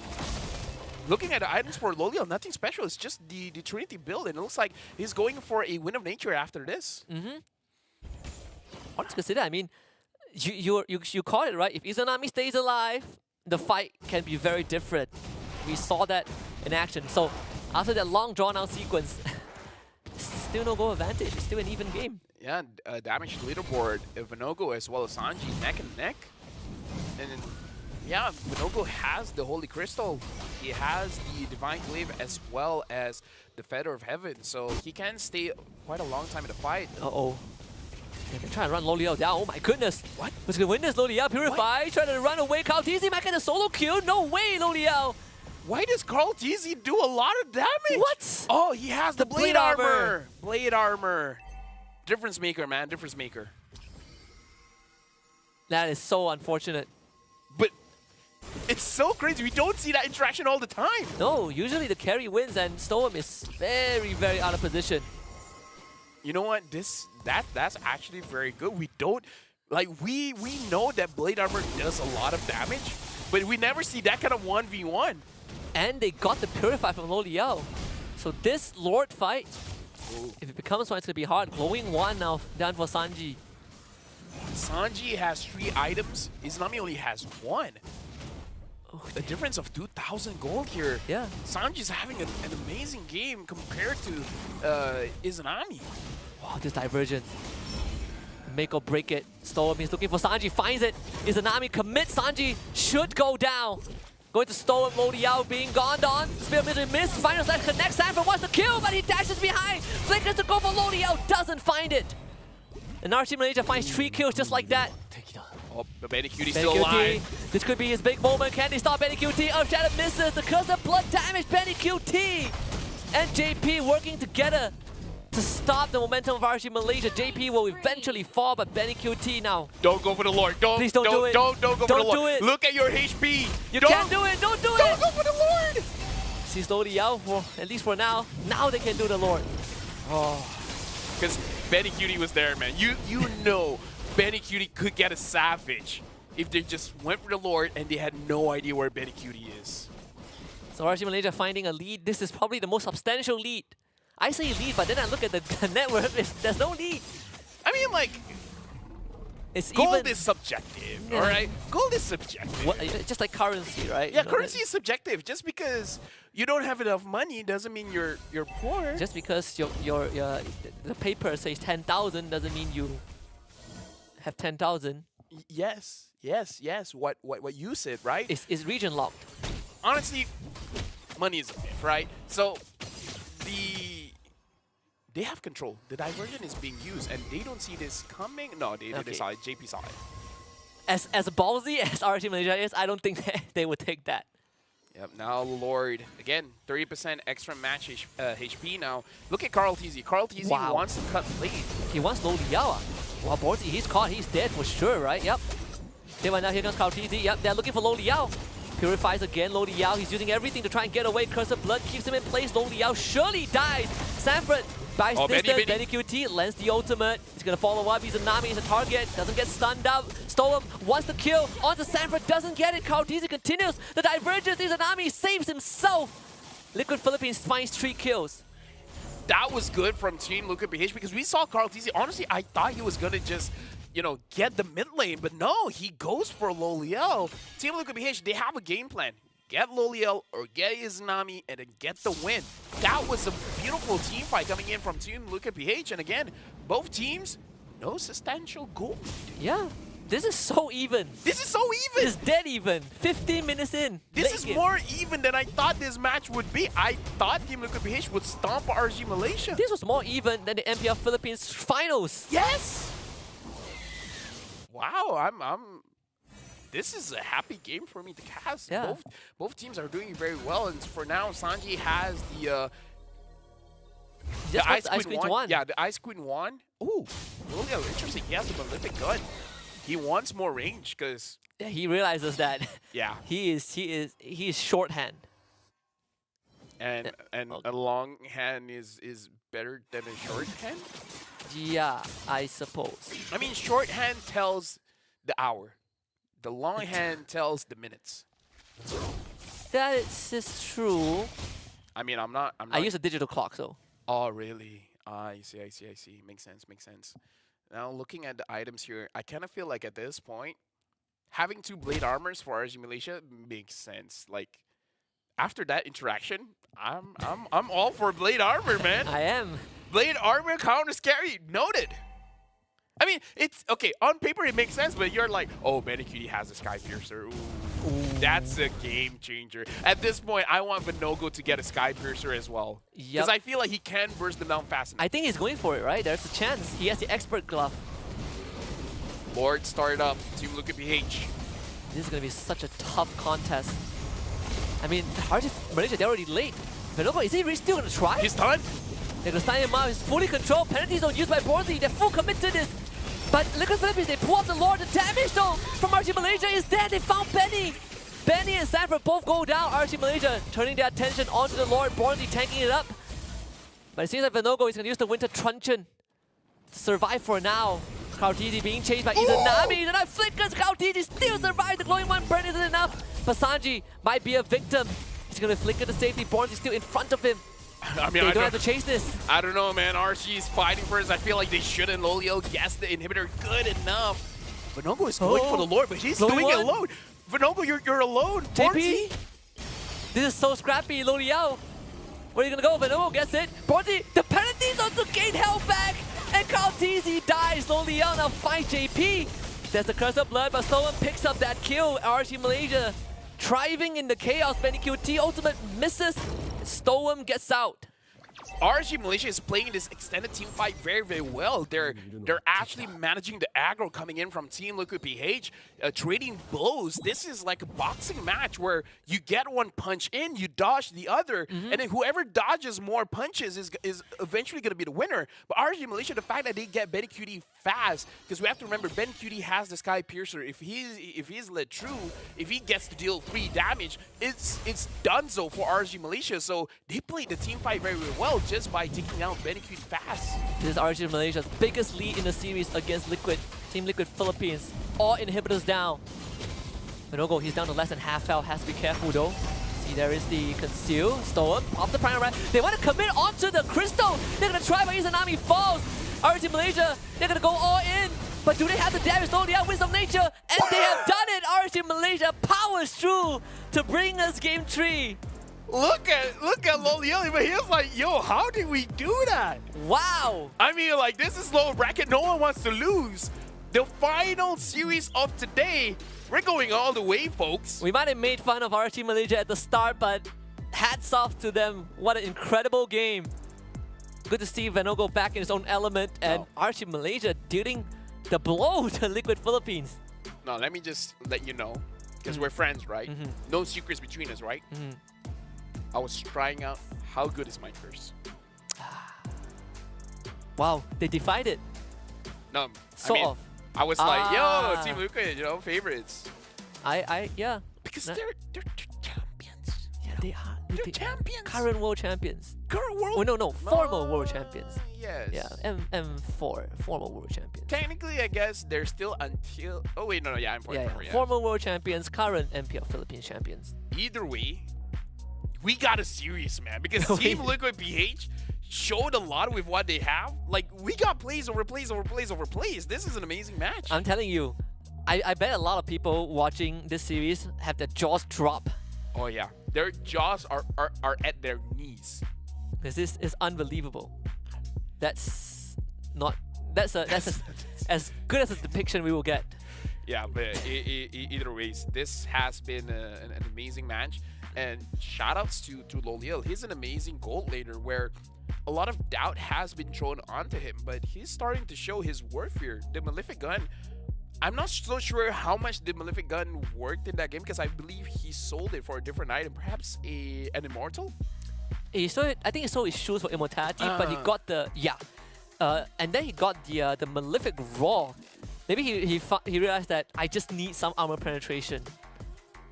But either ways, I feel like we really need to rewatch that fight because how did RGMY win that, right? Like, is it because they just out-damaged Team Liquid BH? Team Liquid BH, maybe they made some kind of mistake that caused them the fight? I don't know, but this might be the trigger for Carl TZ to tell his team, you know what? Give me damage. I think it's also because it's a Lord fight, right? The Lord is Yeah. making life hard for Liquid Philippines. And at the same time, I think Liquid Philippines, they made a good call. They decided to pull off the Lord to fight RCMY. But I think the yin-yang reaction from Izanami also contributed. So many things. The fact that Benny Cuny went down, like you said, is already a big factor of RCMY winning that fight. Let me just talk you through this, right? Right. Team Liquid PH, they started Lord. They started the counter for the aggro, and then the aggro started, so the physical penetration scaled up. And then by the time it was 100% physical penetration, that's where Team Liquid PH, they clumped up together, and maybe that's where all of the damage of the Lord started hitting them.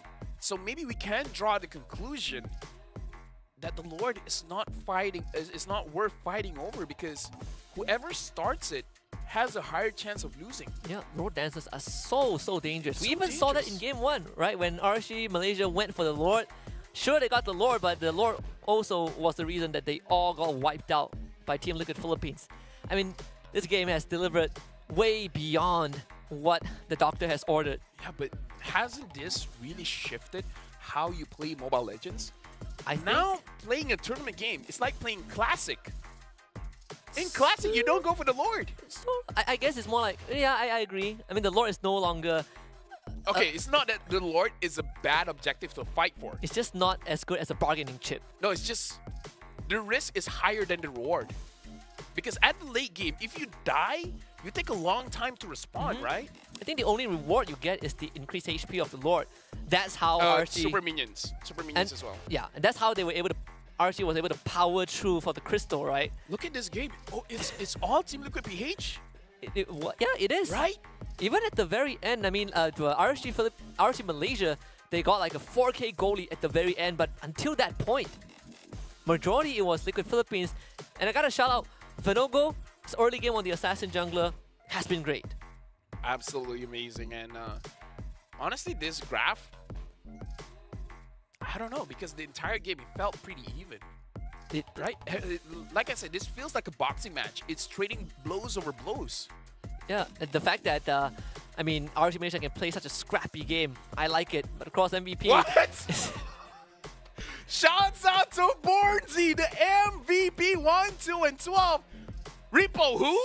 I'm sorry, Bronzy. I wanted to see you against Sanford. You have proven your worth. Oh. He got an MVP before Sanford did, alright? Bronzy the man. I had my money on either Loliel or Izanami, but you know what? Shout out to Bornsy, man. You made it work. He did get voted for one of the best plays of the week. Of the day, sorry. But yes. Dude, if he wins against Sanford, like as in like RSG Malaysia wins against Team Liquid PH and then moves on, Bornsy will look at Rippo in the eye. Dude, Bronzy will be immortalized if they win this Bornsy season. will be immortalized. That's crazy. It's like, yo, Rippo, be an analyst or something. Ripple can retire in peace if that's the way out. Because Bornsy has been reborn. When was the last time we seen him again? I totally in forever, forgot. right? Yes, it's been such a long This time. is the return of Bornsy. Still looking at the fight. I'm still trying to figure out how does RSG Malaysia work? Okay, more damage. Yeah. That's it. That's it. The best defense is an amazing offense. And look at the damage of This the one, Lord. like Kautizi, he respawns from the immo and he loses his like temp health instantly. But this one, man, Bornsy, that penalty zone, That was good. that was chef's kiss. That was good. But this entire game, like I'm still in disbelief. I legit feel like this might be the game where Carl is just like, give me Lancelot for all I care. Yeah. Give me Joe Jungle. Let me do damage. All right, Kautizi Ling, Oh, unbelievable. dude. I mean, like, because of this Lord change. Because we have, okay, let's talk about this. Right. The reason why tank junglers are good is because you can contest neutral objectives. But if neutral objectives are not the objectives that you want to fight for, why do you need a tank jungle? Maybe this is finally the patch where Moonton is able to push tank junglers away. Or at least make there be more options for assassin junglers, right? Not necessarily push tank junglers out, but make the jungler pool wider. We're going for a break because both teams really need to think about their draft. We need to think a lot about what just happened. So we'll see you guys right after the break.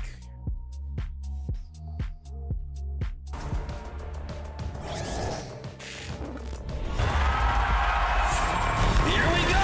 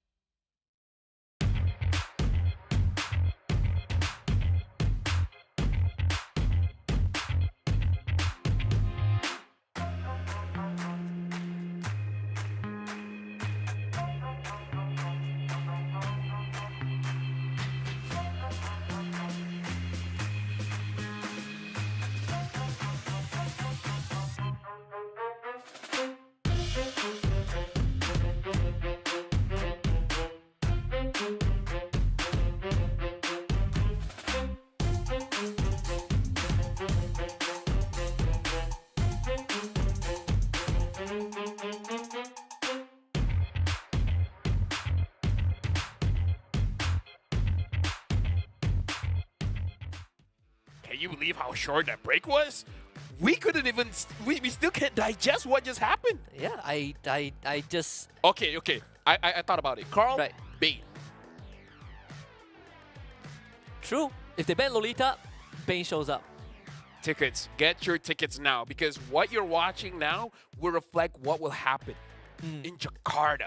Get your tickets now when it's still 10,000 IDR. It could become 1 billion IDR soon. Yeah.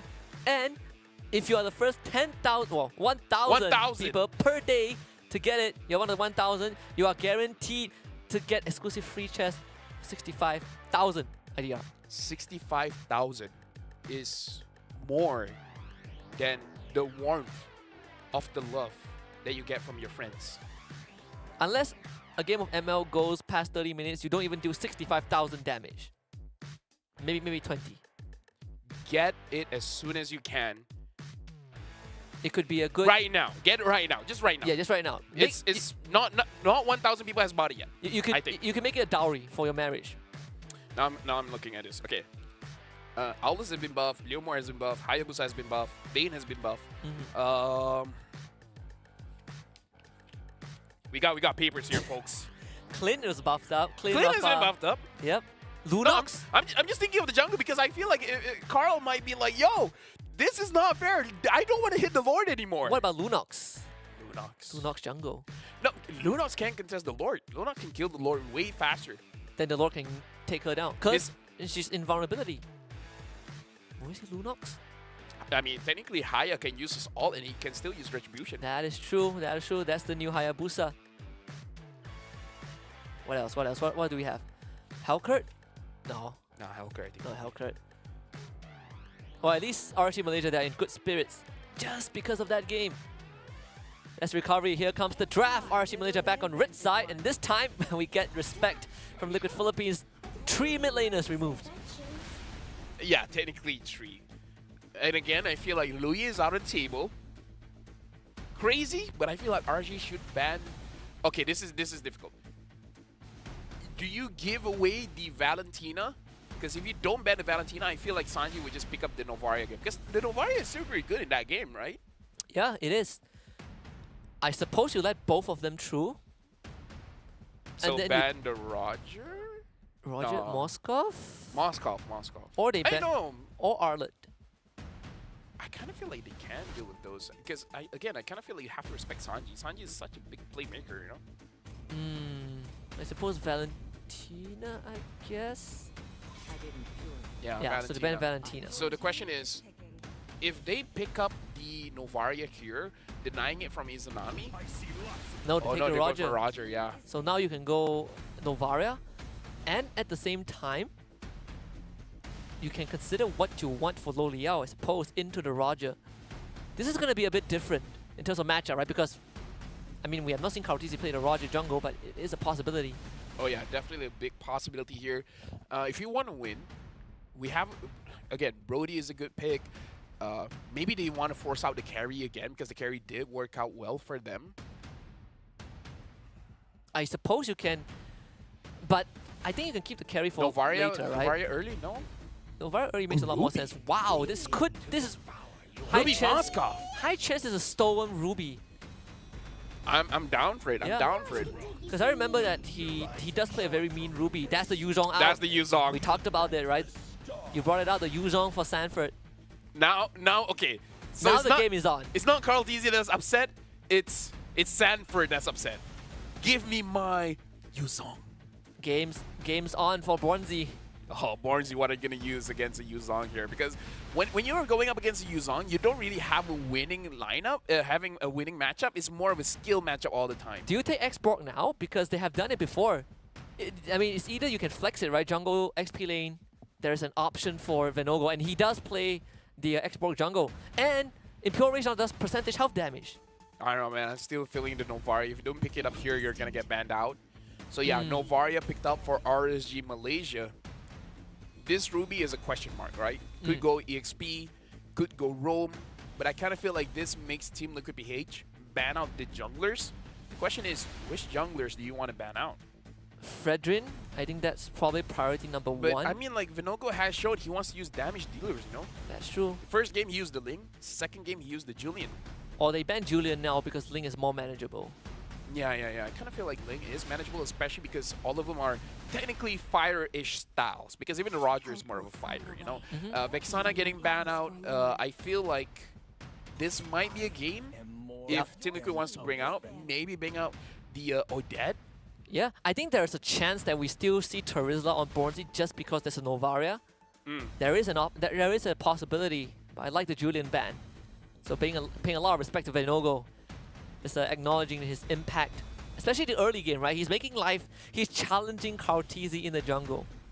Again, I still feel like Bane is quite a shout-out that he can try. Vinogo Bane? Yeah. I mean, I suppose it's not the worst since you have Novaria. Lancelot is just too difficult here. I feel going up against Yuzong, going up against... I mean, actually now that I say it, Bane is going to have a tough time going up against Yuzong. Yeah. Anyone that has low mobility going up against Yuzong, yeah, there's not much that you can do. No, oh, we forgot about Nolan. Completely forgot about Nolan. Completely forgot about Nolan. Even the Hayabusa doesn't look as great here, but maybe after the buffs and the new items, maybe Hayabusa is actually fine going up against tankier heroes. I suppose, if not, then are they gonna force him back to the Ling? It feels like they're trying to funnel him to the Ling. Yeah. It's like forcing them to pick up the Ling. If Crazy, pick up your Roamer or EXP now, and then let Vinogo see the entire draft before making a decision. You right? could take the Terizla or the X-Borg. It's either or for Bornzy, right? Let him make the play. Oh, so they take the Akai for Vinogo, so we're going back to tank junglers. I'm worried that this Akai has anti-synergy with the Ruby as well as the Moskov. Oh, Farsa gets picked up. Wow. Farsa Edith? It's going to be so tough for Lo Liao. Unless he could do the Joam, you know, somehow find the Farsa with the ult. It's not going to be easy. Yep, so the Edith does become the option. The amount of crowd control is absurd. What can Bornzy do? Do you still commit to the Terizla? I feel like Terizla will have a bad time going up against Yuzong. So you can pick it up, but you have to understand your laning phase, you cannot challenge Sanford. Sanford is gonna win that fight. Lapu might be able to survive better. Benedetta honestly is pretty good in this lineup, but I don't know if Bornzy can bring out a Benedetta. Yeah, it will be a lot more technical if they take the Benedetta, right? Crazy, Selena. Selena? I mean, like, they do this whenever... They have done it before, right? Yeah. Wow! There we go. Selena That Novaria. That is something that they have shown, yes. RSG Malaysia special. But can they do it against Team Liquid PH, where this time they brought in the Yuzong, they're bringing the Farsa, they're bringing in the Roger. A lot of dive, a lot of burst damage. Man, they're bringing all the animals, right? They're bringing in a Lycan, a crow, and a dragon. A tortoise. Yeah, tortoise. Edith is machine, so. Farsa Skypiercer? It's just like Skypiercer anything, I right? feel like, yeah, anything can be Skypiercer. Just anyone can buy Skypiercer just because you have the damage. But this one's gonna be interesting because RSG Malaysia, they're going back to, I want to say traditional, but then again, you have the Selena Novaria. It's RSG's traditional. RSG's traditional. Yeah. So we're jumping into the game. RSG Malaysia going up against Team Liquid PH. It's 1-1. RSG Malaysia was able to win out against the previous game against Team Liquid PH. Now RSG Malaysia bringing in the Selena Novaria combo. And Team Liquid PH, they understand from the previous game, damage is king. They're bringing in more damage in this game. This is going to be one for the Boks. Regardless of the results, it's going to be a historical series. It is already one, if for those who haven't watched game 1 and 2. Vinogo getting some help very early from Storm to accelerate that clear a bit, but it's linear jungling, so both junglers will end up on the same side. Looking at the mid lane here, it looks like JP is taking quite a bit of damage. Trying to trade a bit more, but Sanji getting poked out. It looks like the mid has been won by Izanami as well as Storm. Yeah, despite clearing the way slightly slower, it doesn't matter. But Lo Liao is the one that is a bit of attention because Benny QT. Ooh, Warcry on Roger. Maybe that's why he's been winning the lane. That is true. Because I kind of feel like even 3 basic attacks count. It's easy, right? Because like you change form, so you have like so many abilities. He's stunned up, had to purify just like that. Izanami almost landing the shot, but RG Malaysia just wrestled back control of the lane. Yeah. Oh, they go for it. Committing to Stolen, Lodial wants the help, pushes BennyQt away, and it's actually enough. Lodial saves his support. What? How? Dude, that was insane. Stone has no HP left, and he's still staying. There's the arrow, Lodial. He shouldn't be able to get this kill, but that's gonna out of BennyQt. Lycan pounce, purify, No. Lodial survives. No. Izanami, Whoa. and the first blood, the arrow somehow hits. What? How did RSG Malaysia outplay that? Yo, What? that is incredible. No, it's just like, it could have gone either way, man. Like, okay, you know what's insane? Uh-huh. If it wasn't for the turret giving the defense armor, I think it's just the defense damage reduction. Yeah, damage reduction. If it wasn't because of the damage reduction, Roger got a kill, man. Yeah, and Sanji, ooh, they didn't commit the heavy spin because there's a turtle up. Izanami, he just hit 4. Black Dragon from Sanford. He's gonna see all the target. The knockup is gonna be there. Full control, and here's the heavy spin. Sanford out of position. The missile arrow actually lands onto Sanji. He's gonna go down for sure as Stolen finds the snipe. And now Team Liquid BH, they're still in control because even though Sanji got taken down, BennyQt first item, Sky Piercer. He's not playing for this one. BennyQt wants to hard carry this game, and this time if he wins the lane, what we saw just now, that kind of shenanigans is not going to happen anymore because he's going to instantly execute you. We'll see RC Malaysia, no heavy spin. Bornzy, he doesn't commit to it, but he gets controlled by JP, and this should be an easy turtle for Liquid Philippines. Bornzy ends up going down. Chase continues. Venogo should be able to get out, but it's the invade for Liquid Philippines. Big control by Team Liquid right now. They're able to get the orange buff. RSG Malaysia perhaps overextended, trying to get more kills around the turtle pit. But either ways, this is still fine for RSG Malaysia because their win condition is to get Storm his first item, which is going to be the Enchanted Talisman. Once he has the Enchanted Talisman, as well as Izanami using this Novaria, 2 Enchanted Talismans on their team, they get the majority control of the map. So it's fine for them. This comp skills well in the mid game. And they're gonna punish Bornzy again. This time using the Petrify. Shard residue, not enough. Bornzy gets to walk away, but they find Stone. Stone ends up falling. Snipe from Izanami connects. Get the heavy spin. JP just flickers away. And Liquid Philippines, they getting the pickoffs. Getting the pickoffs now. Again, Team Liquid BH, 1,200 gold lead. Going up against RSG Malaysia. Lodial is a full level behind. This is very dangerous because again, BennyQt with the Sky Piercer first item, Lodial cannot, like you can't, it's hard to outplay someone with a Sky Piercer because you want to play around, oh, I'm trading my HP, blah, blah, blah, and then I'm going to make a surprise and then you're going to get taken down. You can't do that anymore. Like, trading your HP just to make yourself look weaker, trying to bait the opponents, it's not going to work with Sky Piercer. By Sanji again. Venogo, dangerous spot, and Sanji will be able to get out. Oh, still gets the shot. And Carl TZ, first item is going to be the Blade Armor, so Moskov is not going to have an easy time whenever he finds Carl TZ. Yeah. Wonder if Stoem and Izanami will go for the Lantern, the Wishing Lantern at any point. Does feel like a game that they could use it. Oh yeah, I agree. I feel like this lineup is pretty tanky from Team Liquid BH, so you would get a lot of bang for your buck with a Wishing Lantern. Sanford just scouting the back lines. Sees all of them already. Should be able to zone them away, so no turtle for RC Malaysia. Venogo forced out. Bornzy needs to run. Uses the flicker, post Kartizi back, but no follow-up. Right now, we definitely see RSG Malaysia, the draft that they have is a sieging comp, where Team Liquid BH, their draft is all about getting that neutral objective. Tag on the Sanji, but again, Storm at this point just does not have enough damage. He might end up going down. The stun actually connects, and Storm makes it out alive. But Kautizi, way too strong. JP stunned up. Doesn't get the follow-up with the Earth Shatter. RC Malaysia needs to start falling back though, because BennyQt, he's here. And Storm, that's it. He's gonna bring the Lycan to him. He goes down. That was a good play coming in from BennyQt, but the point that I wanted to make is that this is a draft where RSG Malaysia, they want to siege, and Team Liquid PH, they really are playing for the objectives because they have the Yuzong. The Yuzong can scout everyone out, and then he can push people away from the neutral objective. The same can be done by Sanji. The San duo is capable of zoning people away, making it easier for Carl to actually get the turtle, get the Lord. So this is a good thing about the new patch, where we're starting to see different kind of team compositions, and then we can see a rock paper scissors situation. Bornzy, he's going to be taken down. Burst damage so much. JP pinned to the wall, but they don't have the damage though. Vinogo, or just enough actually. He's going to be stunned up himself. Kautisi under the tier 1. They want to go for the dive. Vinogo not able to survive this, and Izanami going to be chased down with a petrified Black Dragon. That's him down.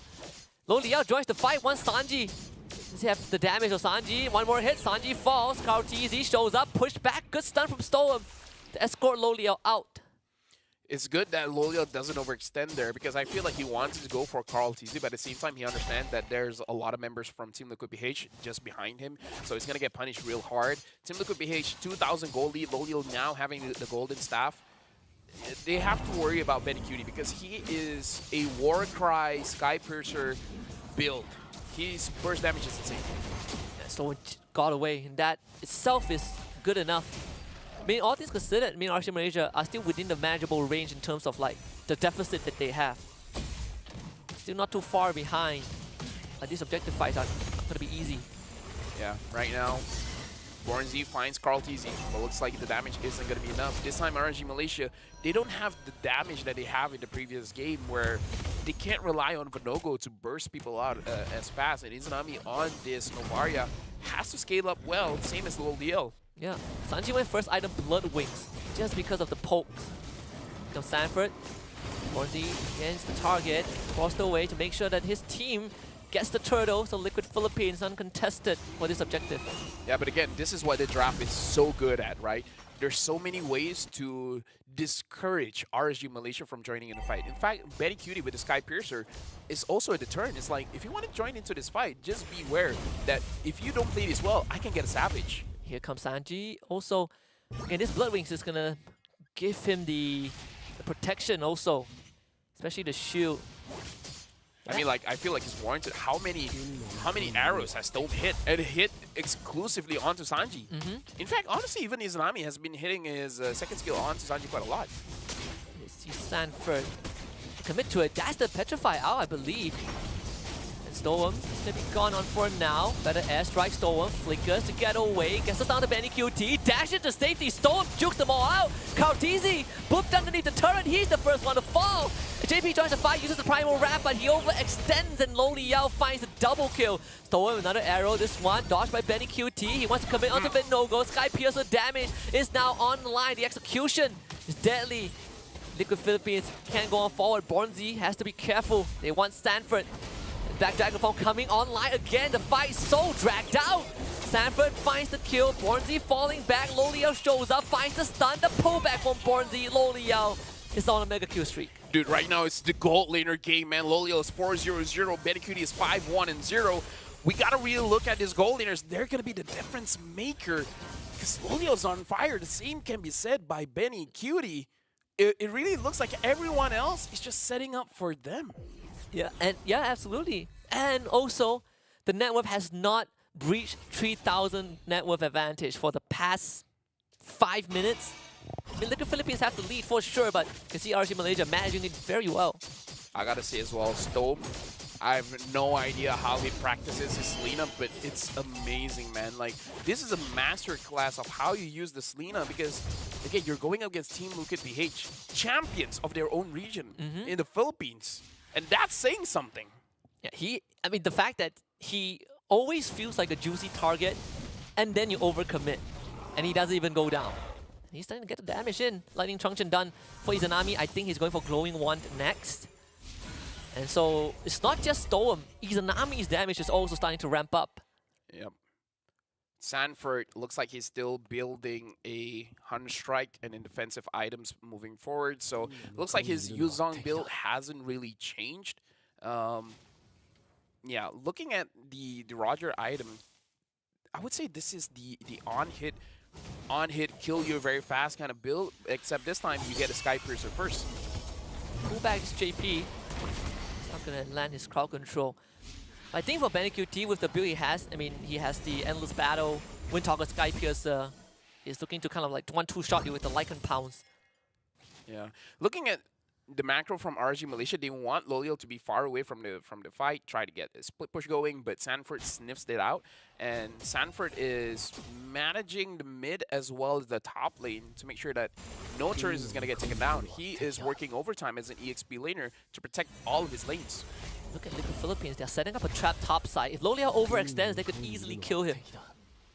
Especially with Benny QT around. Yeah. I don't know if he knows this. Because RG Malaysia, they don't have full vision here. Look at Loliel, he's hesitating. He Don't do it. He has an instinct. Yeah, unless Izanami pops an ult right now, RG Malaysia are basically in the dark. Yeah, Loliel is going to give up on that. Play it safe. It's too suspicious that you do not see Benny QT on the map. Yeah. That and Sanji. This is good coming in from Loliel. This shows maturity because he would usually just go for it, man. He would go for it. And 1 minion, bet. I want that one. Wow, cannon minion. I love it. Yeah, right now. Yeah, the map is very quiet. Team look at PH. They're not showing themselves. RSG Malaysia, they're scouring for vision. They're really making it so that Stome and Izanami check every single bush because something feels not Very right. off. Something feels very off. The wave is coming in. Let's see. They're not budging. Loliel only shows himself when the minion wave is on the turret, and Liquid Philippines, they realize they wasted too much time. Yeah, now looking at the items, Yeah. Stome having a Divine Glaive, Carl TZ taking a lot of damage. The Lord is there to help. Benny QT has the Blade of Despair. The burst coming in from this Roger is going to be insane. That's why you see just now Liquid Philippines, they realize that they spent so much time and they immediately rush to the Lord Pit. Both teams. This is basically Grandmaster chess match between those two. This is the new way you play the Lord dance. You don't hit the Lord. You just get vision wherever you can and you're trying to set up traps in the side lane. I gotta say this, as much as you know, Loliel is under a lot of pressure, he's been able to at least set up some split push, right? Just slowly but surely. It's like your coach telling your gold laner, you only have one job. Don't die. Don't die. But Loliel, I'm pretty sure he's sweating right now. It's like every single move I make, I feel death is coming. Especially he has a bounty on his head. I think Liquid Philippines are not going to relent. Three people at top. Yeah, Loliel, he smells this. But he knows that it's not going to be easy to get away. Knocks Sanford back. Izanami wants to help Loliel. Wisdom Nature gets the reset. Under turret, bleeds out to the shower residue. He has done his best. And Storm gets caught midway, and that means RG Malaysia no longer has the capacity to fight this. Bornzy also is in the red. He is going to go down as well. Double kill for Benny QT. Vinogo next on the list. Liquid Philippines find an opening. The bad thing about that is RG Malaysia, even though 3 members, oh, Izanami taken low but still survive. Even though 3 members showed their face going up against Loliel, that does not give him a free pass to go for the Lord. Right, because the Lord is still going to take some time to, you know, to take down. And Team Liquid PH, they just need 2 people to get a kill onto all of them. Benny QT, legendary. He's making Sky Piercer work overtime, 8-1-0. Yeah, unless Vinogo can make a hero play. Doesn't have his spin or Kaltizi, he is so low. They're still aggroing the Lord. Vinogo finds his Spear of Destruction, connects, that's the heavy spin. Loliel, he's so far in the back, Loliel! That's not the position you want to be in. It should be Lord for Liquid Philippines. Dude, Lord right now is so dangerous because Team Liquid won, and look at the HP. It's still very, very low. Like, Lord is such an important resource, but it's never free now. It's really never free. Yep. And Benny QT, yeah, this Roger is too much, man. Like, Sky Piercer, you know what? It needs a nerf. It definitely does. Day 1, nerf needed. You gotta hot fix the numbers. Now Loliel getting a bit angsty with that play. Trying to be a hero, but now they have to be on the defensive. Because legit at this point, I'm like, yo, Izanami, build a Sky Piercer. I don't care. Like, even Team Liquid PH, there are multiple times where they were very low. right? Build Wishing Lantern, right? Even that. Yeah, Wishing Lantern, yeah. Sell your glowing wand, maybe? I don't know, man. But right now, it really shows in this meta, damage is king. Maybe just build more damage. So how's the defense capabilities for RSGMY? Venogo just got the immortality, so that's second life. Flicker forward, only on the Bornsy. JP really wants this Ruby. Bornsy gets out with the pullback to break the immortality of JP. Can they get find a finisher though? Seems like they can. Good defense from RSG Malaysia. Wow, he hit that. Oh, can he keep the immortality? Nope, broken by Sanji. Venogo wants it, flicker in. Sanji able to escape. The Philippines should be able to get one inhibitor at least. That's the top one down. But still a very good defense coming in from RSG Malaysia, able to get 2. And looks like Spear of Destruction isn't going to connect on to anyone. RSG Malaysia, they need to start taking control of the map. And again, I really feel like they need a little bit more damage. Lolio's full build, no Sky Piercer at all for his build. Izanami is probably going for either a Blood Wings or a Holy Crystal for his Novaria. Bornsy is doing full defense here, which I don't know. I don't know if it's a good idea or a bad idea. I suppose it's not too bad of an idea considering that you have your main damage sources and now you just need to be the one that kind of provides the crowd control for your team. I mean, would it be better just to build 4X? I suppose I mean, so. I guess it's better in theory. In practice, we have no idea. We haven't been able to test this out. It's a lot of responsibility onto Lo Liao for sure. And Team Liquid PH knows it. 7,000 gold lead. It's the biggest goal lead this entire series, Yeah. at least at this point of time. Team Liquid PH, they understand the moment Lolio's no longer in the game, they don't have enough damage. And that's why I was questioning whether Bornsy maybe should transition to a little bit more damage, because even though Izanami can deal damage, he's not a finisher, right? He can deal a lot of damage, he can poke here and there, but Bornsy is gonna get found out. He's alone. He's going to be sacrificed for sure. There's nothing that he can do. I mean, that spot is deadly regardless. I wish we can see the stacks on the Sky Piercer, because I would assume it's full stacks at this point. Oh, Lolio now he has the Sky Piercer. Yep, it's his turn. He understands that, okay, The fact that they ROG Malaysia have a sieging comp makes taking Lord not that convenient. yeah. Stanford does have the Black Dragon form though, so Izanami, you gotta be careful, can't be caught up. I mean, look at Benny. Look at the damage taken by 3. Look at BH. Minogo, he's not gonna get a chance, right? Heavy spin, he's gonna be controlled for days on that. Immortality gone. Rush the Lord down, that's the chance he's looking for. Legendary for Benny QT. He already found the kill that he needs. Lo Liao looking to run away with that Wind Talker. JP sticking onto Lo Liao, turning back, but ends up falling regardless. And Benny QT, oh boy, this is a field day for the Roger. Izanami, so many low health target, doesn't get the snipe, and it could be the end. Izanami chased down.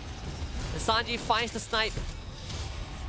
Yeah, he was just trying to delay the inevitable. Like, if he could take 1 guy down, 2 guys down, then maybe Team Liquid PH can't find an end angle.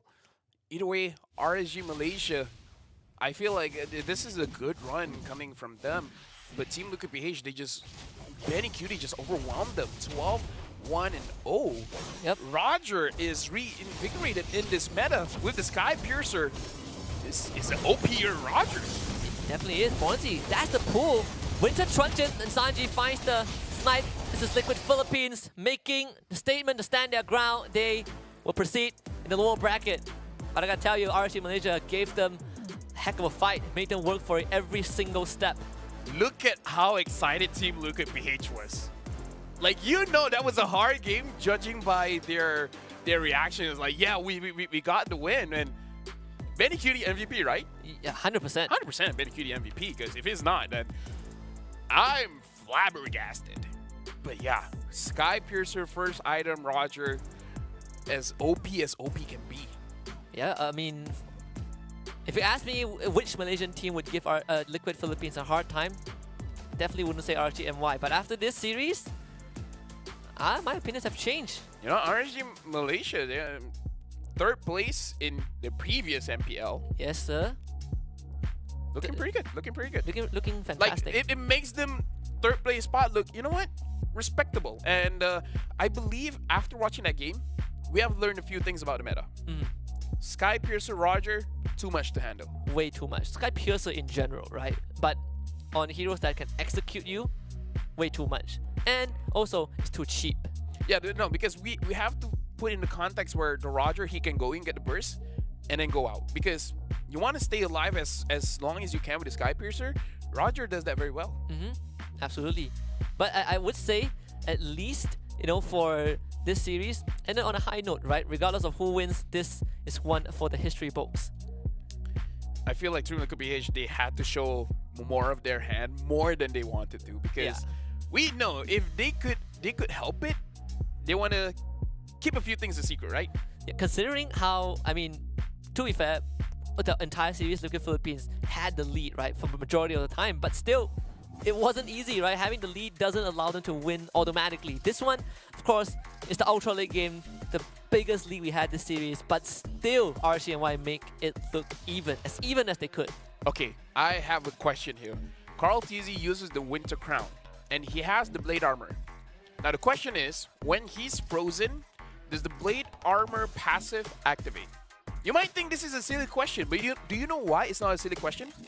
No, why? When Beleric uses the Winter Crown, his passive still goes off. So does the Blade Right. Armor work the same way? Because if it does, then maybe Blade Armor Winter Crown is a very good combination if you want to use a tanky jungler. I suppose so. So many things to test out. Yeah. Because the Winter Crown interaction enabling you to still use skills while frozen comes to the question, does it apply to items? Like, for example, the Blade Armor. Yeah. I just noticed Lo Liao sold off the Sky Piercer at the end. It's like, no, more damage is not what I need. I need to survive. I feel like it's just RSG Malaysia had not enough time to practice with the Sky Piercer because I feel like it's a new mechanic, right? You want to... it's basically like teaching you how to play a Karina, teaching you how to play a Martis, understanding when it's 6% HP so that you can go in, get your guaranteed kill, and then get out. Yeah, I think at the same time, it's just like the Philippines, they show a lot more composure in terms of decision making. RCNY, they did fumble along the way, but still, this is one of the best series, the best series of the day.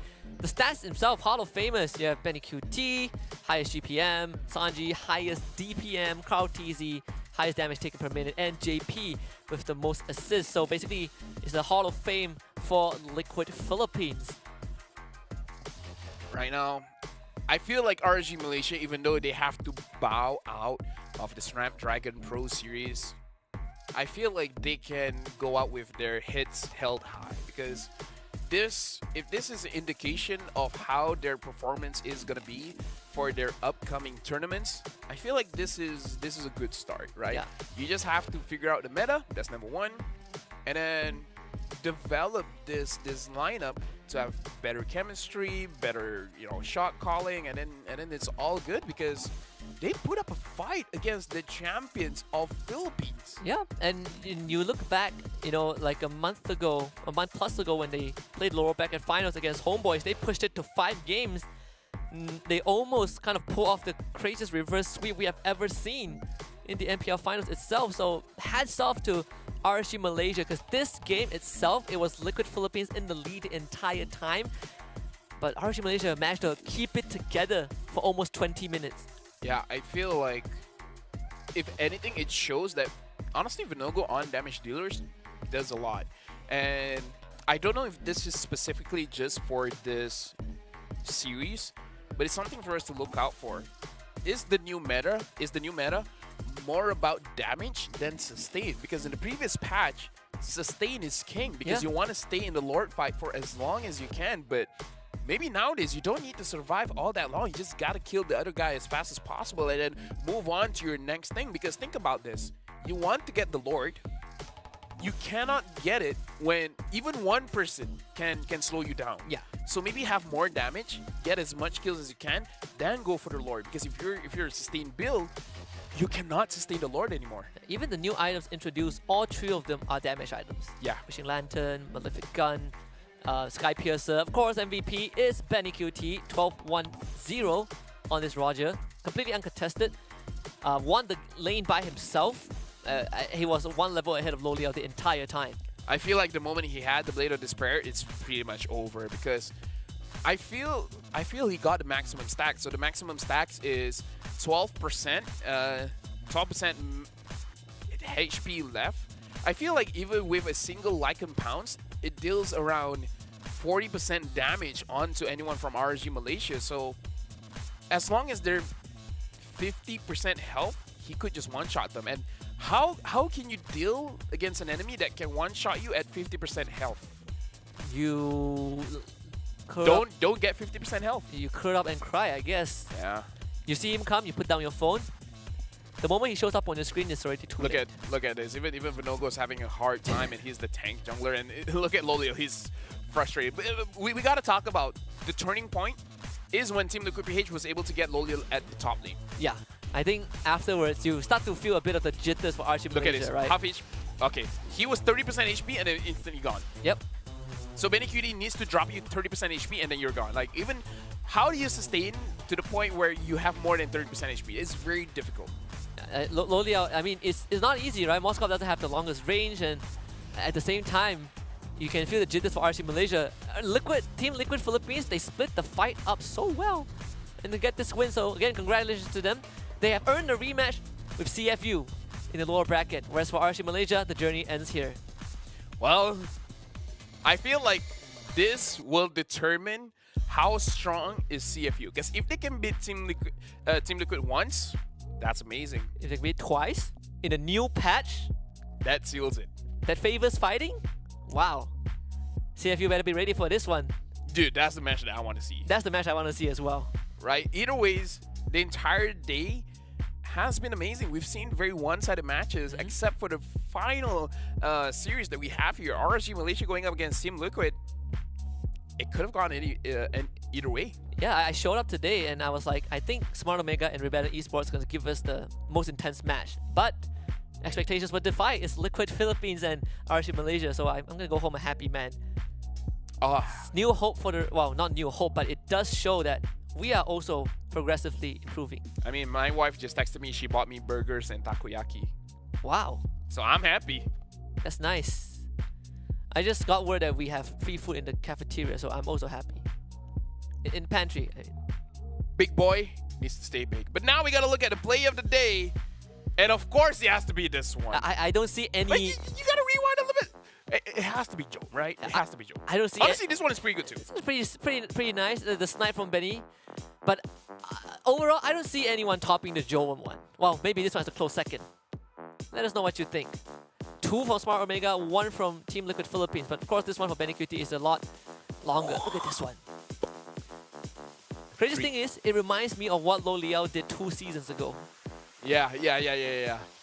And this is Chaknil engaging onto basically everyone from Rebellion. But yeah, the highlight from Jome, that's...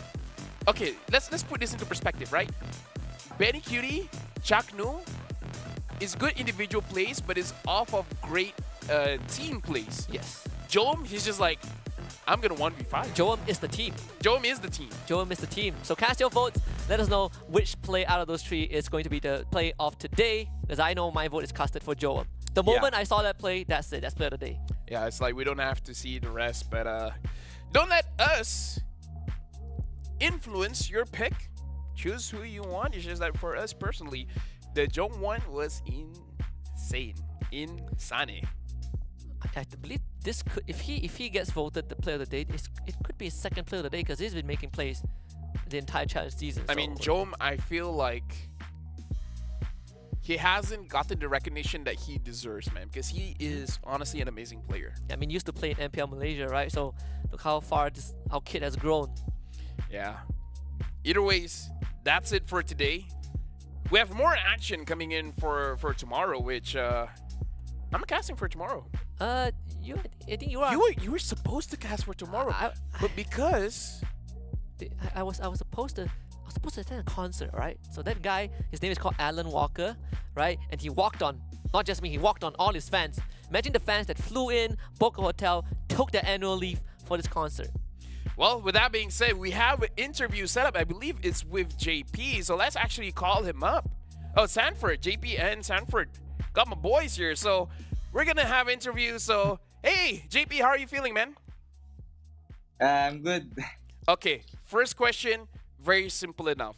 Did you guys thought going up against RSG Malaysia was gonna be that tough, or you guys already know like, okay, it's gonna be a tough match?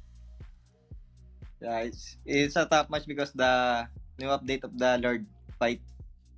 Ah, so it's tough because of the new update. Yeah, I was about to talk about the new Lord update, right? So how has that like influenced you guys, especially when it comes to objective fighting? How has that been? It's difficult to calculate right now because the Lord is so can't hold the jungler. Yeah, like we That's saw. why we can. Sorry, go ahead. We just need to adapt the new update. Yeah, because we saw Carl TZ cannot deal with the Lord. The Lord hurt so much. So, honestly, a very simple question. We've seen changes at the heroes, items, and lords and minions. Which part of the update do you guys feel is the hardest to adjust to? I think yes, because the new update of the Lord dance. Because Philippines is good at Lord dance. I feel like this is the only way that Munton can make international tournaments more interesting and not like Philippines win every single thing. That's why they had to nerf the Lord dance. But again, JP, first of all, congratulations on your win going up against RSG Malaysia. That was an amazing fight. Is there anything that you want to say to all of your fans?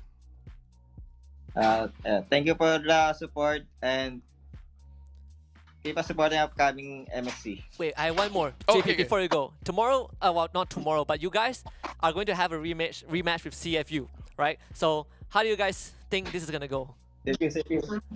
I want to say Okay. help you. Go down.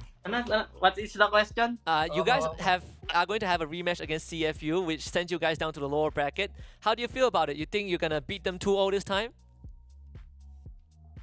We'll try our best to beat them because we wanna get revenge. All right. Keeping it very safe. We just want revenge. And we wish you guys the best of luck because it's going to be a match that we want to see as well. And with that being said, bye, JP. See you.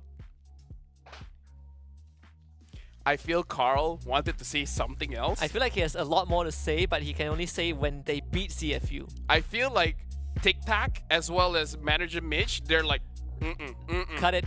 We haven't beaten them yet. Just say revenge, good, and then that's it. We gotta look at a recap. What has been going on today and how did it influence the groups? Because we had one team to go to the Challenge finals. Challenge finals. Yep. Thank you very much. And then we've lost 2 teams today. Very sad. RSG Malaysia, my boys. RSG Singapore as well. Let's look at the brackets. What was it again? It's called the recap. The recap. Yeah. So let's check it out because in a bit. I feel like the most surprising thing is definitely the final series because I imagine if RSG Malaysia won. There is a world where they would have won, right? I mean, let's be honest, right? In MPL Malaysia, we've had so many encounters with teams outside our region where it's so close yet so far, but it's good to know that we're getting closer. But again, JP said it's because of the new patch that they struggled where the Lord dance is the one that's most difficult. So we heard it from the professional players, even if like they say all they need to do is just to adapt, but imagine if they're able to adapt and then Muntan just like, what else do we have to do to the Lord? More than 10 seconds in the Lord pit, 1 hit takes like 10% of HP. It's like, okay, you know what? 1 hit deals 50% of your HP. Dance along the Lord. Now, here's the Group A updated bracket. RSG Philippines, they have already made the challenge final, so they're the only standing RSG team that's going to be in the challenge finals. Lower bracket, EVO's Holy will take on EVO for the slot to go to the last chance qualifiers, but that is just Group A. We also have Group B, C, and D. Yep, EVO got through, and then they're going to be facing off later on. This is going to be very interesting because we do want to see how Falcon is going to do against Araki Hoshi, where Araki Hoshi, just off today, they won by a landslide going up against RSG Singapore. But this time going up against Falcon, it's going to be the real contender. And all the while, we look at the teams qualified to the Challenge Finals. They have a lot to learn watching all the other games and be like, oh, so this is what's strong now. Interesting. Yeah, your predictions might have to change because as much as YRG are one of the favorites, it could change because of the patch. Let's take a look at Group C because we also had to witness some teams packing their bags and exiting the competition. It's Bigatron Beta, the first team to qualify to the Challenge Finals in Group C, but just like we mentioned just now, a rematch between Team Liquid Philippines and CFU is destined to happen. I can make one prediction. Roger is going to get banned. Oh, 100%. Right? CFU's jungler is amazing on Roger, and we saw Benny Cutie with that Roger, and now with the Sky Piercer, yeah, forget about it. Both teams need to prepare a draft that does not need a Roger because, whew, if you thought he was strong before, my goodness. First item, Sky Piercer, lights out. He went from S tier to permaban. A, B, C, D, E, F, G, H, I, J, K, L, M, N, O, P, Q, R, S, T. T tier. Let's look at Group D. Let's look at Group D. Yeah, let's do that. Nothing for that. But Group D, because Smart Omega, we witnessed them early on. First team to qualify the Challenge Finals from the group. And lower bracket, we have Monster Vicious. They will be going up against Bigatron Alpha. And the winner will take on Rebellion Esports for the slot in the last chance qualifiers. I feel like for both MV and BTR, they have a lot to prove here, right? Because BTR lost against Omega, but it was a 2-1. MV has been crushing it in the previous stage, but now getting 2-0'd by Rebellion. I feel like MV wants that rematch. MV wants to show Rebellion is like, you know what? It was a fluke. Yeah, I think even for MV, right? Because obviously there are some skeptics. They had a clean open finals. People were saying they just got the easier end of the stick, easier bracket. They're not going to survive challenge group stage. Sure, they dropped to Rebellion, but they're not out just yet, right? And new patch, if Team Liquid themselves, former world champion, says that they are struggling, perhaps the teams that adapt to the chaos the fastest is going to have an advantage. If you guys enjoy the games, make sure you guys grab the tickets while it's still available. Only from 10,000 IDR. Buy now at esl.gg/MLBB-TIX-EN. You guys can scan the QR code as well. Get your tickets as fast as you can because once it's sold out, we're not reopening the sale. And again, the first 10,000 every single day, you guys get 65,000 IDR worth of goodies. So again, get your tickets as fast as you can and as early as you can. First 1,000. 1,000. That's the same thing. As fast as you can, as early as you can. As fast as you can. As fast as you can. Use Sky Piercer when you're buying the ticket. Yes, type in the promo code Sky Piercer. I just made that up. There's no promo code. Just be the first 1,000 to buy it. It's that simple, right? You want to watch your favorite teams play. You know, I heard Kyrie is going to be playing the Challenge Finals. Dude, Sky Piercer I thought was going to be a game-changing item, but I didn't know it was going to be that game-changing. It's meta-changing, or sort of. Well, that's it for today. My name is Afel. This is Husky. I hope you guys enjoyed the game because what a game has been throughout the day. That's it from us. Good night. Drive well. Eat safe. And sleep tightly. Bye-bye.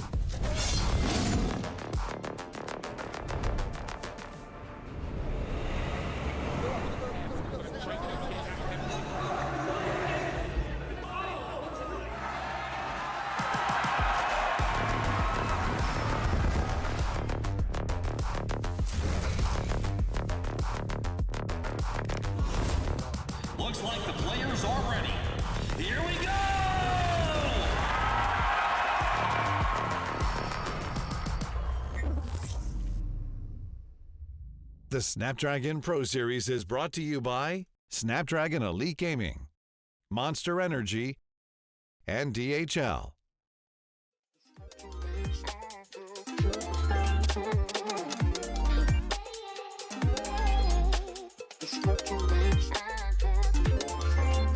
Snapdragon